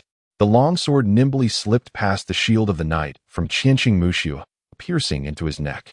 3,000. Fangs dealt 4 times damage, and the weak point critical hit dealt 4 times. The massive damage registered, and that knight player transformed into white light in a moment of daze. He was a level 13 full stamina knight, and he even had some green gear, yet he was instantly killed. At this stage, a knight with over 3,000 health was already considered skilled, and Su Sheng didn't even have that much health. A single strike, annihilating an entire physique-optimized knight in one blow. Unscathed even under concentrated barrages from 1,000 ranged formation led by Qianqing Muxue, he moved with serpentine grace, his agility fluid and effortless. Is this even human? And if this guy isn't using an exploit, I'll eat my words. And don't panic. Don't panic. We're recording it right now. I'll post the footage on the forum the moment we're done. Didn't Tunlong Corporation guarantee absolutely zero cheats or exploits? Nah, hush fell over the crowd as players watched Su Sheng's impossible feats, their awe quickly giving way to quiet suspicion. He must be cheating. Though Tunlong Corporation had solemnly affirmed that Xiong, a fully immersive virtual reality game, contained no bugs or external aids, and though the game's decade-long flawless operation had proven that claim beyond doubt. Faced with Su Sheng's overwhelming dominance, they could conceive of no other explanation except cheating. Shield bash. N545 in another assassin attempting a stealthy rear assault was struck down in a flash, reduced to shimmering white light, and left behind a pair of daggers. Their design clearly marked them as standard-issue white-tire gear from the in-game shop. Su Sheng didn't even stoop to pick them up. And everyone, chain your crowd control skills. Qianqing Muxue's players weren't fools outnumbering him. They knew precise timing of control effects would lock Su Sheng down completely. Yet they overlooked one crucial fact. At this stage, all players were still in their first-class transition, rendering truly potent crowd control abilities exceedingly rare. Knights possessed taunt, a forced aggro mechanic utterly useless in PvP. Warriors wielded crippling strike, granting only minor slowing. But so far, not a single warrior had landed it on Su Sheng. Assassins newly advanced to level 10 hadn't yet unlocked any crowd control skills whatsoever. Priests offered no such utility. Mages possessed Ice Spire, a chilling projectile with slowing effect. Su Sheng didn't dodge them all, but with agility 332, even when slowed, his speed eclipsed nearly every player in the current tier. Rangers wielded concussive shot, producing only mild knockback. At this stage, conventional classes possessed virtually no strong crowd control. One exception existed: the Eastern class Taoist, who could cast a golden talisman of immobilization, paralyzing targets for 2 seconds. Yet the Taoist, being a newly introduced class, remained unfamiliar to most. A few chose to play it. Moreover, though classified as ranged, its attack range fell significantly shorter than both mages and rangers. Calling it semi-ranged was more accurate. Their basic attack involved slashing with a ritual sword at close quarters. Furthermore, the immobilization talisman was unmistakable, a blazing golden sigil, slow-moving and highly visible. Su Sheng needed only to watch for that one telltale gleam. And so far, every single talisman launched against him had been effortlessly evaded. The sole debuff clinging to him was the mage's Ice Spire, but its slowing effect did not stack, it merely reset duration upon reapplication. Undeterred by the chill grip of Ice Spire, Su Sheng charged forward, unstoppable, unyielding. Among Qianqing Mushua's melee fighters, scarcely anyone could hold their ground before Su Sheng. Even ordinary attacks felled warriors and assassins in 2 strikes, knights lasted at most 3.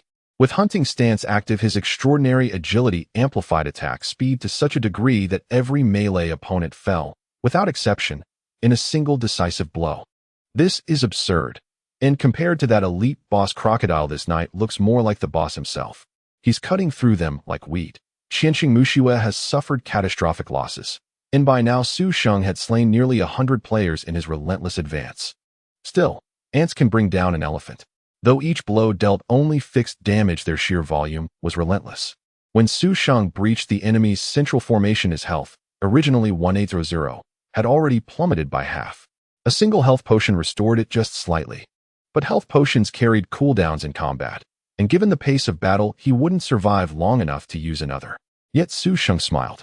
That was enough, and because he had already broken through. Before him loomed the Crocodile boss, now in rampage mode, instantly annihilating any melee who drew near. Thus not a single Qianqing Mushua melee fighter dared stand before it. Meanwhile, most of the guild's core ranged damage dealers had redirected their fire onto Su Sheng, leaving the elite Crocodile boss untethered, rampaging freely. Shoo! In 2 razor-sharp glints pierced the air, aimed straight for Su Sheng's eyes. Assassins hadn't yet acquired blind at level 10, but they did possess stealth. And eyes were a vital target. The ambush strike from invisibility granted bonus damage. If this strike landed cleanly, it would cripple Su Sheng. And to have approached him silently, undetected amid chaos, was itself a feat of extraordinary mastery. A true master. But against Su Sheng, an assassin was nothing more than a novice wielding a brush before a grandmaster painter. Shield bash. In meeting the dual daggers, Su Sheng slammed his shield forward. Block evade. Even activated via skill, the shield intercepted both blades directly, and after a tribute resolution successfully passed the evasion check. Blocking while executing shield bash. This was inhuman. Divine. Beyond mortal capability. The next instant the shield struck home, and a slender figure was violently expelled from stealth. 551 in stun. Over 500 health points remained, proof of exceptional gear. Her vitality even surpassed that of warriors. Yet she clung to life by mere threads. So, it was you, and though he'd anticipated it, Su Sheng still faltered, just slightly, as the female player materialized before him. Within Qianqing Mushua, only you could match such mastery. Long time no see in Du-Wan. Without pause, Su Sheng lunged forward, with his blade. The first blade of Zhulu, Su Sheng murmured inwardly. The female assassin, still trapped in stun, fell, slain in a single stroke. As her avatar dissolved into white light, her gaze held only bewilderment. She hadn't recognized him. A pair of bracers dropped to the ground. Su Sheng scooped them up without hesitation. Indeed, a level 10 blue leather bracer granting 100 HP, though its defense was marginally lower than his own level 15 white plate bracer. Its affixes boosted both HP and agility, perfect for Huanjie later. No wonder she hadn't perished instantly. The vice president's been eliminated. Focus fire, focus fire. Forget the Crocodile boss. Take him down, or the guild master will be furious. Spare no cost. Kill him. Avenge our vice president. The female player Su Sheng had just slain was none other than Du-Wan, the vice president of Qianqing Mushua. Roar. Before the players of Qianqing Mushua even arrived, the Crocodile boss charged forward first. With a guttural snarl, the enraged beast lunged straight at Su Sheng, jaws wide open. If that bite landed, it would inevitably trigger a lethal death roll. Kill him. That was the unspoken cry in every Qianqing Mushua player's heart. The terror of this monstrous crocodile boss lay in its devastating attack power of over 300. Faced with the crocodile boss's gaping maw, Su Sheng did not retreat. He surged forward instead. One decisive step closed the distance. Fangs. His razor-sharp longsword plunged deep into the beast's open jaws. Critical hit on weakness. 3099. A staggering damage figure that made one's breath catch. Severe wound. Attack interrupted. With a pained roar, the crocodile boss instantly tried to snap its jaws shut. But Su Sheng moved faster. His blade never withdrew. Instead, he swept it sideways in a fluid arc. Basic attack. 457. Heroic strike. Interrupted standard stagger. 332. 337. Then seamlessly chaining into a softened basic attack. Critical hit on weakness. 1228. Backed by 332 agility, Su Sheng unleashed a breathtaking flurry of strikes, all within a single second. He drained over 5,000 health from the crocodile boss, a creature already on its last legs, and under that relentless barrage the beast let out a final mournful whimper before collapsing. The experience gain was modest as Su Sheng had not grouped with Qianqing Muxua players. Experience was thus distributed proportionally by contribution. Yet the finishing blow carried substantial weight. Accordingly, Su Sheng's experience surged significantly. More importantly, having delivered the killing strike and contributed over 1% of total damage, he secured full looting rights to the boss's drops. The boss is dead. Hurry, grab the loot. The Qianqing Muxua players had not expected Su Sheng to obliterate the crocodile boss's final sliver of health in an instant. But who among them could possibly match his speed? Su Sheng reached out, seized everything without hesitation, and stuffed the entire haul into his pack. Only then did the Qianqing Muxua players close in, but the spoils had already vanished, swept clean by Su Sheng. At that very moment, however, Su Sheng's body locked rigid, frozen in place. Fengshe, immobilization talisman. I've pinned him down. Focus fire and eliminate him. A Qianqing Muxua Fengshe player shouted triumphantly. He'd just claimed a major victory. If they slew this knight, his reward would be certain. Seizing the moment while Su Sheng bent to collect loot, the Fengshe rushed from behind and slapped an immobilization talisman onto his back. Brilliant work. Focus fire. Other Fengshe, move in now and chain the immobilization. An immobilization talisman forcibly froze its target for 2 seconds. Its cooldown lasted 30 seconds. With 15 skilled Fengshe players coordinating precisely, the immobilization effect could be chained endlessly. Though Fengshe players were rare, Qianqing Muxua's 1,000-strong elite force could still field nearly 20 Fengshe. Whoosh.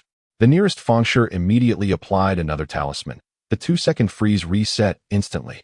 Other Fengshe farther away sprinted forward. It's over, he's fully controlled. This is the sheer might of a top-tier guild. Even a prodigy like him can stumble, unless he possesses immunity to crowd control like that crocodile boss. To prevent infinite crowd control chaining against bosses, all boss templates are granted crowd control resistance. It is not outright immunity. Rather, the longer a boss remains under continuous control, the higher its resistance grows. Against this Fengshe chain, the crocodile boss could withstand no more than 5 consecutive 10-second immobilizations. Any subsequent attempt would fail outright. Otherwise, if bosses could be indefinitely controlled, even the most formidable encounters would crumble before enough high-control players. Moreover, higher-tier boss templates inherently possess strong crowd control resistance. Against sub-elite tier bosses, such as commanders or lords, even a 2-second immobilization talisman might hold for barely 1 second. Indeed, a first transformation Fengshe's talisman would likely be outright nullified against such bosses. But Su Sheng clearly possessed no such boss-grade resistance. Though Qianqing Muxua's damage against Su Sheng felt like mere scraping, sustained scraping would eventually bleed him dry. Danger! Lin Huan watched the scene unfold and instinctively prepared to intervene. Zhao Di, ready to charge. Wu Zhao Di said nothing, simply raising the rabbit head shield Su Sheng had given her. The other young women likewise readied themselves for battle. Top 10 guilds. Then they would meet them heathen. If necessary, Huaka could relocate to another town. Slowing progress, yes, but Lin Huan could not stand by while Su Sheng was beaten to death by Qianqing Muxua. Huaka's companions likewise sprang into combat readiness. Meanwhile, beneath the frenzied assault of Qianqing Muxua players, each tick of damage appeared as faint white numbers, minimal force damage, but their sheer volume steadily eroded Su Sheng's health. And Qianqing Muxua, as one of the top 10 guilds, fielded a highly coordinated 1,000-strong elite force. No chaotic mobbing, but precise, synchronized strikes, ensuring maximum overlap of attacks upon Su Sheng. Su Sheng sighed inwardly. Currently lacking any means to break free from crowd control, he was undeniably constrained against such elite coordination. Still, it wasn't dire. If his dragon scale shield held, he could endure. Losing a level mattered little, his leveling speed would recover it swiftly. Yet, just then, mid-flight, the next chaining immobilization talisman detonated prematurely, striking its target, but not Su Sheng. What happened? All stared stunned. Su Sheng's brow lifted sharply. Assassin. An invisible assassin had been revealed by the talisman's burst. That assassin had deliberately intercepted the talisman, sacrificing himself to shield Su Sheng. No, don't let the knight break free. Reinforce control now. Qianqing Muxua cried out in alarm. The next Fengshe hurled another talisman. Too late. Su Sheng was already moving. Step forward. His novice wooden sword swept wide. Heroic strike. 887. 796. One strike, two Fansher slain. Heroic strike's dual damage struck true. The first hit critically obliterated one Fansher, while the second slashed across the neck of the next, coincidentally another critical hit. One swing, two kills. Forget the assassin. Focus fire on the knight. He's nearly out of health. Qianqing Mushue's commander bellowed, eyes locked on Su Sheng's near-empty health bar. Indeed, after enduring their focused barrage while immobilized, Su Sheng's health hovered at the brink. But he grinned. Dragon Scale Shield's innate skill, Dragon Scale. Focus fire. Whoosh. A visible white barrier shimmered into place, enveloping Su Sheng's entire health bar. As Qianqing Mushue's next volley struck, the shield barely diminished. Its strength equaled Su Sheng's full health pool. Though its defense scaled with the Dragon Scale shield, not Su Sheng himself, it was more than sufficient. With his hands and feet unleashed, Su Sheng, under the exaggeration of enhanced attack power, cleared away all the close-range fighters around Qianqing Mushue in just a short time. At this moment, the assassin who had helped block the immobilization talisman found that no one was paying attention to him, since everyone from Qianqing Mushue was focusing their fire on Su Sheng, so he ended up unscathed until the immobilization effect wore off. He initially thought that after blocking that blow he would surely be taken down by the 2 seconds of immobilization due to his small frame as an assassin. However, none of Qianqing Mushue's people even glanced at him. All their attention was on that knight. Thanks, buddy. Su Sheng looked at the assassin player. He was unfamiliar, but seemed quite young. Could he be one of them? But who else would target Qianqing Mushue? No need to be polite, you're truly impressive. The assassin gave Su Sheng a thumbs up. The enemy's enemy is a friend of anyone against Qianqing Mushue is a friend of our Assassin Alliance. The young assassin grinned. Assassin Alliance. Indeed, Su Sheng was slightly taken aback. Was this person a newcomer to the Assassin Alliance? He took a glance at the assassin before him. Bro, I gotta bounce, things are getting tense. The assassin's figure gradually faded as no one paid him any mind. He had long exited the combat state. The assassin activated his level 10 core skill, Invisibility.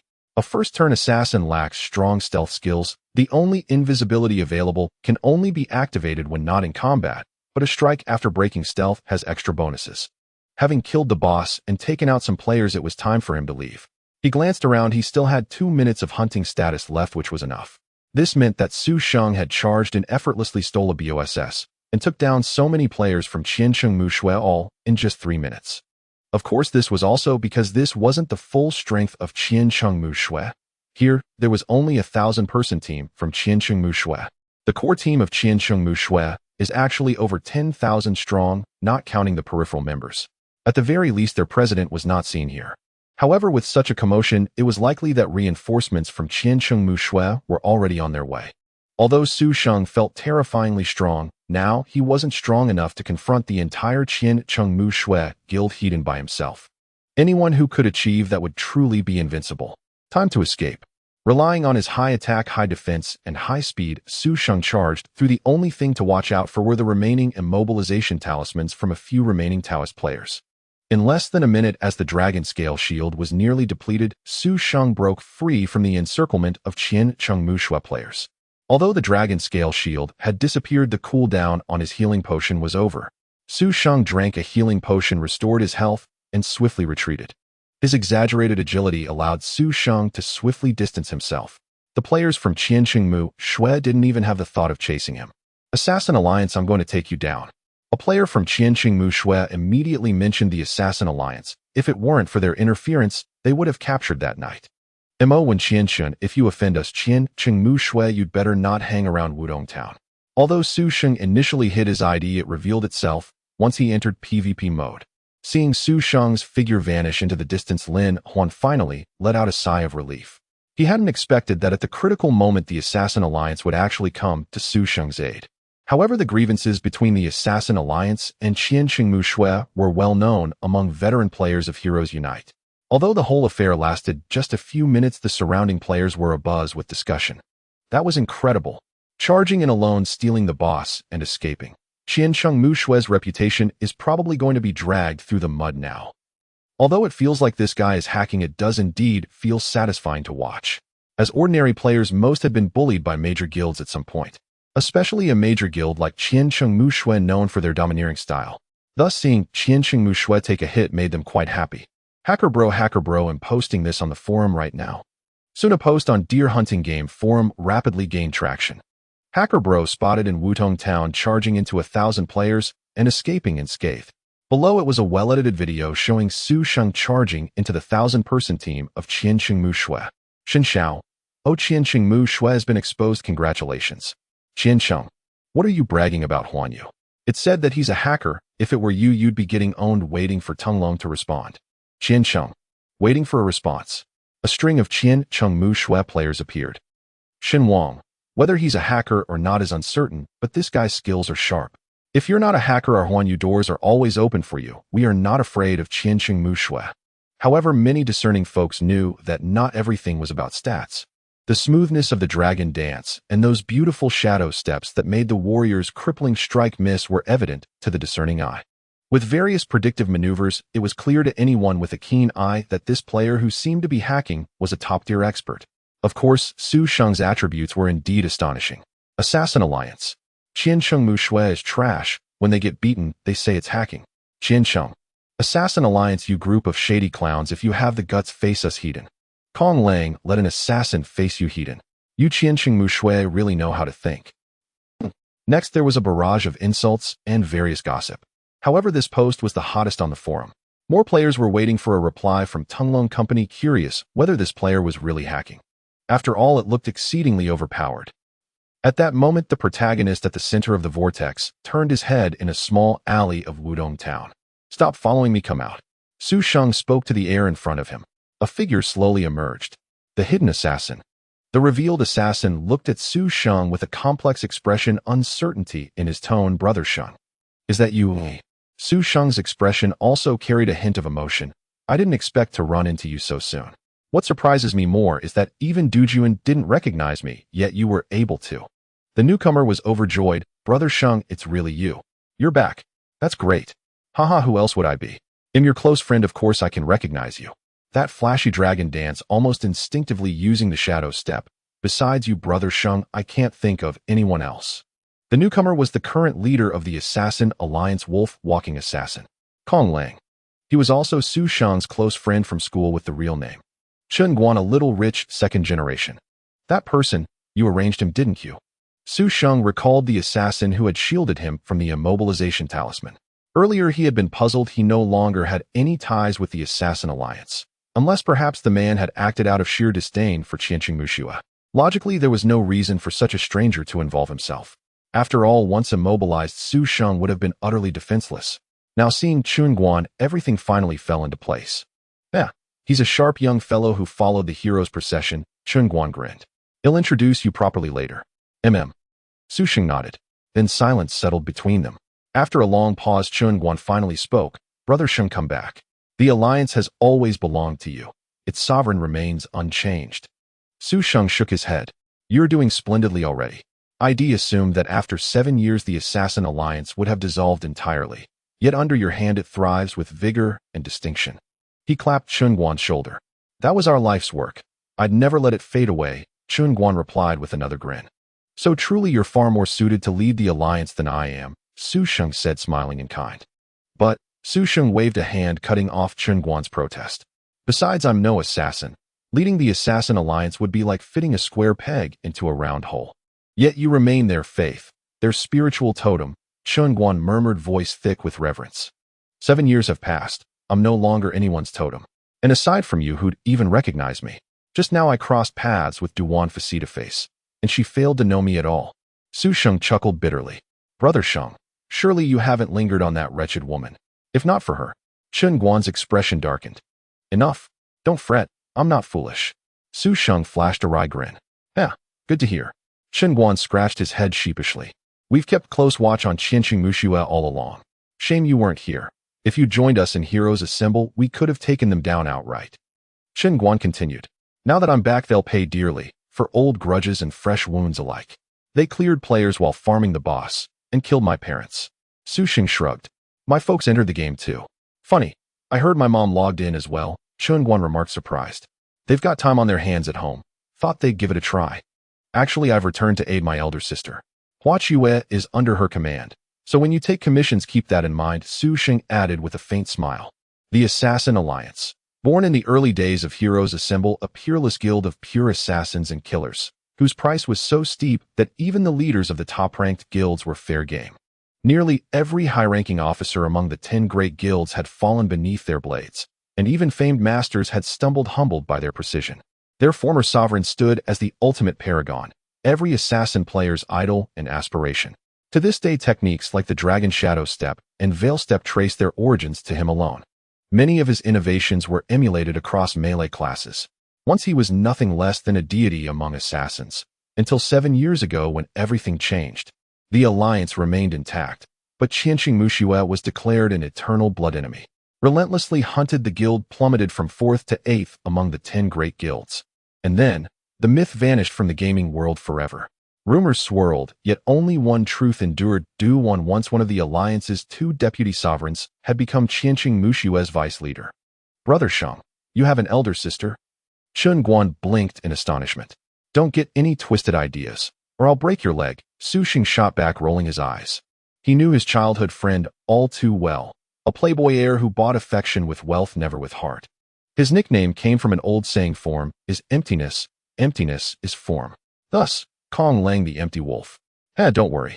Do I look like that kind of man? Chen Guan wore a disarmingly guileless grin. You don't look like it, because you are it. Enough banter. Let's table the alliance for now. Stay low, and tell no one I'm back. Su Sheng waved dismissively and turned to leave. Brother Sheng, won't you visit the others? Everyone's waiting. His stride paused mid-step. Next time, watching Su Sheng's figure recede into the alley's vanishing point, Chen Guan's lips twitched. The Assassin Alliance. Su Sheng sighed softly, shaking his head. No matter. Let's see what this 15-level elite boss has yielded. 20 gold coins. Unremarkable, yet significant. With the server freshly launched, each coin traded for over 60 yuan, his mother had marveled just yesterday how lucratively the game paid. Still, as progression advanced, coin values would inevitably decline. Already he held over 200 gold, soon to be handed to Huan Jie with a modest contribution from himself. Professional gold farming studios typically maintained formal alliances with major guilds, and Hua Chue's partner was none other than Huan Yu. Why? Because Wan Luoying, Li Wenwan, the shy young girl of Hua Chue, was the cousin of Shun Xiao Wan Yu's vice leader. Yet why did Li Wenwan choose a small studio over the premier guild? Rumors suggested she disliked Huan Yu's rigid hierarchy. After all, as the #1 guild, its internal regulations were numerous and strict. That very flexibility explained Hua Chue's quiet rise among countless players. Beyond Lin Huan's formidable skill lay Huan Yu's patronage as their official partner and Li Wenwan's familial connection. Huan Jie had told him as much. Wherever one went, life demanded more than combat. It demanded nuanced tact and human understanding. Time to inspect the loot. The first item brought Su Sheng a quiet thrill. Precision ring blue, magic resistance 30, bonus strength 20, special effect range damage increases by 2 per yard beyond the target. Level 15, description NA. A true blessing for archers. This one belongs to Huan Jie. Even if she hasn't reached level 15, yet securing it ahead of time poses no issue. Next item. Su Sheng's eyes lit up again. Helmet of Cessation Blue. Defense 40, bonus Constitution, 20 health, 200, level 15 U type armor, description NA. A second blue tier helm, rare for armor class. His current helm, a common white drop from the Azurok Demon Bull, granted only 25 defense. Time to equip it immediately. Swapping the white helm improved his balanced offense and defense by 35 points, reaching 367, and boosted his health by 400, landing at 220. Not a quantum leap, but a substantial upgrade. Moreover, the helmet enhanced constitution, not strength, clearly designed for knights, not warriors. Though admittedly unattractive, worn it made Su Sheng resemble a crocodilian humanoid. Fortunately, cosmetic hiding remained an option. As a result, the only thing that Su Sheng had left was the white wrist guards. Oh, and the weapon in hand, the beginner's wooden sword. One can only imagine how frustrated those players from Qianqing Muxue, who were killed by Su Sheng, must feel. Clearly, the weapon in Su Sheng's hand was the most useless beginner's wooden sword, which only added a slight amount of attack. But the pain from getting stabbed by it was quite something. Who can kill someone with a beginner's wooden sword? Next, let's look at the equipment. Su Sheng remembered that the big crocodile dropped quite a bit. Wrist guards. Wrist guards. There really was one, a green wrist guard. But unfortunately, it was made of cloth armor with a defense value even lower than his white wrist guards, and it had a bonus to spirit. Meant for priests. There was also a crocodile skin shield green in color which was quite decent, but unfortunately, it wasn't something he could use. Although the dragon scale shield was level 10, being an orange epic item, it would probably require a second or even third class change to use. Additionally, there were a few blue materials crocodile skin. Su Sheng sent a private message to Huan Jie, asking her to wait for him at the warehouse. Every player after settling in a small town can spend 1 gold coin in the town center to unlock a basic warehouse with 20 slots. If they want to expand, they'll have to pay more. This also prevents precious items from being lost upon death. Soon a group of courtesans came over. A Sheng. Lin Huan looked at the crocodile-headed man in front of her, speaking uncertainly. Huan Jie, it's me. Su Sheng nodded, entered the town, and to avoid trouble, he still displayed the crocodile head. After all, he had just killed someone from Qianqing Muxue, so being too conspicuous wasn't wise. Then Su Sheng traded all the items at once to Huan Jie. Store what you can't use in the warehouse, don't let it drop. I know. Lin Huan nodded, and then saw the precision ring, her eyes lighting up with surprise. Brother Sheng, you are so amazing. Teach me the dragon dance.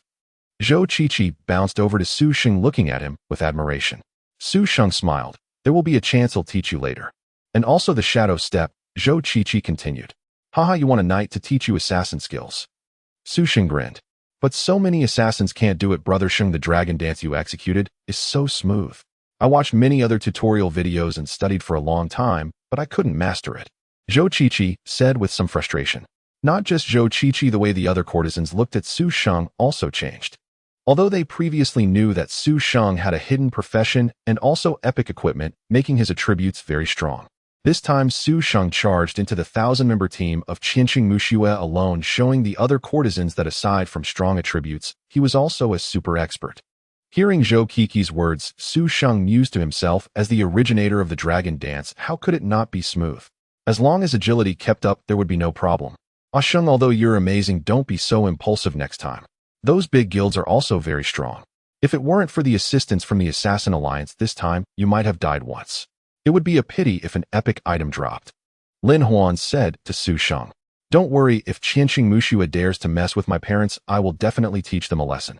It's nothing to worry about. Su Sheng said with a smile. You can arrange these things, Huan Jie. I'll continue leveling up. Su Sheng only left a bit of money to buy potions, trading everything else to Huan Jie. Be careful. The players from Qianqing Muxue are probably watching you, Lin Huan nodded. I know, Su Sheng responded. Not being an assassin does bring some trouble. Assassins can act quietly while in stealth. However, it wasn't a big problem since he had already changed into a new outfit and not many could recognize him. Unless Qianqing Muxue directly blocks all 4 entrances of the town and checks one by one. But at this stage, if Qianqing Muxue really did that, they would be foolish, as the losses wouldn't be worth the effort. After all, everyone is currently leveling up. If Qianqing Muxue went through such trouble, they would likely lose the slight edge they had gained for the return of the Dragon's Nest dungeon at Wudong Town. Sure enough, Qianqing Muxue was not foolish enough to go that far. At this stage, there were no actions targeting Su Sheng, only some harsh words were being thrown in the forum and world channel. Another reason being that the most popular post on the forum was whether Su Sheng was using hacks, awaiting a response from the Tunglong Company.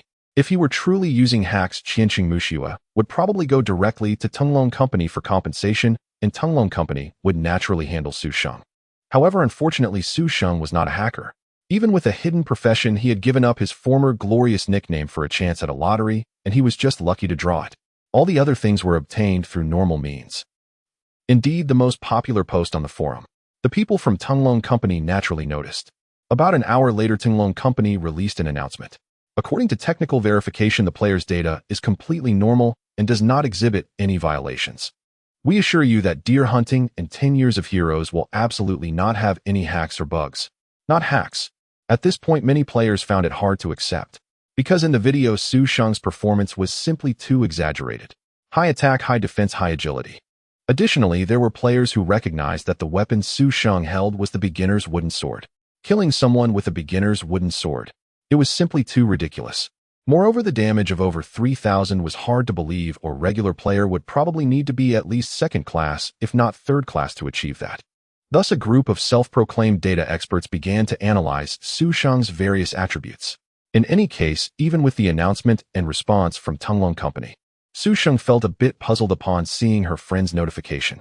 She had blocked friend requests, so she had no idea that someone had applied to add her as a friend unless she was deliberately checking. Over time, she would automatically ignore such requests. After all, when she previously climbed the rankings, there were many inexplicable people adding her as a friend, prompting her to hide their nicknames and subsequently block friend requests. Thus, when adding her parents and sister Huan, she had sent the requests herself. Now in Su Sheng's friend list, besides sister Huan and her parents, there were only the courtesans. She hadn't even added the user named Konglang, employee number 001. With such a peculiar nickname, Su Sheng had a guess in her heart. She then accepted the friend request. Dear player, Mo Wen Qianchen, hello. I am a customer service representative from Tunglong Company, employee number 001. As for the authenticity of my identity, you can verify it through our official hotline at any time. After accepting the friend request, the other party immediately sent a private message. Seeing this, Su Sheng felt relieved. It was just as she expected. After all, being able to bypass the request filter and add her as a friend while having such a strange game nickname could only imply the possibility of being an official staff member. As for the other party's purpose, Su Sheng also had a rough guess in her heart, as she was not blind to the hottest post on the forum. Hello, Su Sheng responded. I contacted you this time because of the post on the game forum that questioned your potential cheating. Whether I cheat or not, you should be quite clear on that. Yes, we are very certain that you are not cheating. However, with so many voices questioning you, our company must provide a reasonable response. So, I came to seek your consent. We plan to make some of your game information public. Of course, we respect the privacy of players. If you disagree, we will abandon this plan. Additionally, we are not disclosing information for free. Once you agree, we can provide compensation based on the extent of the information you allow us to disclose. Seeing this, Su Sheng licked her lips slightly. If I choose to make everything public, can you give me a divine artifact? Clearly, Su Sheng's boldness caught the other side off guard. This? You should know that's impossible. Su Sheng grinned slightly. She naturally knew that was not feasible. So what level of disclosure do you need? And what compensation could you provide? Su Sheng formally inquired. It's up to you, but it would be best to disclose some key information to be truly persuasive. For example, your hidden profession. Su Sheng pondered briefly. And what about compensation? What do you need? Level, quests, or perhaps gold? We can provide compensation at our discretion. What about that Wheel of Fortune from last time? Su Sheng thought for a moment, licking her lips. Please hold on, I cannot decide this. I will consult with my superiors. The other side fell silent for a while. After some time, they finally replied. Okay, but for one key piece of information, you can only draw once with a maximum of 3 draws. Alright then, I will disclose my hidden profession and the dragon scale shield, but the profession can only be disclosed in general terms. I cannot reveal my trump card. You can explain that this profession has means to enhance attack, defense, and speed. That should suffice. I believe these 2 key pieces of information will clarify everything. This was also what Su Sheng contemplated while the other side sought approval. Please wait. After a while. Okay, based on our assessment, these 2 key pieces of information can explain a lot. Furthermore, these 2 pieces of information will grant you 2 chances to draw. Naturally, Su Sheng had no reason to disagree. Understood. Good, the information you consent to disclose will be published on the forum. The Wheel of Fortune draw will reset after you log in tomorrow. We wish you a pleasant gaming experience. After that, the other party fell silent. Su Sheng smacked her lips, already looking forward to tomorrow's draw, then added her attribute points at level 16 and continued to level up. After comparing the experience points and game time, Su Sheng estimated that reaching level 17 today was unlikely. On the other side, with a flash of golden light, the president of the first guild, Huan Yu, reached level 15. He immediately equipped the level 15 gear he had prepared. Dressed in a combination of blue and green level 15 gear along with a unique purple weapon from a specific quest, he couldn't replace it yet. This was already the most luxurious equipment at this stage. After all, Su Sheng still had a wrist guard that was just a blank item. Afterward, Huan Yu checked the level rankings and found himself still in 2nd place. Who could that first hidden player be? Is it still Mo Wen Qianchen? Regarding the incident where Qian Cheng Lung Xiao fought with Mo Wen Qianchen in the novice village, most major guilds were already aware. After all, there is a circle among top guilds. So everyone was somewhat puzzled as to whether that hidden nickname player was indeed Mo Wen Qianchen. The entire level ranking list, besides 1 or 2 newcomers, was mostly filled with veterans from various guilds. Even those rookie dark horses had mostly been recruited by major guilds. And the only hidden nickname player was still ranked 1st. However, whether the 1st place was indeed Mo Wen Qianchen, that player was currently garnering everyone's attention. After all, the uproar about the single player surpassing thousands was still ongoing, even though the official response had been given. Yet many players were unconvinced. This guy levels up so fast, Huan Yu remarked, closing the level rankings. Boss, it seems the official has provided a new response. I went to check, the attributes are insane. Shen Xiao noticed the official activity on the forum. My. Huan Yu also opened the game forum. Tenlong Company response to the cheating controversy. We are striving to obtain the other party's consent to disclose two key pieces of information to prove that they are not cheating. Firstly, the only epic equipment currently in the game. Attached below was the attribute image of the dragon scale shield. Additionally, Tenlong Company explained that this was the complete reward for the unique timed quest from each town. Every town has a unique timed quest. As long as it is completed with a 100 success rate, the instance can be solidified and a piece of epic equipment for that profession will be obtained. Unfortunately, all the unique timed quests in every town have already been taken, and only this player achieved a 100 completion rate. Everyone fell silent. It turned out that the hero who solidified the instance in Wudong Town was the very player they had doubted. Originally one of the other protagonists who was most excited about this matter. Qian Chengmu Shui's guild also fell silent. Some even felt a bit embarrassed. After all, they had changed their minds about coming to Wudong Town for the solidified dungeon. They even issued a statement to recruit an expert of that solidified dungeon. As a result, next, the second key piece of information. The hidden class, the Knight class template. Lion Knight.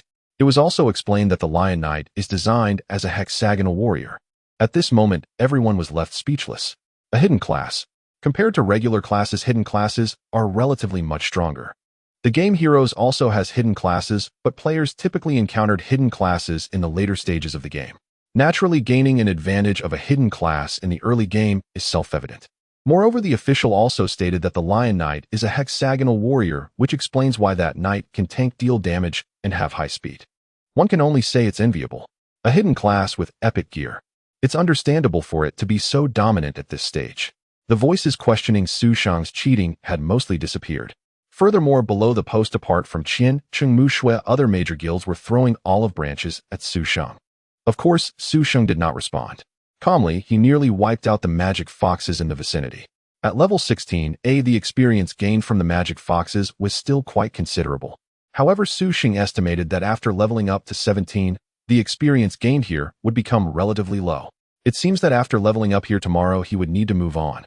During today's leveling period, he occasionally chatted privately with Sister Huan, but he did not find it tedious at all. As game time was nearing its end, these magic foxes even surprised Su Shang. He dropped a level 20 green longsword. Demon Tooth Longsword, green attack, 80 additional effect chance to poison, level 20 description, slightly average. As a relatively common green equipment, the 80 attack was not appealing to Su Shang. After all, he only had a little over 20 points in strength now, and with this 80 attack, it only brought him a little over 100, which completely fails to balance his attack and defense values. However, the chance to poison could be useful. This provided Su Shang with an idea. It seems that finding weapons does not necessarily mean looking for defensive or physical attributes. After all, as a weapon, if it adds to defense and physical attributes, it seems to be off the point right. Weapons are more inclined to have attributes that enhance attack. So he should look for weapons with special effects. Glancing at the novice wooden sword in his hand, Su Shang felt a bit emotional finally. Seeing hope for retirement, it wasn't easy. As today's game time was about to end, Su Shang also concluded his gaming session. Shang, the fervor on the forums about you isn't affecting you right. At the breakfast table, Su's father Su Wenhao, who frequently follows gaming forums, asked with some concern. His mother also looked over with some worry. Although she didn't pay much attention to the forums, she had heard about the commotion from her father. The couple instinctively thought that Su Shang's actions against Qian Chengmu Shui were to vent their frustrations. Don't worry, Dad, didn't you see the latest official clarification? Su Shang replied casually, not only is there no harm, but there are also benefits. He thought about the 2 lottery draws tonight, hoping for something good. Mom and Dad, it's fine, the official has already clarified it. Lin Huan chimed in to support. That's good. His mother Huang Hui had a vague understanding of the situation. Since both of their children said there was no problem, then there was no problem. His father nodded, but clearly he was not completely reassured. After eating a few bites, he said he was full and went to fiddle with his computer. After looking at the latest official clarification, his father finally smiled, especially noticing the discussions below the post. In fact, he didn't quite understand the specifics, but he just knew one thing: his son was very strong now. Amidst the anticipation for the lottery and the discussions surrounding hunting the deer, he finished a day's work. Among the debates of those university students, Su Shang also heard his own name. After all, that post was already the hottest topic on the forum. Time's up, log into the game. Su Sheng's figure appeared in the area where the magic foxes were located. Sure enough, at the bottom of the interface, Su Sheng saw the grand prize roulette. He rubbed his hands in expectation and then clicked open the compass. It was still the familiar big roulette with 2 chances to draw. Let's start with the first one. Spin it. Su Sheng's gaze followed the pointer, hoping for a divine artifact. An epic item wouldn't be bad either. Through the dragon scale shield, he knew that early epic gear could also provide significant advantages. However, this time luck was evidently not on his side. The pointer finally stopped at a blue area, and Su Sheng pouted in disappointment. System prompt: congratulations, you have obtained blue quality equipment invisibility cloak. Originally, Su Sheng was a bit disappointed, but as soon as he saw the prompt, he perked up. It was a cloak. Among all the gear, the hardest to obtain is undoubtedly the cloak. It's even more difficult to acquire than accessory-type equipment. Back in Heroes, Su Sheng was already a level 105 rebirth assassin, yet the cloak he wore was still a level 60 purple cloak. Many players didn't even have cloaks. Su Sheng immediately checked the attributes of the cloak. Invisibility cloak, blue magical defense 40, additional agility, 20 additional skill, invisibility level 15, description slightly. Invisibility, enter a stealth state outside of combat, duration indefinite, disappears upon entering combat. In stealth state, movement speed 50. Su Sheng raised his eyebrow. Good stuff. Isn't this a weakened version of the assassin's stealth skill? However, the assassin's stealth movement speed reduction is 40, and there's also the enhancement of a critical hit on the exposed.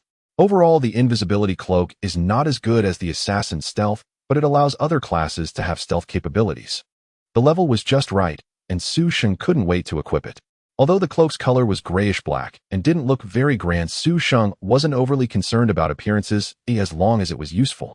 With the presence of the lion's body, the 40 points of magical defense were practically useless to Su Sheng, while the 20 points of agility could improve his speed in daily travels. After all, he couldn't always rely on Lion's hunt for travel. The most crucial thing was this invisibility. Just yesterday, he was lamenting that the knight class lacked a stealth skill, making some actions inconvenient. Now it was simply a case of someone sending a pillow when he was feeling sleepy. Following that, Su Sheng rubbed his hands together, looking forward to the next lottery draw even more. Under Su Sheng's expectant gaze, the lottery wheel began to spin once more. What prize would it bestow upon her next? Su Sheng's eyes were filled with anticipation. Gradually, the pointer's speed decreased. At that moment, Su Sheng's heart raced. The pointer was slowly approaching the smallest segment on the wheel, which was also the most eye-catching position. Colorful. A divine artifact. Could it be that she was about to win a divine artifact? In her previous life in Heroes, Su Sheng had never encountered a divine artifact. Just a little more. Just a little more. Watching the pointer slow down more and more, Su Sheng's heartbeat quickened. Finally, the pointer stopped. Su Sheng's expression was one of regret. She was just a hair's breadth away. Just a tiny bit more, and she would have truly obtained the divine artifact. The distance between the pointer and the colorful divine artifact was just a hair's breadth away. After all, the segment for the colorful divine artifact was pitifully small. So close yet so far. However, the position where the pointer landed was also a purple area.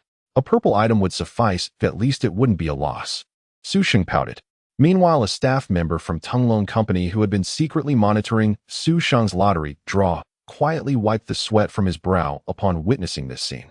This guy truly had extraordinary luck.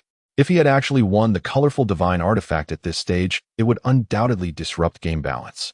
System notification: congratulations, you have obtained a purple item, the exorcism token. The exorcism token.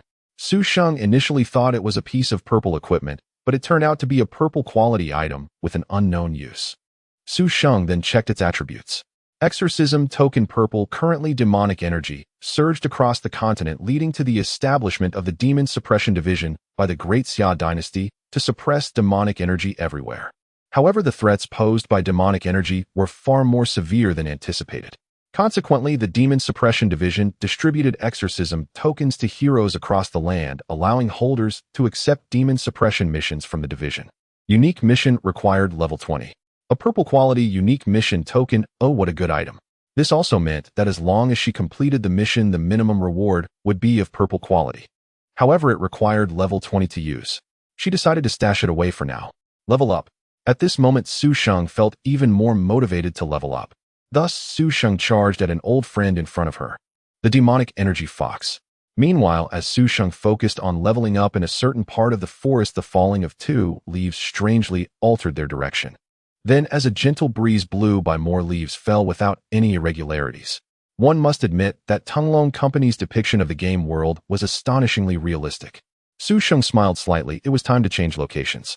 Although she was still a bit short of the plan level 17, she was close enough. At the previous location, an assassin was hiding. Although he had been very cautious and left no footprints, he could not escape Su Sheng's notice after all. She was an ancestral-level figure when it came to assassins. Though she did not know who it was, it could only be one of two people, either Qian Chengmu Shui. After all, she had humiliated Qian Chengmu Shui greatly, so it was only natural for her to target Su Sheng. However, as it was still the beginning development phase, it was unlikely for Qian Chengmu Shui to expend great effort dealing with Su Sheng, and with insufficient manpower, they could only send low-level enemies. So it would be better to not worry about it for now. But that was under normal circumstances. Yesterday, the forum officially released her information, which included the attributes of a dragon scale shield. Seeing the dragon scale shield, it was absolutely impossible for Qian Chengmu Shui's people to not be tempted. Therefore, leveraging the allure of the dragon scale shield, it wouldn't be impossible for them to seek revenge on her. Secondly, there were also those who were tempted by the dragon scale shield. After all, once they left the novice village, if they were killed, there was a chance of dropping items in their backpack or equipped gear.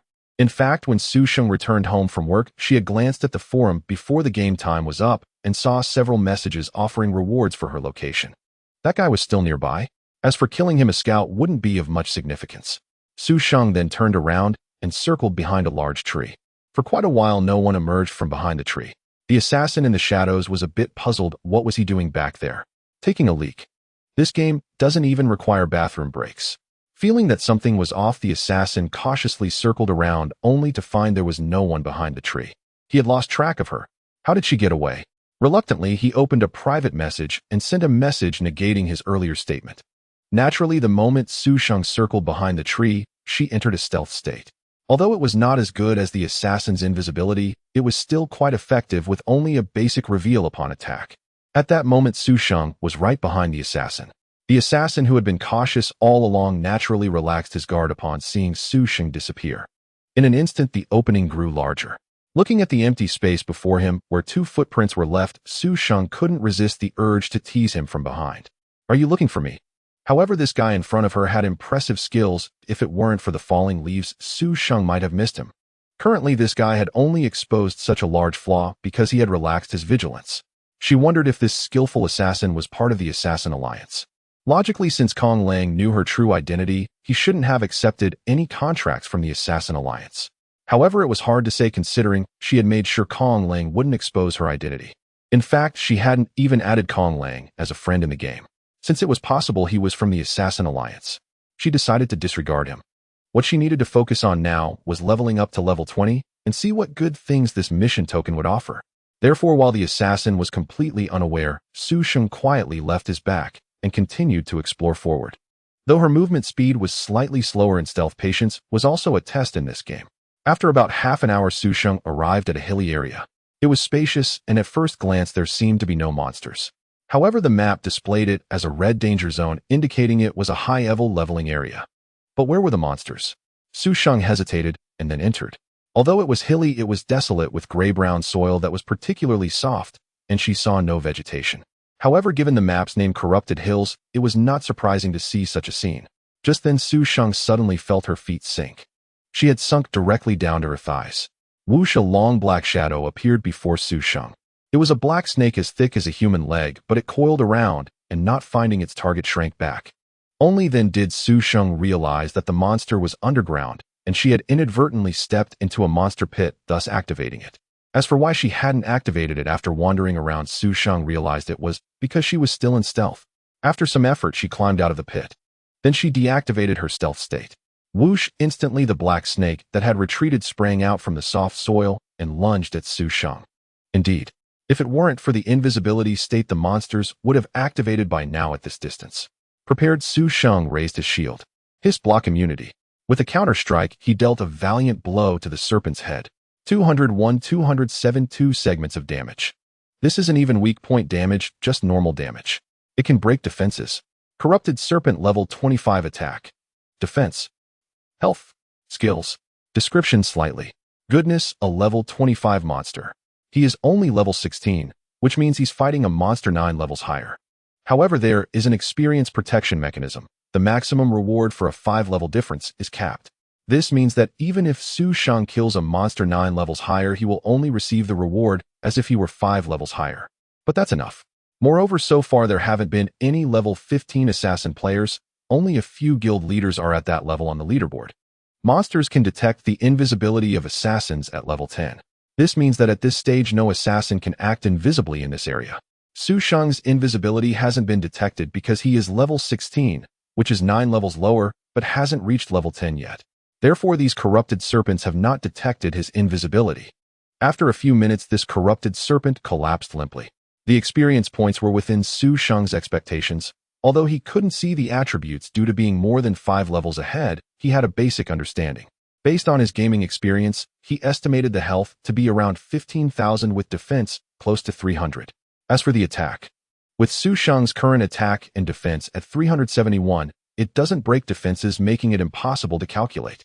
However, there is a magical attack that sprays black mist. The system indicates it is a demonic mist spray, which also does not break Su Sheng's defenses.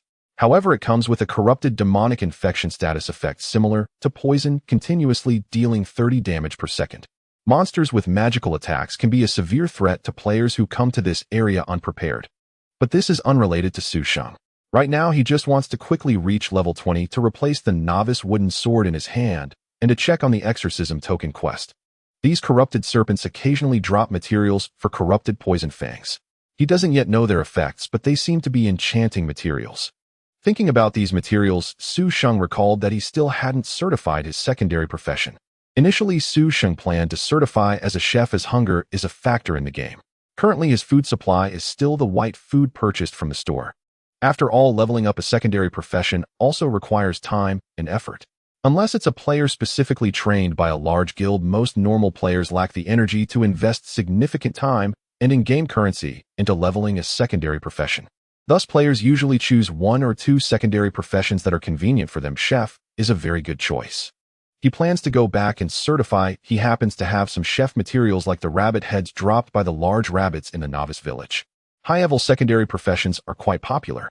Generally, professions like blacksmithing, tailoring, alchemy, and enchanting are nurtured by large guilds in the mid to late game. Professions like chef are generally not specifically trained, as they don't provide as much value compared to others. Su Sheng is already very close to level 17. After killing some corrupted serpents, Su Sheng's level increased to 17. Following the usual practice, he allocated his points. His attack and defense reached 375, and health was 2,320. These attributes are definitely formidable. Without further ado, he continued to slaughter the corrupted serpents before him. Is Ah Sheng there?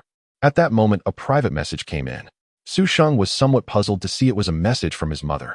Huang Damas' game nickname made Su Sheng feel a bit awkward, but since it was his mom, he had nothing much to say. What's wrong, Mom? He wondered what his mother wanted in the game. Your dad and I found something, but we don't know what it is. When we tried to enter, we were immediately kicked out. Su Sheng frowned at this. At this moment, he noticed that his parents were still level 10. They had been demoted after being killed once by Qian Chengmu Shui, and they hadn't leveled back up yet before getting killed again.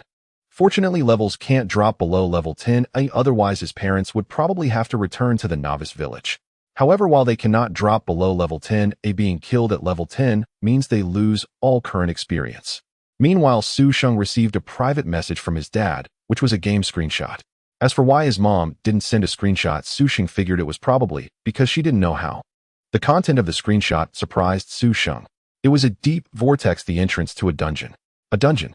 How lucky are my parents? Su Sheng was astonished. That's a dungeon. What good fortune. Dad, where did you find this? Right in the backyard of a farmer in Wudong town. It used to be a chicken coop, but today the chicks disappeared and this thing appeared. Su Sheng's eyes widened. What is this? Mom, don't panic. Is there anyone else around? I'm coming back now. What about Dad? Have you told Sister Huan? Su Sheng privately messaged his dad, knowing that his mom was probably confused about the game. Your mom just plays the game and sees these NPCs as she probably wants to chat with them as if they were her peers. Especially since your mom was interested in raising chickens before she was particularly drawn to the NPC that had a chicken farm. They chatted for 2 days, then got a prompt about some change. And that was it. Your mom and I went in and got kicked out with a message saying we were killed by the big rooster. Su Sheng stared at his dad's response, astonished. Can you really play like this? Chatting with NPCs leads to a dungeon. Normal players wouldn't be flustered. At most they'd just chat and ignore you if there's no quest.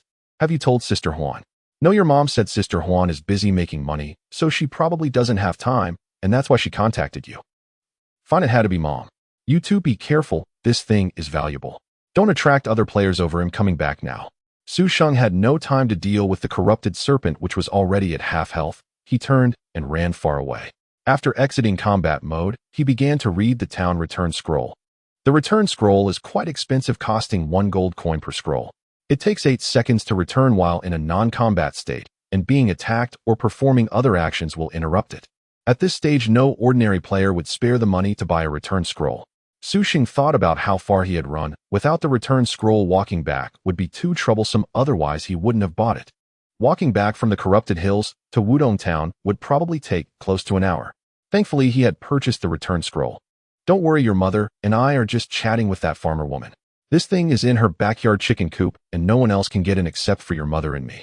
A slight dizziness washed over Su Sheng as she appeared in the central square of Wudong Town, seeing her father's response. Su Sheng was taken aback. What if I can't get in either? Don't worry, your mother just needs to say a word to that NPC, and I wouldn't have been able to get in either until your mother spoke to that NPC, and then I could go in. Su Sheng fell silent. Yes, that sounds just like her mother. Soon Su Sheng arrived at her parents' location according to the coordinates. Sure enough, she saw her mother chatting with an NPC resembling a middle-aged woman. Her father, dressed in Taoist robes, stood by in a daze until he spotted Su Sheng, and his eyes lit up. Looking around, Su Sheng couldn't help but admire her mother's social skills. Even the NPC could chat. Although Tailong Company had mentioned that each game NPC essentially has a complete storyline and uniqueness. This was near the tailor shop in Wudong Town, and there were many players coming and going, but aside from that tailor lady, other NPCs had been explored by players. However, after confirming there were no tasks, all players treated these NPCs as mere background scenery, including Su Sheng. This is my son, let me introduce him to you. My son is quite capable, and he can definitely help you. As soon as Su Sheng arrived, her mother pulled her over to introduce her to the NPC lady. Just look at this young man, so handsome and talented. Facing the NPC lattice flattery, Su Sheng almost blushed. I trust you all. After you handle that thing for me, I'm counting on raising my chickens, otherwise my little chicks will run into that place. System prompt: player Aunt Huang shares a unique quest, Feng Luo Wudong. Do you accept? Su Sheng's eyes widened. She had worked so hard to draw a unique quest item, the exorcism token, from the wheel. This also exposed her hidden profession and the attributes of the dragon scale shield. Yet her mother, just chatting away, had secured a unique quest, and it was even a shareable one. Naturally, Su Sheng had no reason to decline. Feng Luo Wudong unique quest shareable 35. A chicken farm at a certain ant's house in Wudong Town has a passage leading to an unknown place, and the chickens raised by the ant have all run inside. The ant requests your help to resolve this situation so she can raise her chickens normally. What a simple task. Su Sheng accepted the quest, gaining the qualification to enter the backyard of this NPC ant. Originally, her mother wanted to continue chatting, but after Su Sheng accepted the task, the NPC urged her to hurry and help solve the problem. Finally, the family of 3 entered the NPC's backyard to raise chickens. However, the task could be shared with 5 people, and now with herself and her parents, there were only 3 sharing. The remaining 2 slots couldn't be wasted. Subsequently, Su Sheng discussed with her parents and called Huan Jie back, asking her to bring the courtesan's priest along. That just made it 5 people. Su Sheng explained that it was a good thing, so naturally there were no objections. Good things should be shared among family. As for that priest, it wasn't prepared for Su Sheng, but for her parents and Huan Jie. After all, it was still unknown how difficult the quest dungeon would be. Having a priest could ensure some margin for error. Although her mother's profession was also a priest. Well, soon Lin Huan, who received a private message, arrived with the courtesan's priest's sister, Huang Mingxin. Upon learning the whole story, Lin Huan and Huang Mingxin were both dumbfounded. They were well aware of the value of a unique quest due to their experiences in Heroes. Mom and Dad Huan Jie Mingxin, let's go in. Su Sheng, holding her sword and shield, led the way into the dungeon. The quest was now shared among 5 people, so all 5 had to start the quest together to enter the dungeon. System prompt: entering the unique dungeon Feng Luo Wudong. Special notice: the unique dungeon will disappear after completion. Dungeon hint: it is said that a towering Wudong tree grows in Wudong Town, where a divine phoenix clan once resided. Later, the divine phoenix bled, staining the Wudong branches with blood. Now this mysterious place seems to have blood-stained Wudong branches appearing. Quest objective: eliminate all birds tainted by the breath of the divine phoenix and recover the blood-stained wudong branches. After reading the quest prompt, Su Sheng felt relieved. So that's what the Feng Luo Wudong quest meant. No wonder the chickens at that NPC's house would run in. These were the blood-stained wudong branches of the divine phoenix. For birds, that was a chance beyond imagination. Broadly speaking, chickens are also a type of bird. Those are originally the chickens she raised, just not this big. Her mother Huang Hui pointed at the colorful half-human high free-range chickens wandering in front. Your mother and I were taken out by them. Her father Su Wenhao looked at those free-range chickens and said, I've decided, oh, we're having chicken for dinner. Su Wenhao said somewhat indignantly. They'll take on the monsters. Lin Huan knocked an arrow. Lin Huan's archery skills were quite good. During her school days, she was a prominent figure in the shooting club, and she once considered developing as a professional athlete. However, because Su Sheng enlisted and needed to take care of her parents, she ultimately abandoned that idea. Wu Shen arrow hit its mark. 76 damage dealt. With the new player dungeon of Longzhai and Wudong Town, and with Su Sheng providing quite a bit of equipment, Lin Huan was already at level 14. The agility of her agile class also provided additional attack power, plus there was extra penetration. Moreover, at this stage with top-tier equipment, Lin Huan's attack power had reached over 100. After the monsters were initiated, their attribute panel appeared. Feng Xiao Ji level 15 attack, 180 defense, 130 health, 5,000 skills, none description, a common poultry, tainted by a faint phoenix breath, now demonized and highly aggressive. Weak enough, even Lin Huan could solo it, let alone Su Sheng. However, after glancing at her parents, Su Sheng didn't say anything. But after all, their former lives were just common poultry, so there was nothing much to say. Time to kill. It was easy to take down this demon chicken. The experience points were pretty good, no wonder it was a unique dungeon. Although for Su Sheng, who was level 17, this amount of experience wasn't much, but since this was a level 15 monster, Su Sheng intended to help her parents level up, so this time the experience points were evenly distributed. The monsters in the dungeon had higher experience points than the wild monsters outside, because there was no experience protection inside the dungeon. With Su Sheng and Lin Huan unleashing their full firepower, they easily swept through this area of Feng Xiaoji. Watching the two children work in perfect harmony, the elderly couple exchanged knowing glances, each sensing a different meaning in the other's eyes. There were no equipment drops, but they collected plenty of ingredients, chicken eggs, and some crafting materials like demon chicken feathers. And under such abundant experience, both parents leveled up. Truly worthy of being my daughter and son. Remarkably impressive. Oh, and hand over those feathers to me. I've taken up tailoring as a secondary profession. Perfect chance to hone my skills.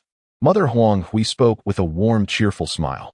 It was only natural for elders to enjoy mending and sewing. Meanwhile, father approached the unrefreshed demon roosters and crouched down, fiddling with something unknown. Su Sheng and Lin Huan naturally raised no objection, transferring all the feathers to Mother Huang Hui. Watching this harmonious family scene, Huang Mingxin's eyes flickered briefly with quiet envy. At that moment, father rose to his feet, now holding several small vials. Dad, what are you doing? Su Sheng glanced curiously at him. These are extraordinary treasures. Su Wenhao grinned broadly as he displayed them. Phoenix breath, demon blood green. Material demon blood faintly infused with the sacred breath of a phoenix. Su Sheng blinked in surprise. This item hadn't dropped, clearly father had collected it himself. What's it used for? He asked, puzzled. For talisman crafting. Su Wenhao declared with quiet confidence. Your father and that old Taoist have practically become brothers. And the old Taoist even bestowed upon me a secondary profession, talismanist. Huang Hui interjected. The old Taoist. Su Sheng froze, startled. Lin Huan looked equally bewildered. And a talismanist? He'd never heard of such a secondary profession. The one in the plaza, Su Wenhao replied, tucking away the materials. Fengshe profession mentor. Lin Huan and Su Sheng exchanged glances, both stunned into disbelief as if questioning whether they'd misinterpreted the very nature of the game. Indeed, this was unmistakably them. Mother had chatted with an NPC and unlocked a unique quest dungeon. Father had somehow earned an unheard-of secondary profession from a profession mentor, clearly a hidden one. Just as primary professions possessed hidden variants, so too did secondary professions. A talismanist aligned perfectly with the Fengshe archetype, evidently a specialized profession-locked secondary path. I'll show you once I've crafted them, Su Wenhao remarked, a touch boastful. He frequented gaming forums and well understood the rarity of his new vocation. Oh, show off much. Mother Huang Hui shot Su Wenhao a wry, exasperated glance. Beside her, Huang Mingxin wore an expression of utter bewilderment. How could this entire family seem so off? Lin Huan perhaps was the most ordinary among them. Yet even the sisters of the Flower Queen studio knew she'd been adopted by Su Sheng's parents bearing no blood relation. So, was this whole family extraordinary? A son with an impossibly powerful hidden profession leveling at breakneck speed. A mother who coaxed hidden quests from NPCs through idle chatter. A father who befriended a profession mentor and secured a hidden secondary vocation. Huang Mingxin instinctively pressed a hand to her forehead. All right, let's press forward. Su Sheng waved dismissively. He was genuinely delighted that his parents had gained such advantages, and without further delay the group resumed their advance. Ahead, faintly visible in the distance, stood a colossal ancient tree, towering and immense though still far away. Is that a phoenix tree? Su Sheng gazed toward the vast silhouette on the horizon. Likely, Lin Huan replied uncertainly. We'll know once we reach it. Barring unforeseen complications, this would surely mark the dungeon's final objective. A phoenix tree steeped in divine phoenix blood. Soon the party encountered the dungeon's second wave of monsters. Enormous roosters, larger still with dazzling, iridescent plumage. Most striking were their crests blazing like living fire, radiant and fierce. Lin Huan loosed an arrow, but no stat panel appeared.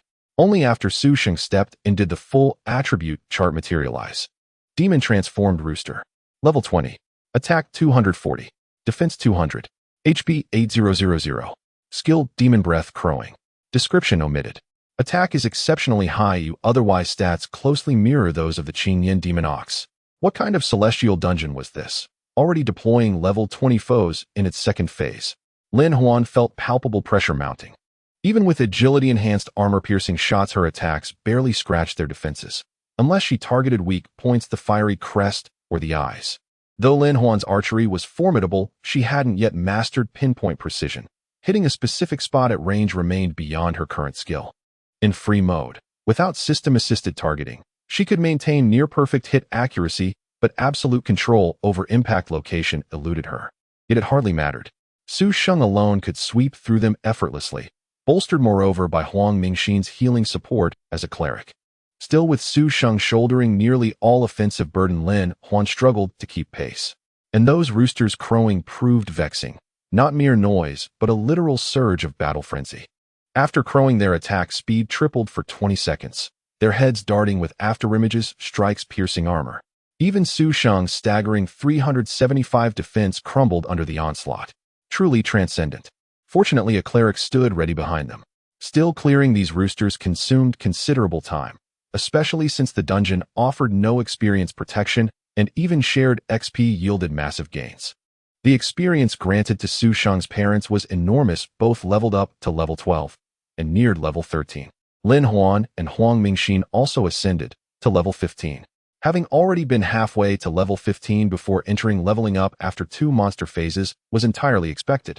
Even Su Sheng, already level 17, gained substantial experience. 2 more waves, and he might level up himself.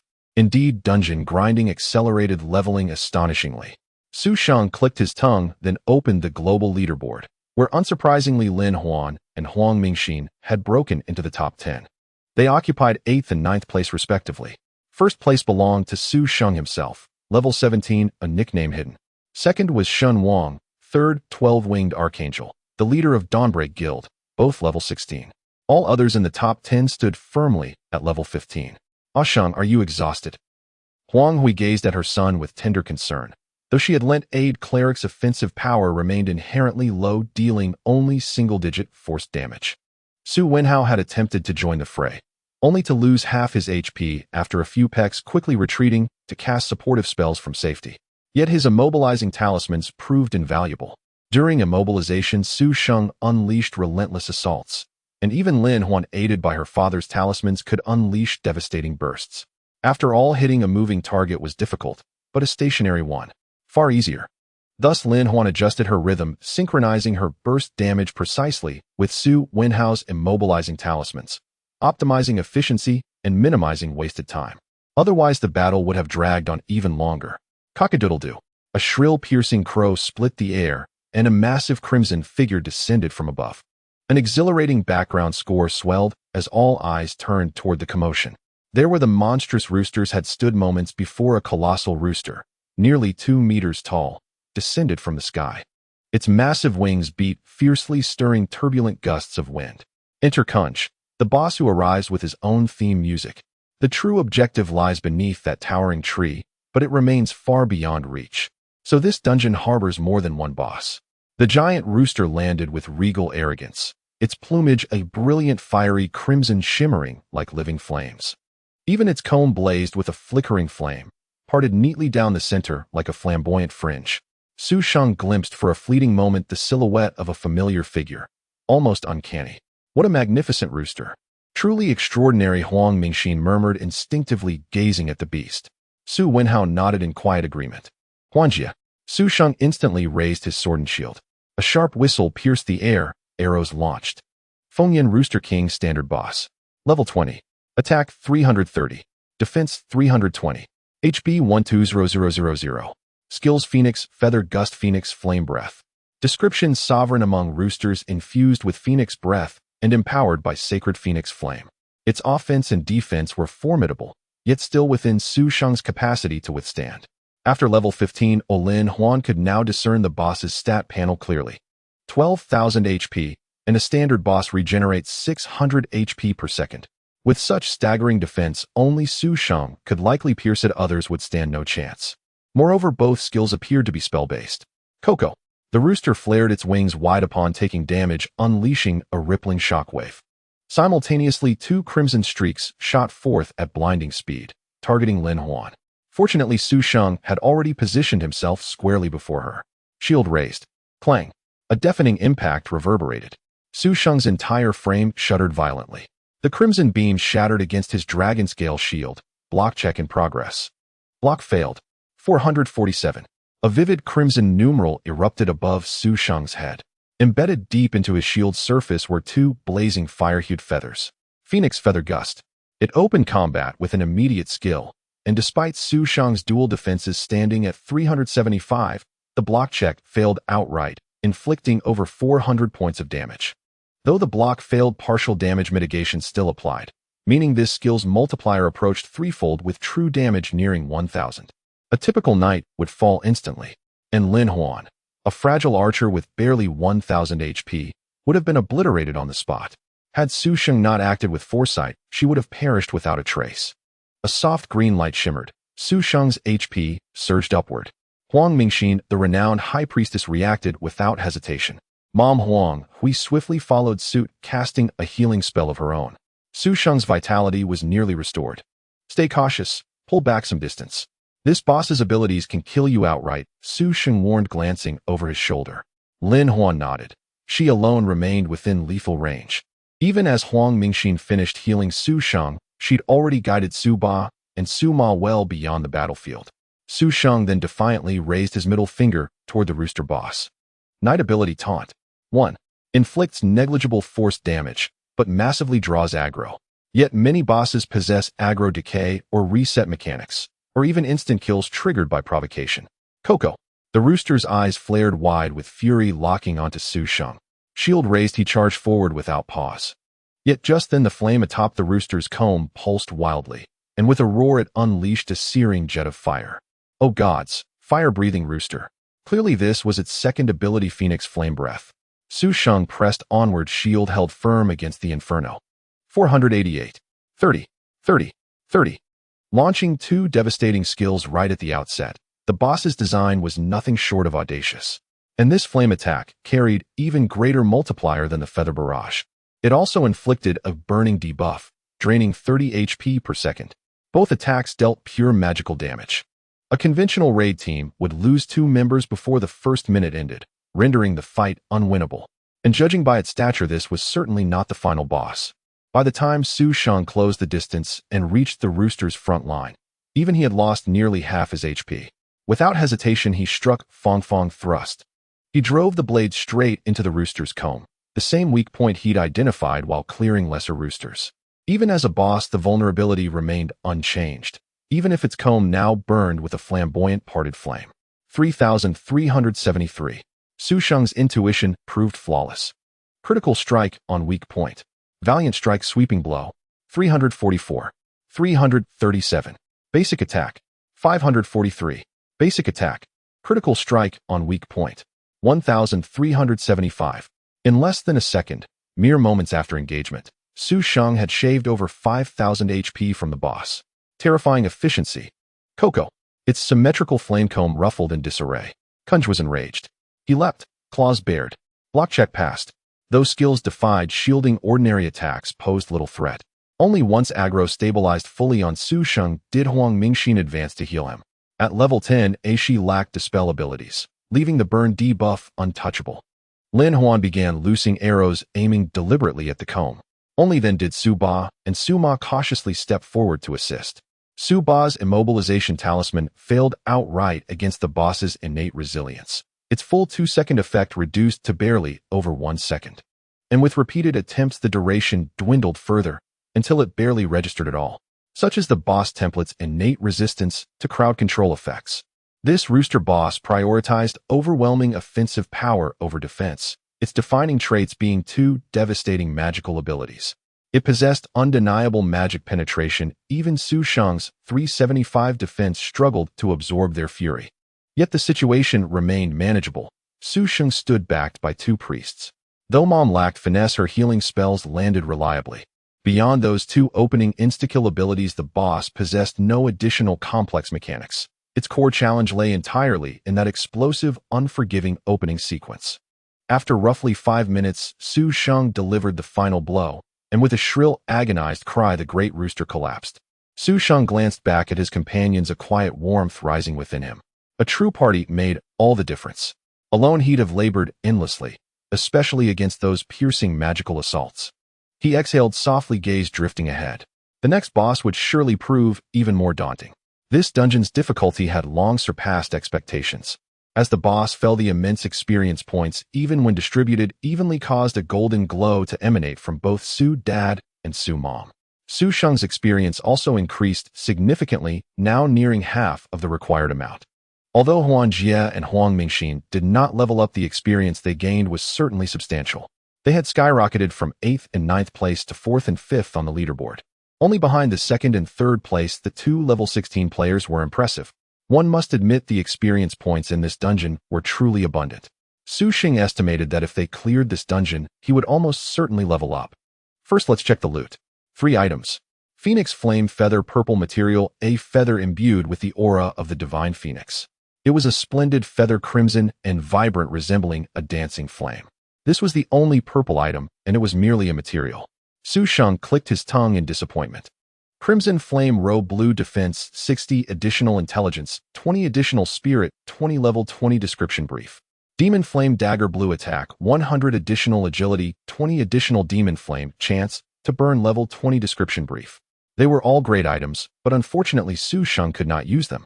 The level requirement was still 20, so no one could use them yet. Mom, this is for you. Su Sheng casually traded the purple feather to his mother.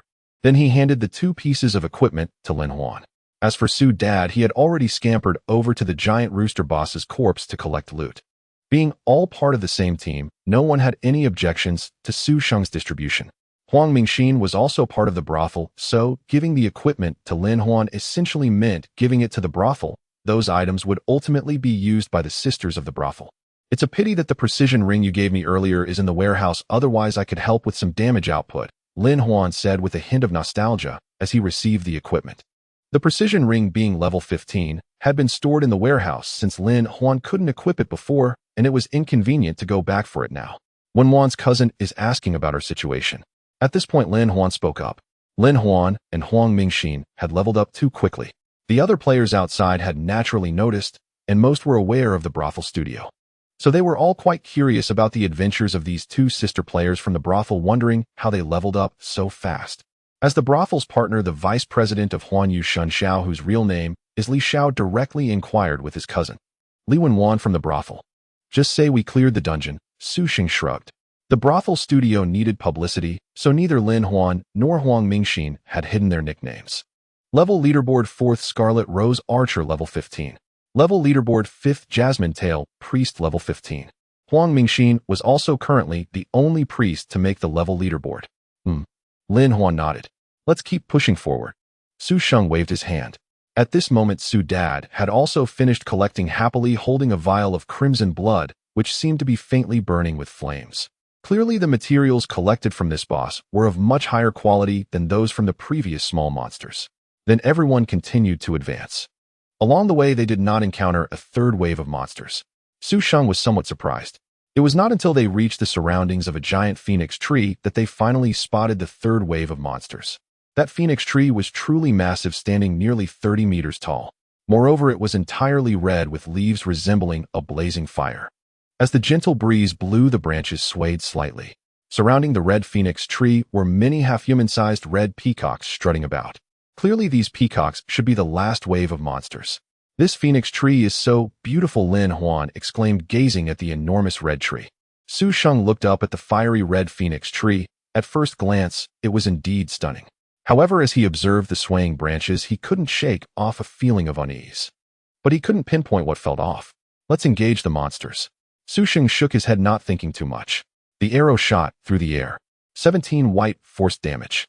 However, no one was surprised. After all, Lin Huan's regular attacks had barely scratched the surface of the previous monster, the demonized rooster. It was normal that the monsters in this third phase wouldn't be easily defeated. Phoenix Blood Peacock, level 25 attack. Defense, health, skills, description brief.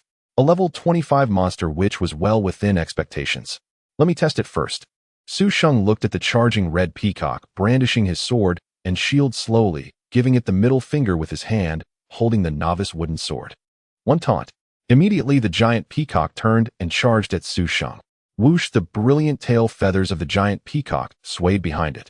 A white beam of light shot towards Su Sheng at high speed. Skill. Raise shield. Exemption judgment failed. 327. Goodness, Su Sheng couldn't help but curl his lips. The attack power of these giant peacocks was almost on par with that of the earlier boss rooster. One strike to behead. 274. Not bad. It can break through defenses. It still maintained the high attack and low defense style. But if they're birds, why are they all poultry? After thinking about it, Su Sheng realized that the dungeon entrance was an NPC's chicken farm, so he felt relieved. Let's start the slaughter. With Huang Mingxin providing healing from behind, these giant peacocks being the only monsters that could break through defenses posed no threat to Su Sheng.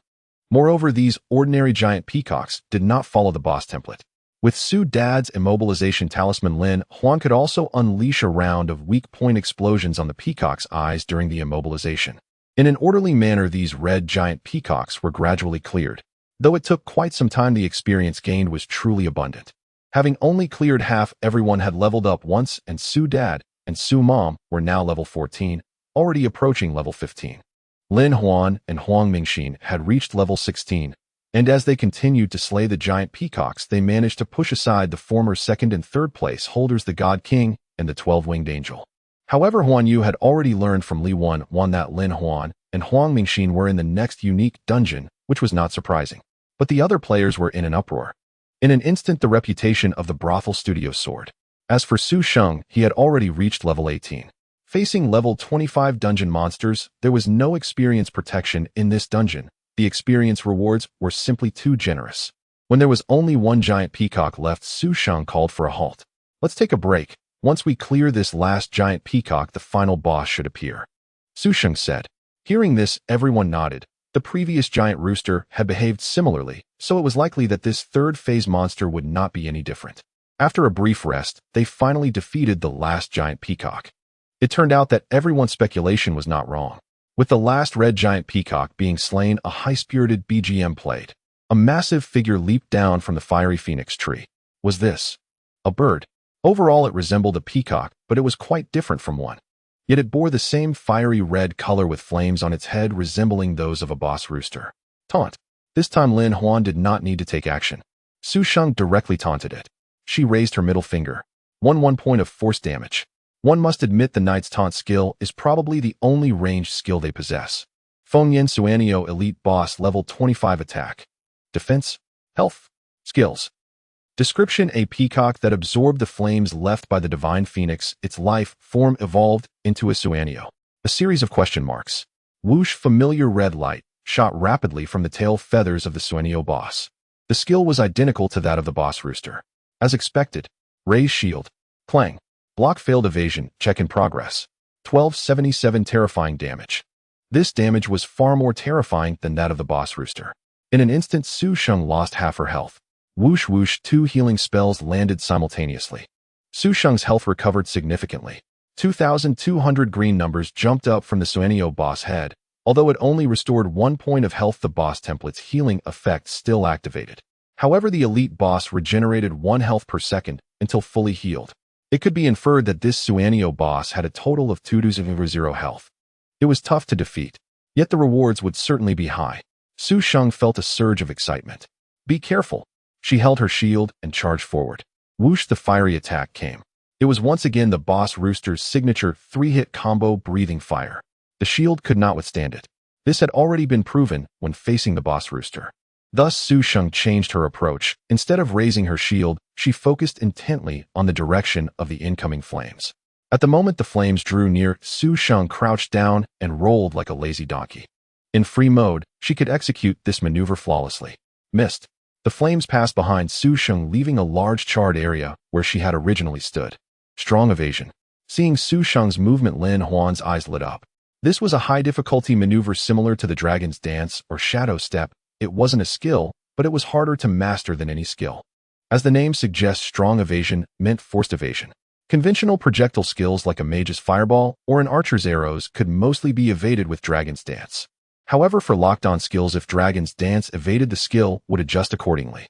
At this moment, if Su Sheng evaded the flames spewed by the Suanio, the creature would naturally move its head to follow and burn her. Thus, strong evasion was born. Even for locked and tracking skills, adjusting the angle takes time.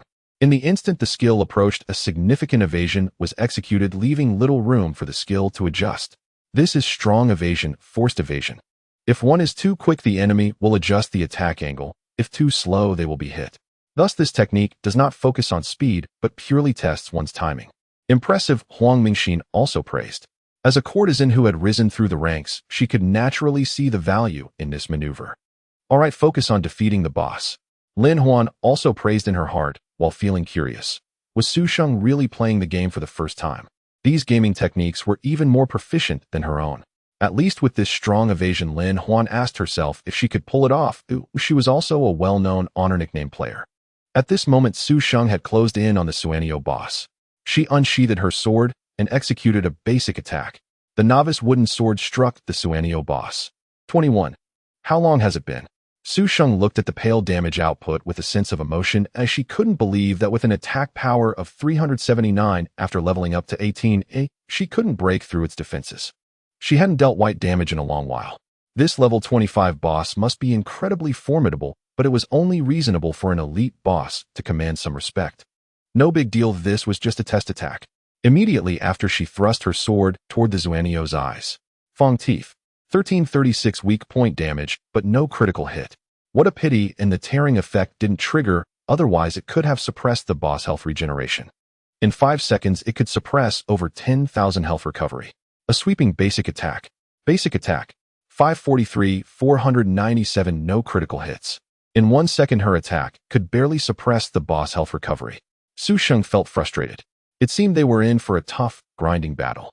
They must rely on critical hits against weak points. Shield strike. 1179 critical hit. Stun.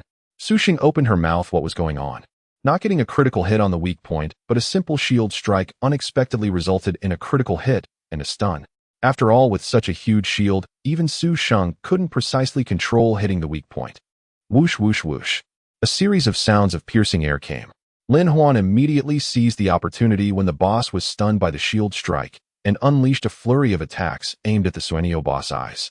Triple arrow. Shock arrow. Basic attack. 557,567,601,543,544 weak point critical hit, weak point critical hit, weak point critical hit. Still weak point critical hits.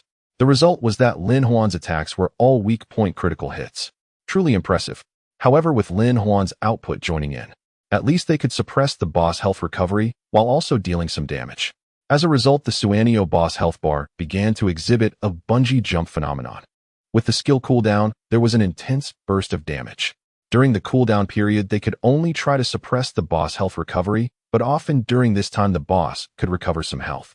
Furthermore, Su Sheng also made use of her father's immobilization talisman in conjunction with her skills during cooldown, striving to maximize the synergy of her and Huan Jie's skills for burst damage.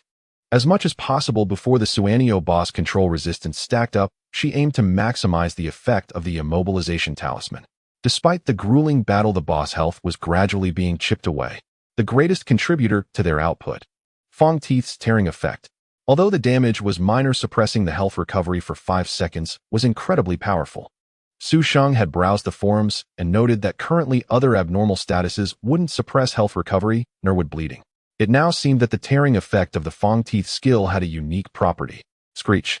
Just as a round of burst damage ended, the Suanio boss suddenly lifted its head and let out a sharp cry. Be careful. At that moment, Su Sheng noticed that the boss health had dropped to 50%. It should be about to unleash a burst skill. Because the Suanio boss health bar had almost continuously been in a bungee jump state, Su Sheng found it very difficult to accurately control the boss health line. Accompanied by a sharp cry, the Shinbird boss spread its wings and began to flap them. Was it going to fly? Su Sheng felt a bit overwhelmed upon witnessing this. However, since it is a bird, it is quite normal for the Shinbird to fly.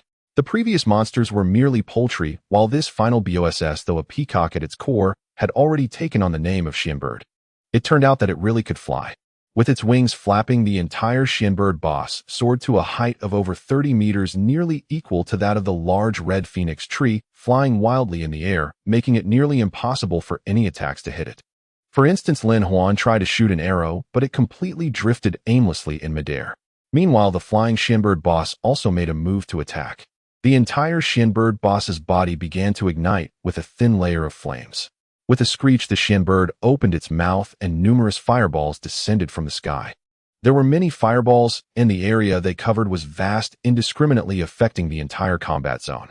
Fortunately, although the coverage was wide, the intervals between the attacks were not too dense. Moreover, the falling speed of those fireballs was not too fast. It should be an indiscriminate area attack. Oh, be careful to dodge those fireballs, Su Sheng warned while sidestepping. Boom. A fireball landed right next to Su Sheng. Although it didn't hit him, he could still feel the intense heat from its proximity. Huang Mingxin and Lin Huan both looked up at the sky, predicting the landing points of the fireballs. As experienced players from the crowd, they focused intently and managed to dodge the fireballs. However, Su's parents were not as fortunate. They were flustered, and after dodging a few fireballs, one finally struck them. The excessive damage caused both of them to be instantly defeated by a fireball. Su Sheng felt helpless. He couldn't help them, and he couldn't withstand the terrifying damage of those fireballs himself. After all, it was just a game. If he couldn't protect his parents from dying, this dungeon mission would fail. However, it wasn't a total loss, as his parents had already reached level 15 and squeezed into the top 100 of the level rankings. Moreover, death in the dungeon wouldn't cause a level drop. They only lost 50% of the experience points for that dungeon. It was a pity that his parents wouldn't be able to gain experience from this final boss. After about 8 seconds, the Shinbird boss finally descended again. 8 seconds had not only resulted in Su's parents being defeated, but also allowed the boss to recover some health. Ah Sheng mom and dad's mission hasn't failed. The system reminds that the team is still in the dungeon. As long as we clear it, their mission can also be completed, Lin Huan spoke up. Alright, Su Sheng nodded in response, feeling relieved. Then let's put in the effort to take down this boss. Su Sheng brandished his sword and charged forward. Fong. 3577, a critical hit on the weakness. Luck was on his side. He landed a critical hit and triggered the tearing effect. Following that, the three resumed their systematic approach to defeating the Shinbird BOSS despite having lost 2 members. In fact, Su's parents hadn't contributed much to the strategy against the Shinbird boss. Even Su's dad's immobilization charm was close to reaching the control resistance limit of the Shinbird BOSS, resulting in no immobilization time at all. Therefore, losing 2 members didn't have a significant impact. However, from that point onward, every 10% of the boss's health would trigger a flying skill. For Su Sheng, this wasn't much of a problem. He could easily dodge this level of area attack. However, Lin Huan and Huang Mingxin were cautious and nervous during each instance. Fortunately, both of them made no mistakes. As they systematically progressed, the Shinbird boss's health steadily decreased over time. With a screech. Finally, after Su Sheng got lucky and landed a shield strike that caused a stun, even if it was only for a brief 0.5 seconds. Su Sheng and Lin Huan seized the opportunity and unleashed their final burst. The Shinbird boss's health finally hit rock bottom. As the Shinbird fell, Su Sheng's experience points surged, bringing him very close to level 19. Lin Huan and Huang Mingxin experienced a flash of golden light, directly leveling up to 17. They had firmly secured the second and third positions in the level rankings, while the God King and 12-winged Angel remained at level 16. The Huanyu Guild and the Dawn Guild, the first and second among the top 10 guilds in China, were feeling quite frustrated. They had already been overtaken by a mysterious expert with a hidden nickname for the top rank. Now they couldn't even maintain the second and third positions. Finally, it's dead. One couldn't afford to let their guard down against this Xianbird boss. After this intense strategy session, Su Sheng felt quite exhausted. Looking at the fallen Xianbird's corpse, he felt a bit regretful. If his dad hadn't been defeated, he could have collected exclusive materials for his secondary profession from the Xianbird's body. For now, Su Sheng couldn't help him collect. Let's check the drops, Lin Huan suggested. Su Sheng nodded and picked up all the drops from the Xianbird boss.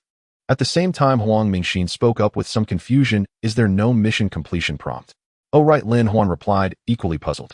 This was already the end of the dungeon. There were no other monsters in sight, and the final boss had been defeated, leaving only a solitary fiery red phoenix tree. Su Sheng frowned, just as he picked up the last drop from the Xianbird BOSS, preparing to open the mission description and dungeon description to investigate. A more intense and uplifting BGM began to play. The three of them shuddered simultaneously. Could there be another boss? Just as they were in shock, a fiery red shadow swept across at an incredible speed. It was fast. Even Su Sheng didn't react immediately. Immediately after, Su Sheng felt a tightness all over his body. The system prompted that he was in a binding state. At the same time, Lin Huan and Huang Mingxin were also caught. At that moment, Su Sheng finally saw clearly that the red shadow was a vine. A vine. Su Sheng's pupils contracted slightly as he looked up at the phoenix tree behind him. Sure enough, the source of the red vines entangling the three of them was the gigantic red phoenix tree behind them. Could it be? A shocking thought flashed through Su Sheng and the others' minds simultaneously.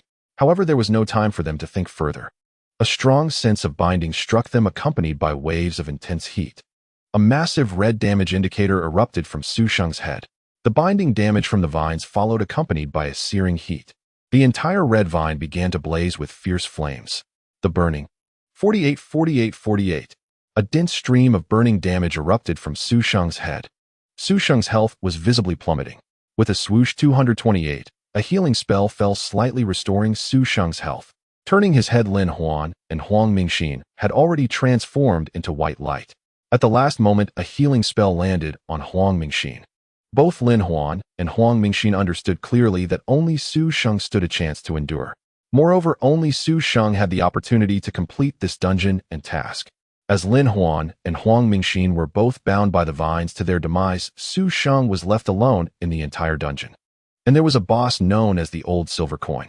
Who would have thought that the Xianbird boss was not the final boss of the dungeon? Although Huang Mingxin managed to cast a healing spell on herself before falling, it felt like a drop in the bucket. If even Su Sheng with his nearly overpowered attributes couldn't withstand the damage from these vines, it meant that this dungeon was simply not meant to be tackled at this stage. Or perhaps could this vine be avoided? Yet with the sudden appearance of the Old Silver Coin, who could evade it? Su Sheng finally understood why this dungeon allowed 3 chances for error. However, starting over meant he would have to repeatedly defeat the monsters he had already slain. If there was experience to be gained, Su Sheng would be more than willing.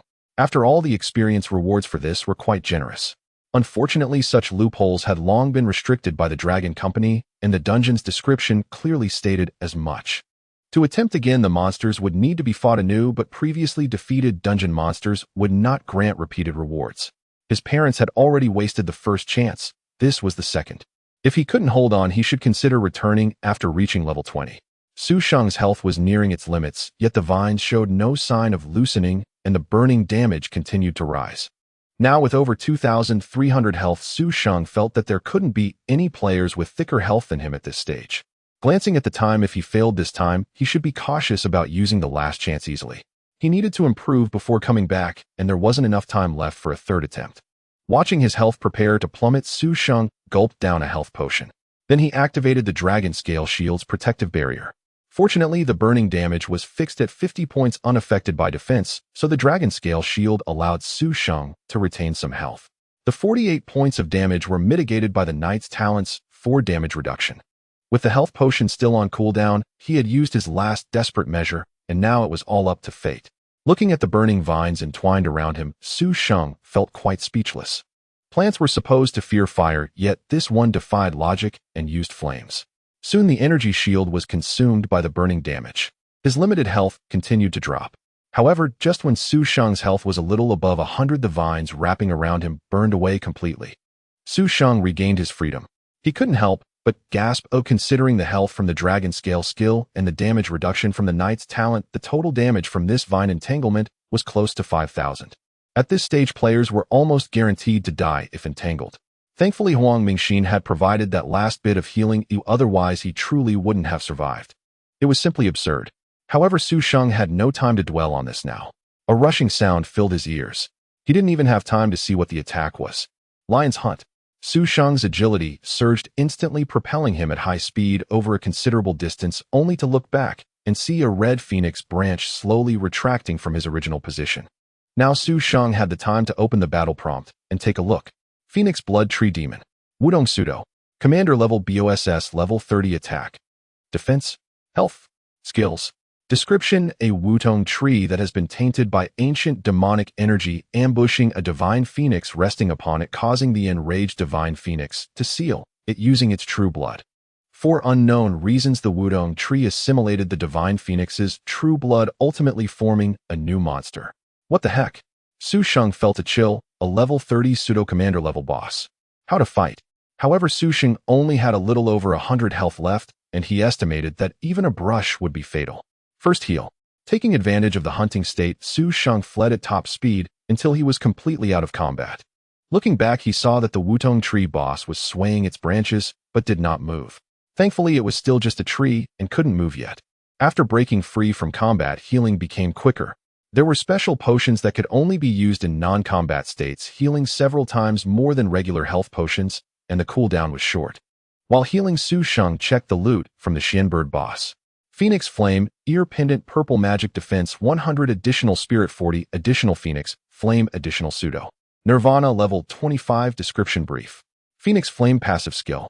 Attacking or being attacked has a chance to inflict Phoenix Flame burn on the target. Pseudo. Nirvana passive skill. When receiving fatal damage, exempt from death for 3 seconds. Within 3 seconds, health restores to 50%.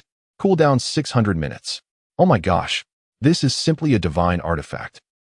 A purple item with 2 passive skills and an exaggerated life-saving skill providing 3 seconds of invincibility and restoring 50% health. It's simply excessive. Unfortunately, it can only be equipped at level 25, so for now, he could only look at it enviously. Moving on to the next item.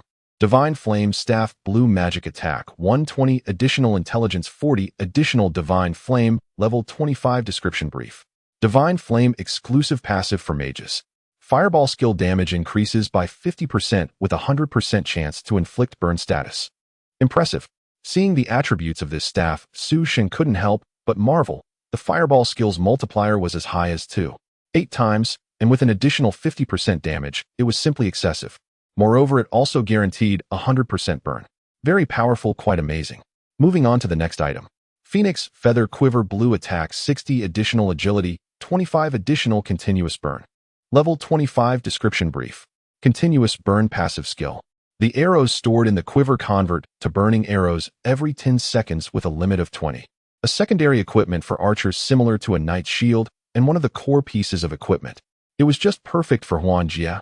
If Su Sheng remembered correctly, her offhand weapon was still a basic one from the store. 1 purple and 2 blue items, all boasting pretty good attributes, though they require level 25. I wonder if anyone is selling Tiangong stones. Tiangong stones are enchanting materials that can be used by enchanters to lower equipment requirements, but their drop rate is quite low.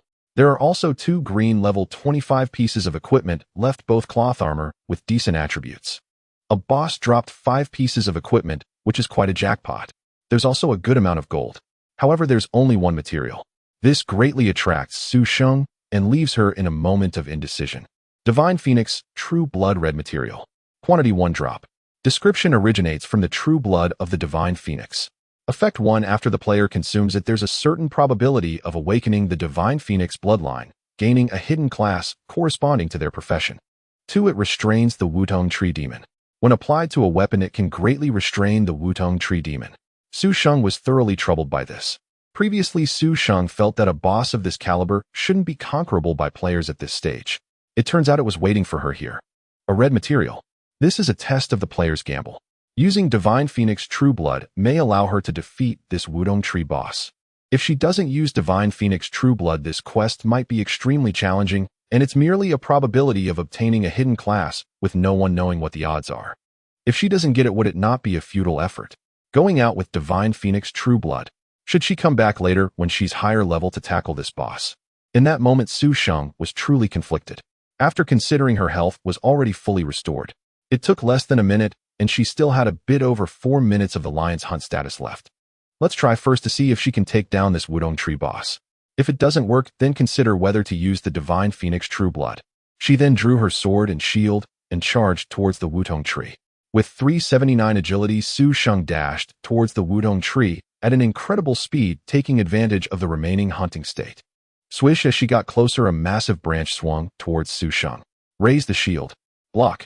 Despite the agility boost from the hunting state, Su Sheng could have easily dodged this strike. However, Su Sheng intentionally decided to test the strength of this boss.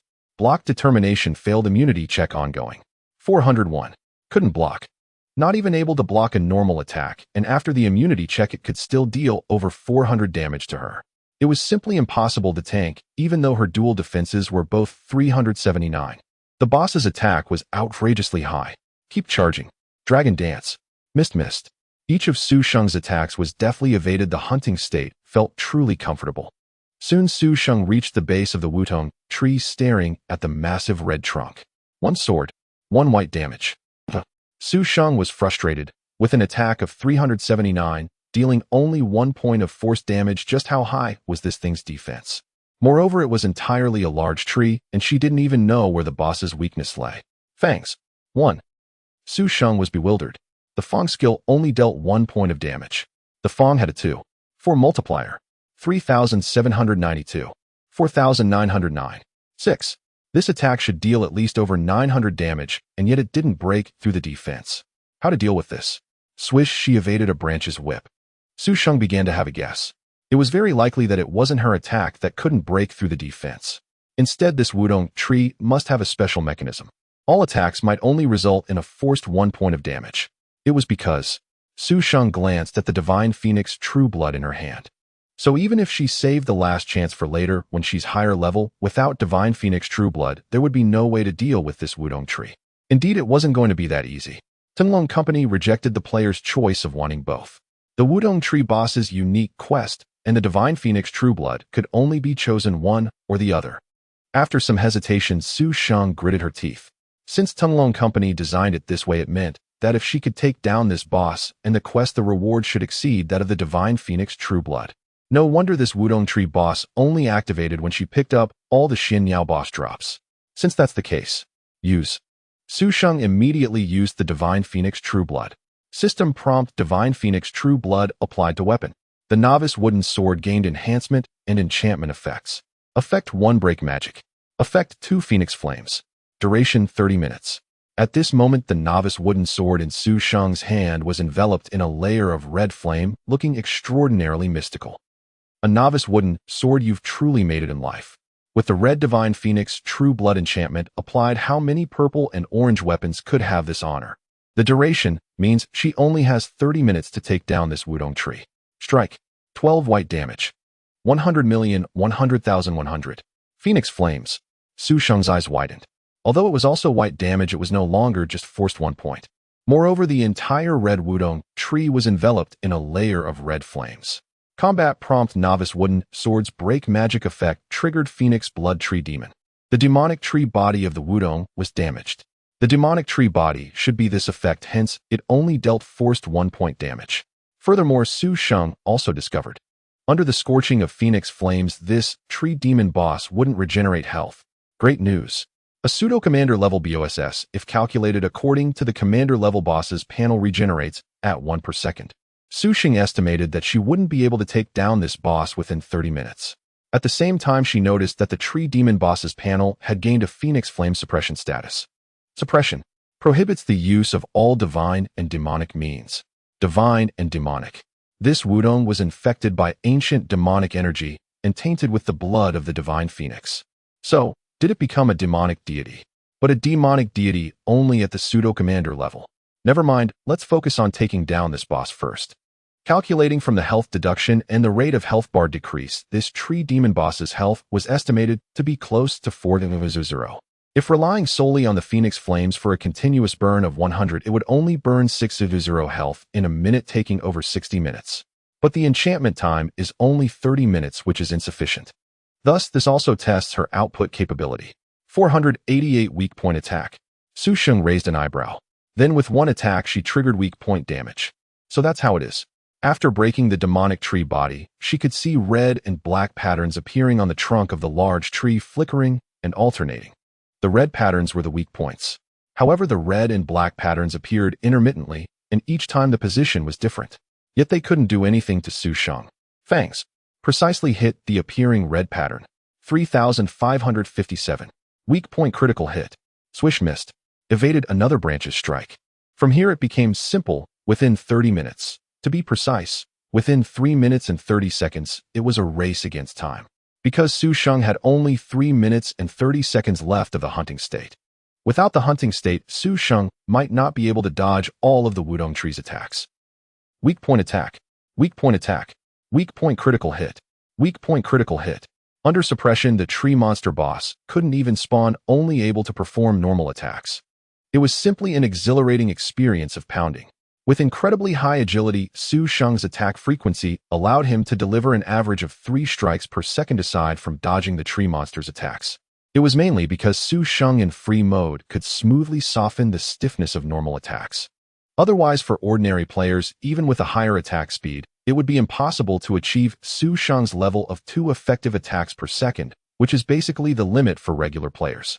Under the system assistance of non-free mode, melee players generally manage about 1 hit per second. Assassins might go a bit higher, but still limited. Free mode and system-assisted mode mark a clear dividing line between masters and ordinary players. With 3 strikes per second and such a high attack frequency, Su Sheng could accurately predict and hit the red patterns flashing on the trunk of the phoenix tree with every attack. The black and red patterns flickered irregularly on the trunk of the phoenix tree. While maintaining a high attack frequency, he could also precisely anticipate hitting the red patterns, which is not something just anyone could achieve. As for the black patterns, Su Sheng tried attacking them, which were the demon tree's body, inflicting minimal damage. Areas without patterns dealt regular damage. With 3 attacks per second, he could average 1 weak point critical hit. In this scenario, Su Sheng could almost deal close to 3,000 damage per second. Now with the Phoenix Fire suppressing the Phoenix Tree monsters healing, Su Sheng might actually achieve a damage output of 4,000 within 3 minutes. At this level of output, even a master mage would have to bow down. Of course, this is the optimal solution under the condition of 0 mistakes. There might occasionally be long stretches without critical hits, but paired with skill bursts, the final result would be roughly the same. The only thing to be cautious of is dodging attacks. Su Sheng was struck by a branch mid-battle, losing 500 health points. At full health, he only had 4 or 5 opportunities for mistakes. However, Su Sheng was not one to easily make mistakes. Throughout the entire battle, he only made that one mistake. Finally, just as 3 minutes passed, the Phoenix Tree monster's health was completely depleted. Boom. A massive flame instantly engulfed the entire mighty Phoenix Tree. Su Sheng quickly retreated a distance. The temperature was high, but he did not lose any health. Su Sheng looked up at the gigantic Phoenix Tree completely enveloped in flames. The branches of the tree shook violently, yet they continued to melt away little by little in the fierce blaze. As the Phoenix Tree melted in the flames, waves of dark energy rose from the fire. Those dark energies gave Su Sheng a very ominous feeling. Ancient demonic aura. Seeing this dark energy, Su Sheng recalled the description of the Phoenix Tree monster. However, the swirling black energy gradually dissipated in the flames. After about a minute, the Phoenix Tree was completely reduced to ashes in the flames. All that remained in the place where the Phoenix Tree once stood was a pile of shiny loot. Simultaneously, a flash of golden light indicated that Su Sheng leveled up to level 19. Having single-handedly defeated a level 30 pseudo-leader BOSS, it would be unjust not to level up without any experience penalty.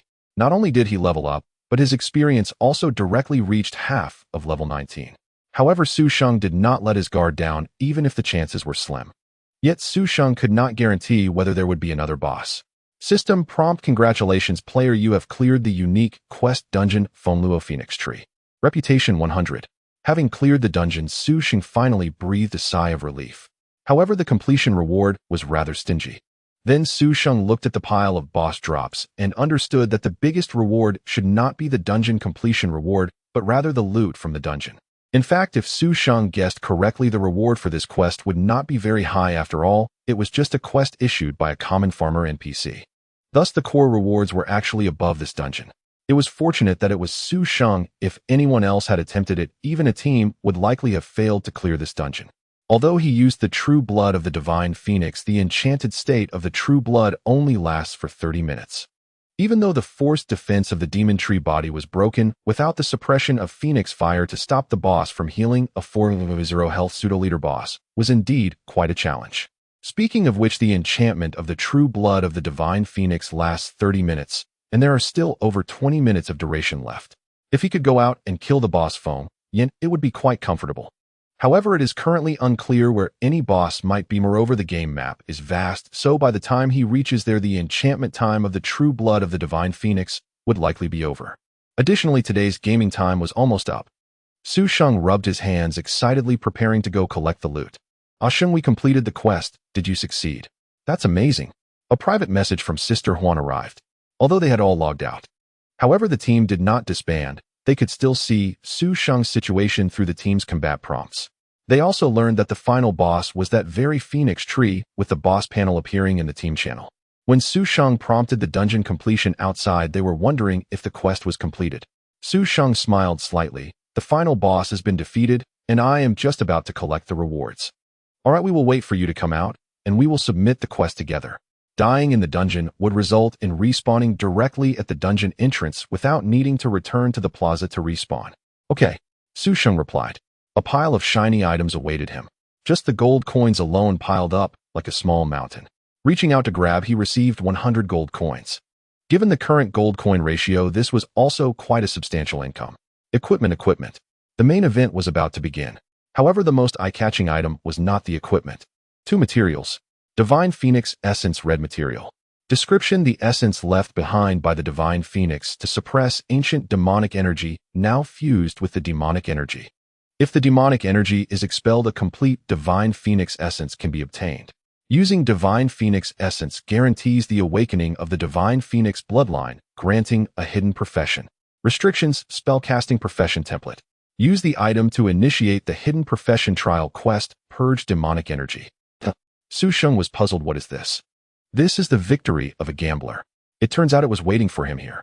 If he didn't gamble and didn't use the true blood of the Divine Phoenix, he could only probabilistically obtain a hidden profession. However, without being able to break through the demon tree body in this quest, in Dungeon 1 would hardly think about it. But as long as the true blood of the Divine Phoenix was used, and after defeating this Phoenix tree BOSS, one could reap a higher grade Divine Phoenix Essence quest. Compared to the certain probability of the true blood of the Divine Phoenix, the Divine Phoenix Essence guarantees the awakening of the Divine Phoenix bloodline. It only requires completing a trial quest to purge the demonic energy. How can a gambler always lose? Looking at the Divine Phoenix blood material in his backpack, Su Sheng smiled with satisfaction. Regardless of the equipment, just this item alone is worth it. Su Sheng has deeply experienced the might of hidden professions of red quality. The token for the Lion Knight's job change is merely a red item. Unfortunately, it is limited to a magic system profession template. Sister Huan is an archer and cannot use it. However, among the courtesans there are 2 mages, Murong Pei Pei and Li Wenwan. As for whether to give it to them, Su Sheng was unsure how to decide. The value of this item is too high. It is no exaggeration to say that Sister Huan has fought hard for so long, and this school district house she managed to earn can easily be exchanged for a school district house at a major guild with this item. The top 10 guilds in Huaxiao each have capital consortiums behind them. Otherwise, paying salaries to several thousand core members would not be a joke. The value of this red hidden profession is simply astronomical for those major guilds. Forget it, I'll give it to Sister Huan. The courtesan belongs to Sister Huan, and Murong Pei Pei and Li Wenwan are also under her, so let Sister Huan decide. Now let's look at the next item. Huh, what? Su Sheng's eyes widened in disbelief. What is this? Is a divine artifact already appearing at this stage? Heart of the Demon God Tree, tricolor material description: the heart of a phoenix tree, tainted with ancient demonic aura and divine phoenix blood, which was not burned even in the divine phoenix fire. Its function is unknown. Materials: Su Sheng was both excited and frightened, thinking a divine artifact really appeared. However, the function of this tricolor-level divine material is still unclear. Divine artifacts are categorized into different grades from tricolor to a maximum of 7 colors. Currently, this tricolor heart is of unknown utility and will have to be kept for now. Let's see next. Blood-dyed Phoenix Branch. Orange material description. A branch of the Phoenix tree, soaked in divine Phoenix blood. Feeding it to bird-type pets has a chance to evolve their bloodline. This should be the original task objective. An orange quality material for pet supplies. While it is a good item, the pet system has not yet been opened, so I can only keep it for now. Having looked at the materials, it's finally time for the equipment. Phoenix Inflamed Phoenix Spear. Purple attack, 220 additional strength, 60 additional starfire, additional Phoenix Inflamed level 30 description brief, starfire passive skill chance to ignite the target on attack. Phoenix Inflamed active skill unleashes a flame spear, dealing magic damage in a 55 area. 3 times weapon attack power, cooldown 120 seconds. A 2-ended pole weapon for level 30 is suitable for a warrior. Phoenix Wood Armor. Purple defense, 200 additional constitution, 40 additional strength, 30 additional health, 1000 level 30 description brief. Finally, I have my own piece of equipment. This level 30 purple armor has straightforward bonuses, pure tankiness. It suits me well. Firewalker Boots. Armor. Blue defense, 110 additional constitution, 30 additional agility, 20 level 30 description brief, a good item, and it's mine. Kangwoo Warhammer. Green attack, 130 additional thorns, level 30 description brief, thorns chance to cause bleeding damage. A one-handed hammer that knights can use, but compared to a longsword, the hammer's attack style is heavier.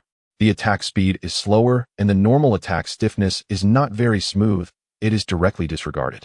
There are still 2 green items left. Relatively speaking, their attributes are not that great. 1 tricolor material, 1 red hidden profession item, 1 orange pet item, 2 purple, and 1 blue. 3 pieces of high-value equipment. A definite jackpot. Thus, this dungeon can be considered a complete success, and there is nothing else of value. After confirming there were no omissions, Su Sheng chose to exit the dungeon. With a flash, Su Sheng's figure appeared at the NPC's chicken farm. As Su Sheng emerged, the entrance to the dungeon slowly dissipated. It did not solidify like the previous Longjai. This is the normal state of a dungeon. Ah Sheng, you are amazing. Lin Huan couldn't help but praise as she saw Su Sheng appear. Huang Mingxin looked at Su Sheng's figure, similar to Zhou Qiqi, glowing with admiration. Su Sheng's parents were happily smiling. They only knew that their son was very impressive. Here, Sister Huan, these are for you. You handle the arrangements. Su Sheng almost threw everything dropped by the boss up. Su Sheng only kept the tricolor heart, the bloodied Phoenix branch, and the equipment he would use. The Phoenix Flame Ear Stud, Phoenix Wood Armor, Firewalker Boots. The rest were traded to Lin Huan. This? Lin Huan stared at the pile of equipment, unable to help but be dazed. Purple. Blue. So many. Hidden. Then Lin Huan noticed the divine Phoenix blood and couldn't help but open her mouth, but quickly closed it. As the head of a gold farming studio, Lin Huan naturally knew the value of this item. What she earned in the guild over many years could be matched by just this one item. Ah Sheng. Upon realizing this, Lin Huan looked up at Su Sheng with uncertainty. It's fine, just manage the distribution, they'll leave it all to you. Su Sheng said with a smile. All right, Lin Huan nodded. Let's turn in the quest first, Huang Mingxin said. She never interfered with the distribution of loot. Moreover, Lin Huan has always been fair, so she did not pay attention to what valuable items the final boss dropped. Mainly, she felt she had almost no contribution to the final boss. It was all down to Su Sheng alone. She was even more disinclined to inquire. As expected, the situation did not exceed Su Sheng's expectations. Aside from reputation and experience, the quest settlement included a small amount of green food reward. Eggs. Aside from that, there was nothing else. However, everyone was very satisfied. After all, the experience given by the quest dungeon was quite ample. As for his parents, their levels skyrocketed, directly squeezing into the level rankings. Lin Huan and Huang Mingxin also climbed up. No, they had already fallen back. Currently, Lin Huan and Huang Mingxin were ranked 4th and 5th. The 2nd and 3rd places had been reclaimed by the already level 17 Divine King and 12-Winged Angel. After all, during the dungeon, Lin Huan and Huang Mingxin had been defeated by the Phoenix Tree Demon, resulting in their experience being at 0 for level 17. Moreover, it was obvious that major guilds had officially begun to exert their strength. The game has 3 modes for team experience sharing. The first mode is average distribution. The second mode is based on contribution. And the third mode allows the team leader to enjoy 50% exclusively. In this game, you can directly form teams of hundreds or thousands. Imagine 100 people leveling up with the team leader enjoying 50%. It's simply outrageous. The reason major guilds didn't start this way is that it would exploit the experience of guild members. A guild needs to develop. Having just one high-level player isn't enough. As for that guy with the hidden nickname, it is unknown how high their level is. This level ranking is not user-friendly. Hiding nicknames is one thing, but hiding levels is another. Players have already begun to provide feedback on this, and it is expected that Tunglong Company will address the issue in the future. The mission and the dungeon have concluded. Just in time, the game time is about to end. Su Sheng and the others tidied up and logged out. Before logging off, Su Sheng and Lin Huan went to the warehouse to store equipment that was temporarily unnecessary.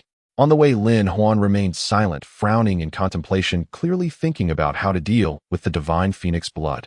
After taking off the game helmet, Su Sheng stood up from the bed and stretched her body. Beep beep. At that moment, her phone received a message. Su Sheng picked up her phone and glanced at the message from Chen Guan. Shenggu, is Shenggu there? Yes. Since Shenggu is back, why haven't you added me as a friend? I muted friend notifications, I'll add you later. Su Sheng smiled. They hadn't added each other the last time they met. Several people have placed orders for you. I guessed as much. Su Sheng recalled the assassin who had been following her earlier. However, our assassin alliance is adversarial to Qian Chengmu Shui, and Sheng Guyu are directly opposing Qian Chengmu Shui, so I told the others not to take this order. But I wonder if any peripheral members will privately take the order. Looking at Chen Guan's message, Su Sheng smiled nonchalantly. Don't worry, it's fine. Right, why was I worried? There are hardly any assassins who can escape your keen eyes. After a casual chat with Chen Guan, she ended the conversation. Stepping out of the living room, Su Sheng was momentarily stunned. Her parents Lin Huan and a beautiful girl were quietly sitting in the living room. Su Sheng recognized the girl as Huang Mingxin. Regaining her composure, Su Sheng figured out the situation. Sheng, come here. Lin Huan waved to Su Sheng. Su Sheng nodded and walked over to sit beside her father. This time it's mainly about discussing the handling of the game item, the divine phoenix blood. Seeing everyone gathered, Lin Huan spoke. Su Sheng wasn't surprised as she had already guessed the gist of it. Huan, that thing is just a game item. Is it really that valuable? At this point, Su Mom Huang Hui spoke uncertainly. Previously, since they needed to involve her parents in the discussion, Lin Huan had pulled her mother out from preparing breakfast. Initially, her mom didn't pay much attention, but after Lin Huan briefly explained the item's value, her parents straightened up. Yes. Lin Huan looked at Su Sheng with a wry smile. Sheng's one action has earned me years of hard work. Su Sheng scratched her head and smiled at her mom, saying the task was actually brought up by you, Mom, so it's really you who is awesome. Anyway, the 5 participants are all here. Lin Huan nodded. Next, let's discuss how to use it. Huan Jia. At this moment, Huang Mingxin timidly spoke up. Moi. Lin Huan turned to Huang Mingxin. How about I don't participate? I was just a bystander and didn't contribute much. The task was taken by Annie, and the final boss was handled by Sheng alone. I'm just satisfied to have gained so much experience. Huang Mingxin spoke weakly. That thing was too expensive. Huang Mingxin felt like she had just been along for the ride and shouldn't participate in the distribution. We can't say that after all, everyone in the dungeon contributed. Lin Huan frowned. Right, Mingxin, Jia, don't decline. If it weren't for your last bit of healing, I would have probably been like you guys and directly wiped out. I used all my means and was left with just over 100 health by the time the boss's skills ended. So your last healing was crucial.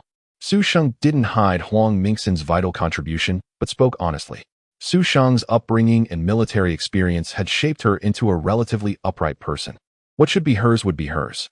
Of course, being upright didn't mean Su Sheng didn't understand the ways of the world and adaptability. Right, Mingxin? Just listen to Huan's arrangements. Huang Hui reassured from the side. All right then. Huang Mingxin quietly nodded. Since this action is Auntie's task, it doesn't count within the Huakue studio, it's just the gains for the 5 of us. It's not that Lin Huan doesn't want to give this item to Huakue, it's just too valuable, and this isn't something Huakue produced. Lin Huan naturally had no reason to use it directly in Huakue. My suggestion is to contact a large guild and sell it. Then divide the proceeds directly. Since the task is Auntie's, she takes 30%. The main contributor, which is obviously Sheng, takes 40%. The remaining 30% will be split among me, Dad, and Mingxin equally. Do you think this distribution is okay? Lin Huan looked at everyone. I have no objections. Huang Mingxin was the first to agree, feeling that she had already gained a benefit, and this distribution was quite good. I have no objections either. Su Mom Huang Hui nodded. Su Dad Su Wenhao was about to say something when he felt a chilling gaze from the side. Gulp. Su Wenhao swallowed. I have no objections either, but my share Huan you can give it to your mom, she manages the accounts at home. Huang Hui gave Su Wenhao a knowing look. Huan and Sheng's shares you can keep for yourselves. Young people should always have some money on hand. Both children were very sensible, and Huang Hui believed they wouldn't spend recklessly. Besides, this was an unexpected gain. With no objections, it was settled. Huang Mingxin was warmly invited by Mom Huang Hui to stay and have breakfast. Su Xing finished her breakfast and went to work. As for the sale of the divine phoenix blood, Lin Huan would naturally handle the contacts. Su Xing estimated that Lin Huan would most likely contact Huan Yu. After all, Huan Yu had been Wakui's partner for many years and was also the #1 guild in Huaxia. Just as Su Xing hadn't finished work, she suddenly received a text message about a bank transfer. 240000. A long string of zeros. Then Huan Jia's call rang. Huan Jia. Sheng, did you receive the transfer? You sold it that quickly? And it's not even game time now. Sold to our own people, so the price was a bit lower. 6 million isn't low, right?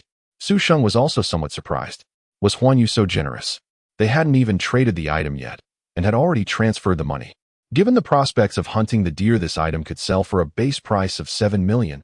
This is just a friendly price, Lin Huan explained with a smile. It's mainly because of your credit, Sheng. You've given a strong advertisement for the hidden profession in the early stages.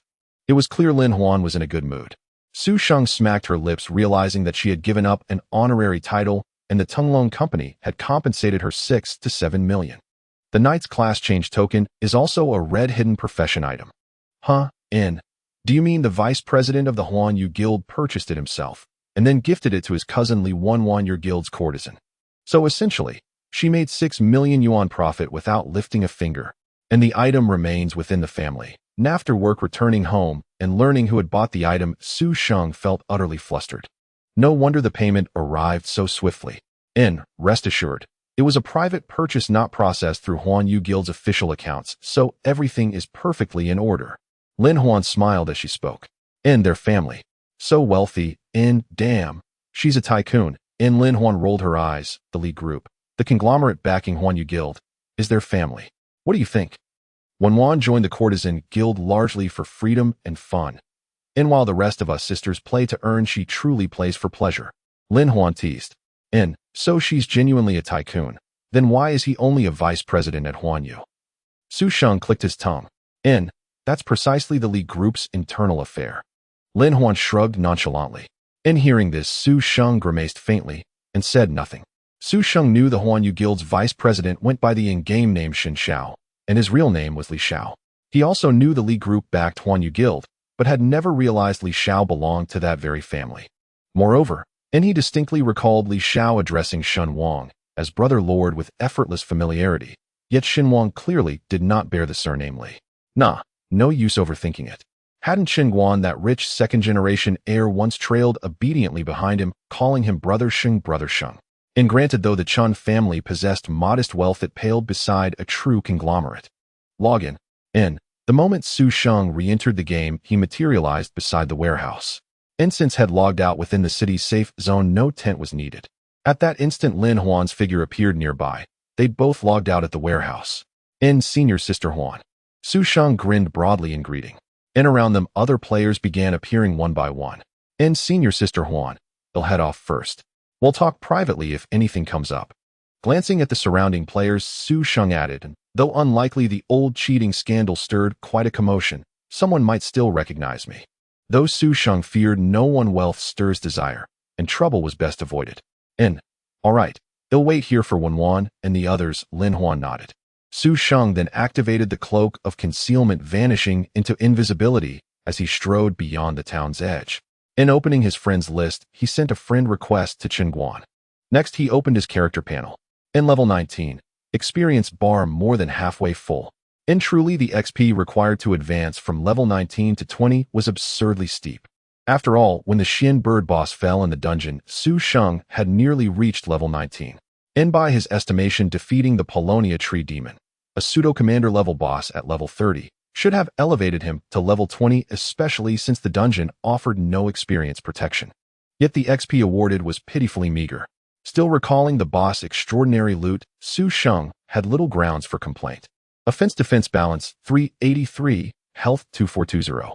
And among all players these stats were undeniably godlike, yet Su Sheng remained unsatisfied. Approaching level 20, his current gear, including items from the starter village, was long overdue for replacement. Yet at present he possessed virtually no suitable level 20 equipment. Though numerous pieces had dropped, few were usable by him. Most had already been handed over to Lin Huan. A level 15 white bronze wrist guard, level 10 green wolf walker boots, level 10 green wolf king leather armor. Ridiculous for a knight to wear leather armor really. And greenwood greaves. All of these needed replacing. And the sole remaining respectable piece was his level 15 blue helm of ceased warfare. Even comparing it to level 30 gear, Su Sheng found the base stats of the dragon scale shield underwhelming. Though it was an epic tier item, its level simply fell too short. Still, its dragon scale skill remained highly desirable. NAS for accessories. Drop rates were inherently low, so one used whatever was available. And the Polonia wood armor and blaze striding boots were exceptional, but required level 30. The Phoenix Flame earrings demanded level 25. And Brother Sheng. At that moment Chen Guan accepted the friend request. And, do you have any heaven-forged stones? Su Sheng's opening line brooked no pleasantries. And with a sworn brother, formalities were unnecessary. And male camaraderie could be strangely uncomplicated. Though they'd barely spoken in 7 years, neither felt the slightest distance or unfamiliarity. And damn, and Brother Sheng, are you some kind of oracle? Chen Guan wore a look of exaggerated grievance. And, so you actually do have one? Su Sheng was mildly surprised. He'd merely asked on a whim. I do. One of my men just obtained it yesterday. The same fellow who shielded you from the talisman. I bought it off him. Send it over. I'll transfer the money.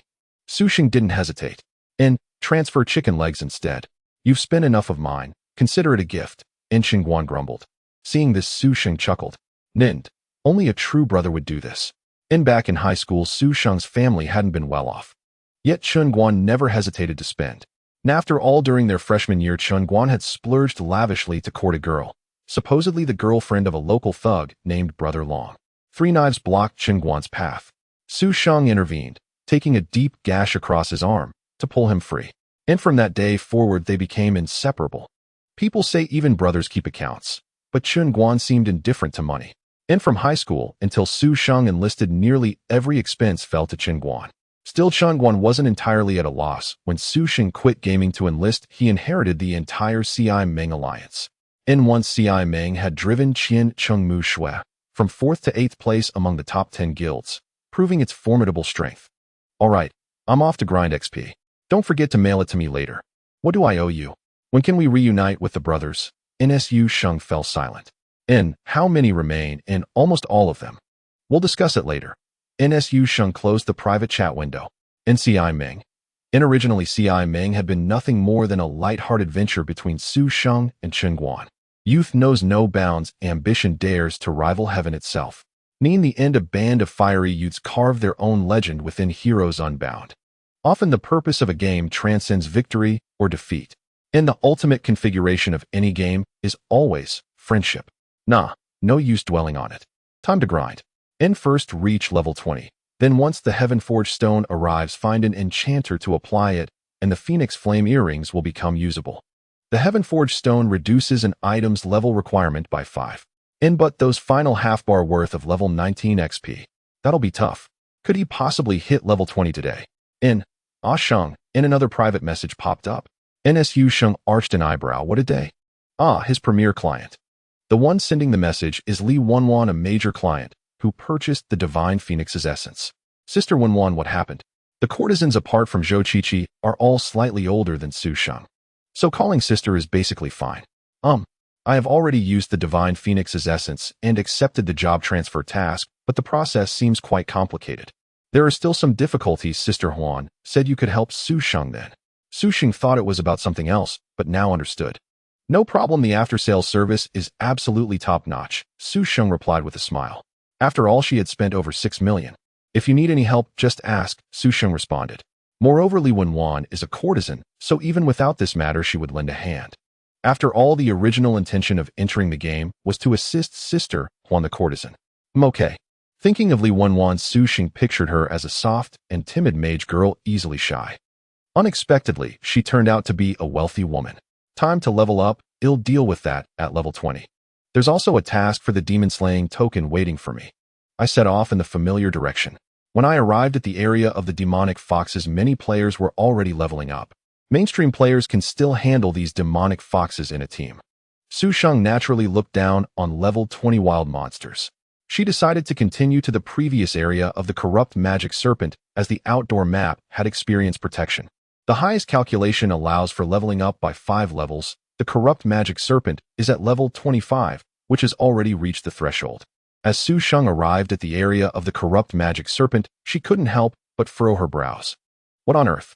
Just ahead 2 or 3 teams of players were chatting sparsely. However, as Su Sheng was in the stealth state of her cloak of invisibility, they did not notice her presence. After all, normal detection of invisibility requires being 10 levels higher or having specialized detection skills. This scene was very familiar to Su Sheng. A major guild was controlling the area. She glanced at the names above their heads. They were from the Bianhua Guild. What a coincidence! Due to the existence of the Huilong village apart from Qianqing Mushua, Wudong town also attracted several other guilds. However, those guilds were not among the top 10 in Huaxia. The spotlight was taken by Qianqing Mushua, so the other guilds didn't attract much attention. But it was precisely because of Qianqing Muxu's presence that many other guilds were discouraged from settling here. Although there is an advantage with Huilong village, settling in Wudong town means competing for resources with Qianqing Mushua. After all, Qianqing Mushua is ranked 8th among the top 10 guilds, and usually ordinary guilds are not their match. Ultimately, this led to most of the guilds that settled in Wudong town being on good terms with Qianqing Mushua, and the Bianhua Guild is one such representative. The Bianhua Guild, renowned just below the top 10 guilds, is also an ally of Qianqing Mushua. During the time of Chuanxiong, when the Assassin Alliance was fighting against Qianqing Mushua, the Bianhua Guild was quite active. If it weren't for the assistance from Bianhua Guild to Qianqing Mushua, the latter might have been ousted from the top 10 guilds by the Assassin Alliance. They control the area, either leveling in packs or fighting the boss. Normally, for leveling in packs, just a couple of players are enough to keep things manageable. However, there are quite a few players from Bianhua Guild intercepting at the entrance. There's a high probability they are fighting the boss. Since that's the case, I won't be polite. Su Sheng smiled mysteriously. Then Su Sheng moved forward. With Su Sheng's skills in stealth mode, the members of the Bianhua Guild would not be able to detect her. Thus, Su Sheng easily slipped through the blockade of the Bianhua Guild while remaining invisible. I must say, sometimes the stealth of an assassin is truly useful. Even without the cloak of invisibility, Su Sheng could have charged in directly like she did with Qianqing Mushua before. But being able to sneak in like a ghost is even better. Sure enough, Su Sheng's guess was not wrong. Once inside, she saw 2,000-member teams from the Bianhua Guild surrounding a massive corrupt magic serpent. It was evident that the attributes of this corrupt magic serpent boss were quite remarkable. Under the boss's attacks, the elite assault team of the Bianhua Guild had 3 or 4 knights alternating as tanks, supported by a healer team at the back managing to withstand the boss's damage. However, the Bianhua Guild was quite competent and their teamwork was very seamless. Thus, although the rhythm of defeating this corrupt magic serpent was tense, there were no mistakes. Su Sheng observed for a while and could basically confirm that this was an ordinary BOS-level corrupt magic serpent. Normally, an elite team of the same level could take down an ordinary boss. However, the current level of the corrupt magic serpent boss was much higher than the players, otherwise an ordinary boss wouldn't require such a big setup. Nevertheless, since it is an enemy, Su Sheng would not hold back. Maintaining her stealth, Su Sheng deftly infiltrated the formation of Bianhua Guild. And silently she avoided all Bianhua players. With Su Sheng's stealth skills, there were probably no more than a handful of players in the entire game who could detect her. Therefore, Su Sheng patiently waited nearby, biding her time as the Bianhua team battled the boss. Although she couldn't see the boss's health bar, Su Sheng was not anxious. Regular bosses would explode with power when close to death. Since she had just logged into the game, the Bianhua Guild was also starting their attack on this BOSS, but judging by the setup, they must have discovered the boss yesterday, and due to insufficient game time, began their attack today. Su Sheng had to wait patiently for a while. The elite team of the Bianhua Guild had not made a single mistake methodically attacking, and even if the health mechanism triggered, they could handle it well. However, at that moment, some commotion occurred in the front of the map. From the reactions of the Bianhua players, Su Sheng guessed that some players had come over, but were intercepted by the Bianhua Guild. The elite team attacking the boss was unaffected. Among major guilds, cooperation and division of labor are orderly. Before long, that disturbance was quelled. After all, ordinary players usually have to retreat when facing major guilds. To Su Sheng's surprise, shortly after that disturbance subsided, Guan sent her a private message again. Sheng Good, do you still remember the Bianhua Guild? Su Sheng looked around with interest. Finally, she roughly confirmed a few points. The Assassin Alliance has arrived.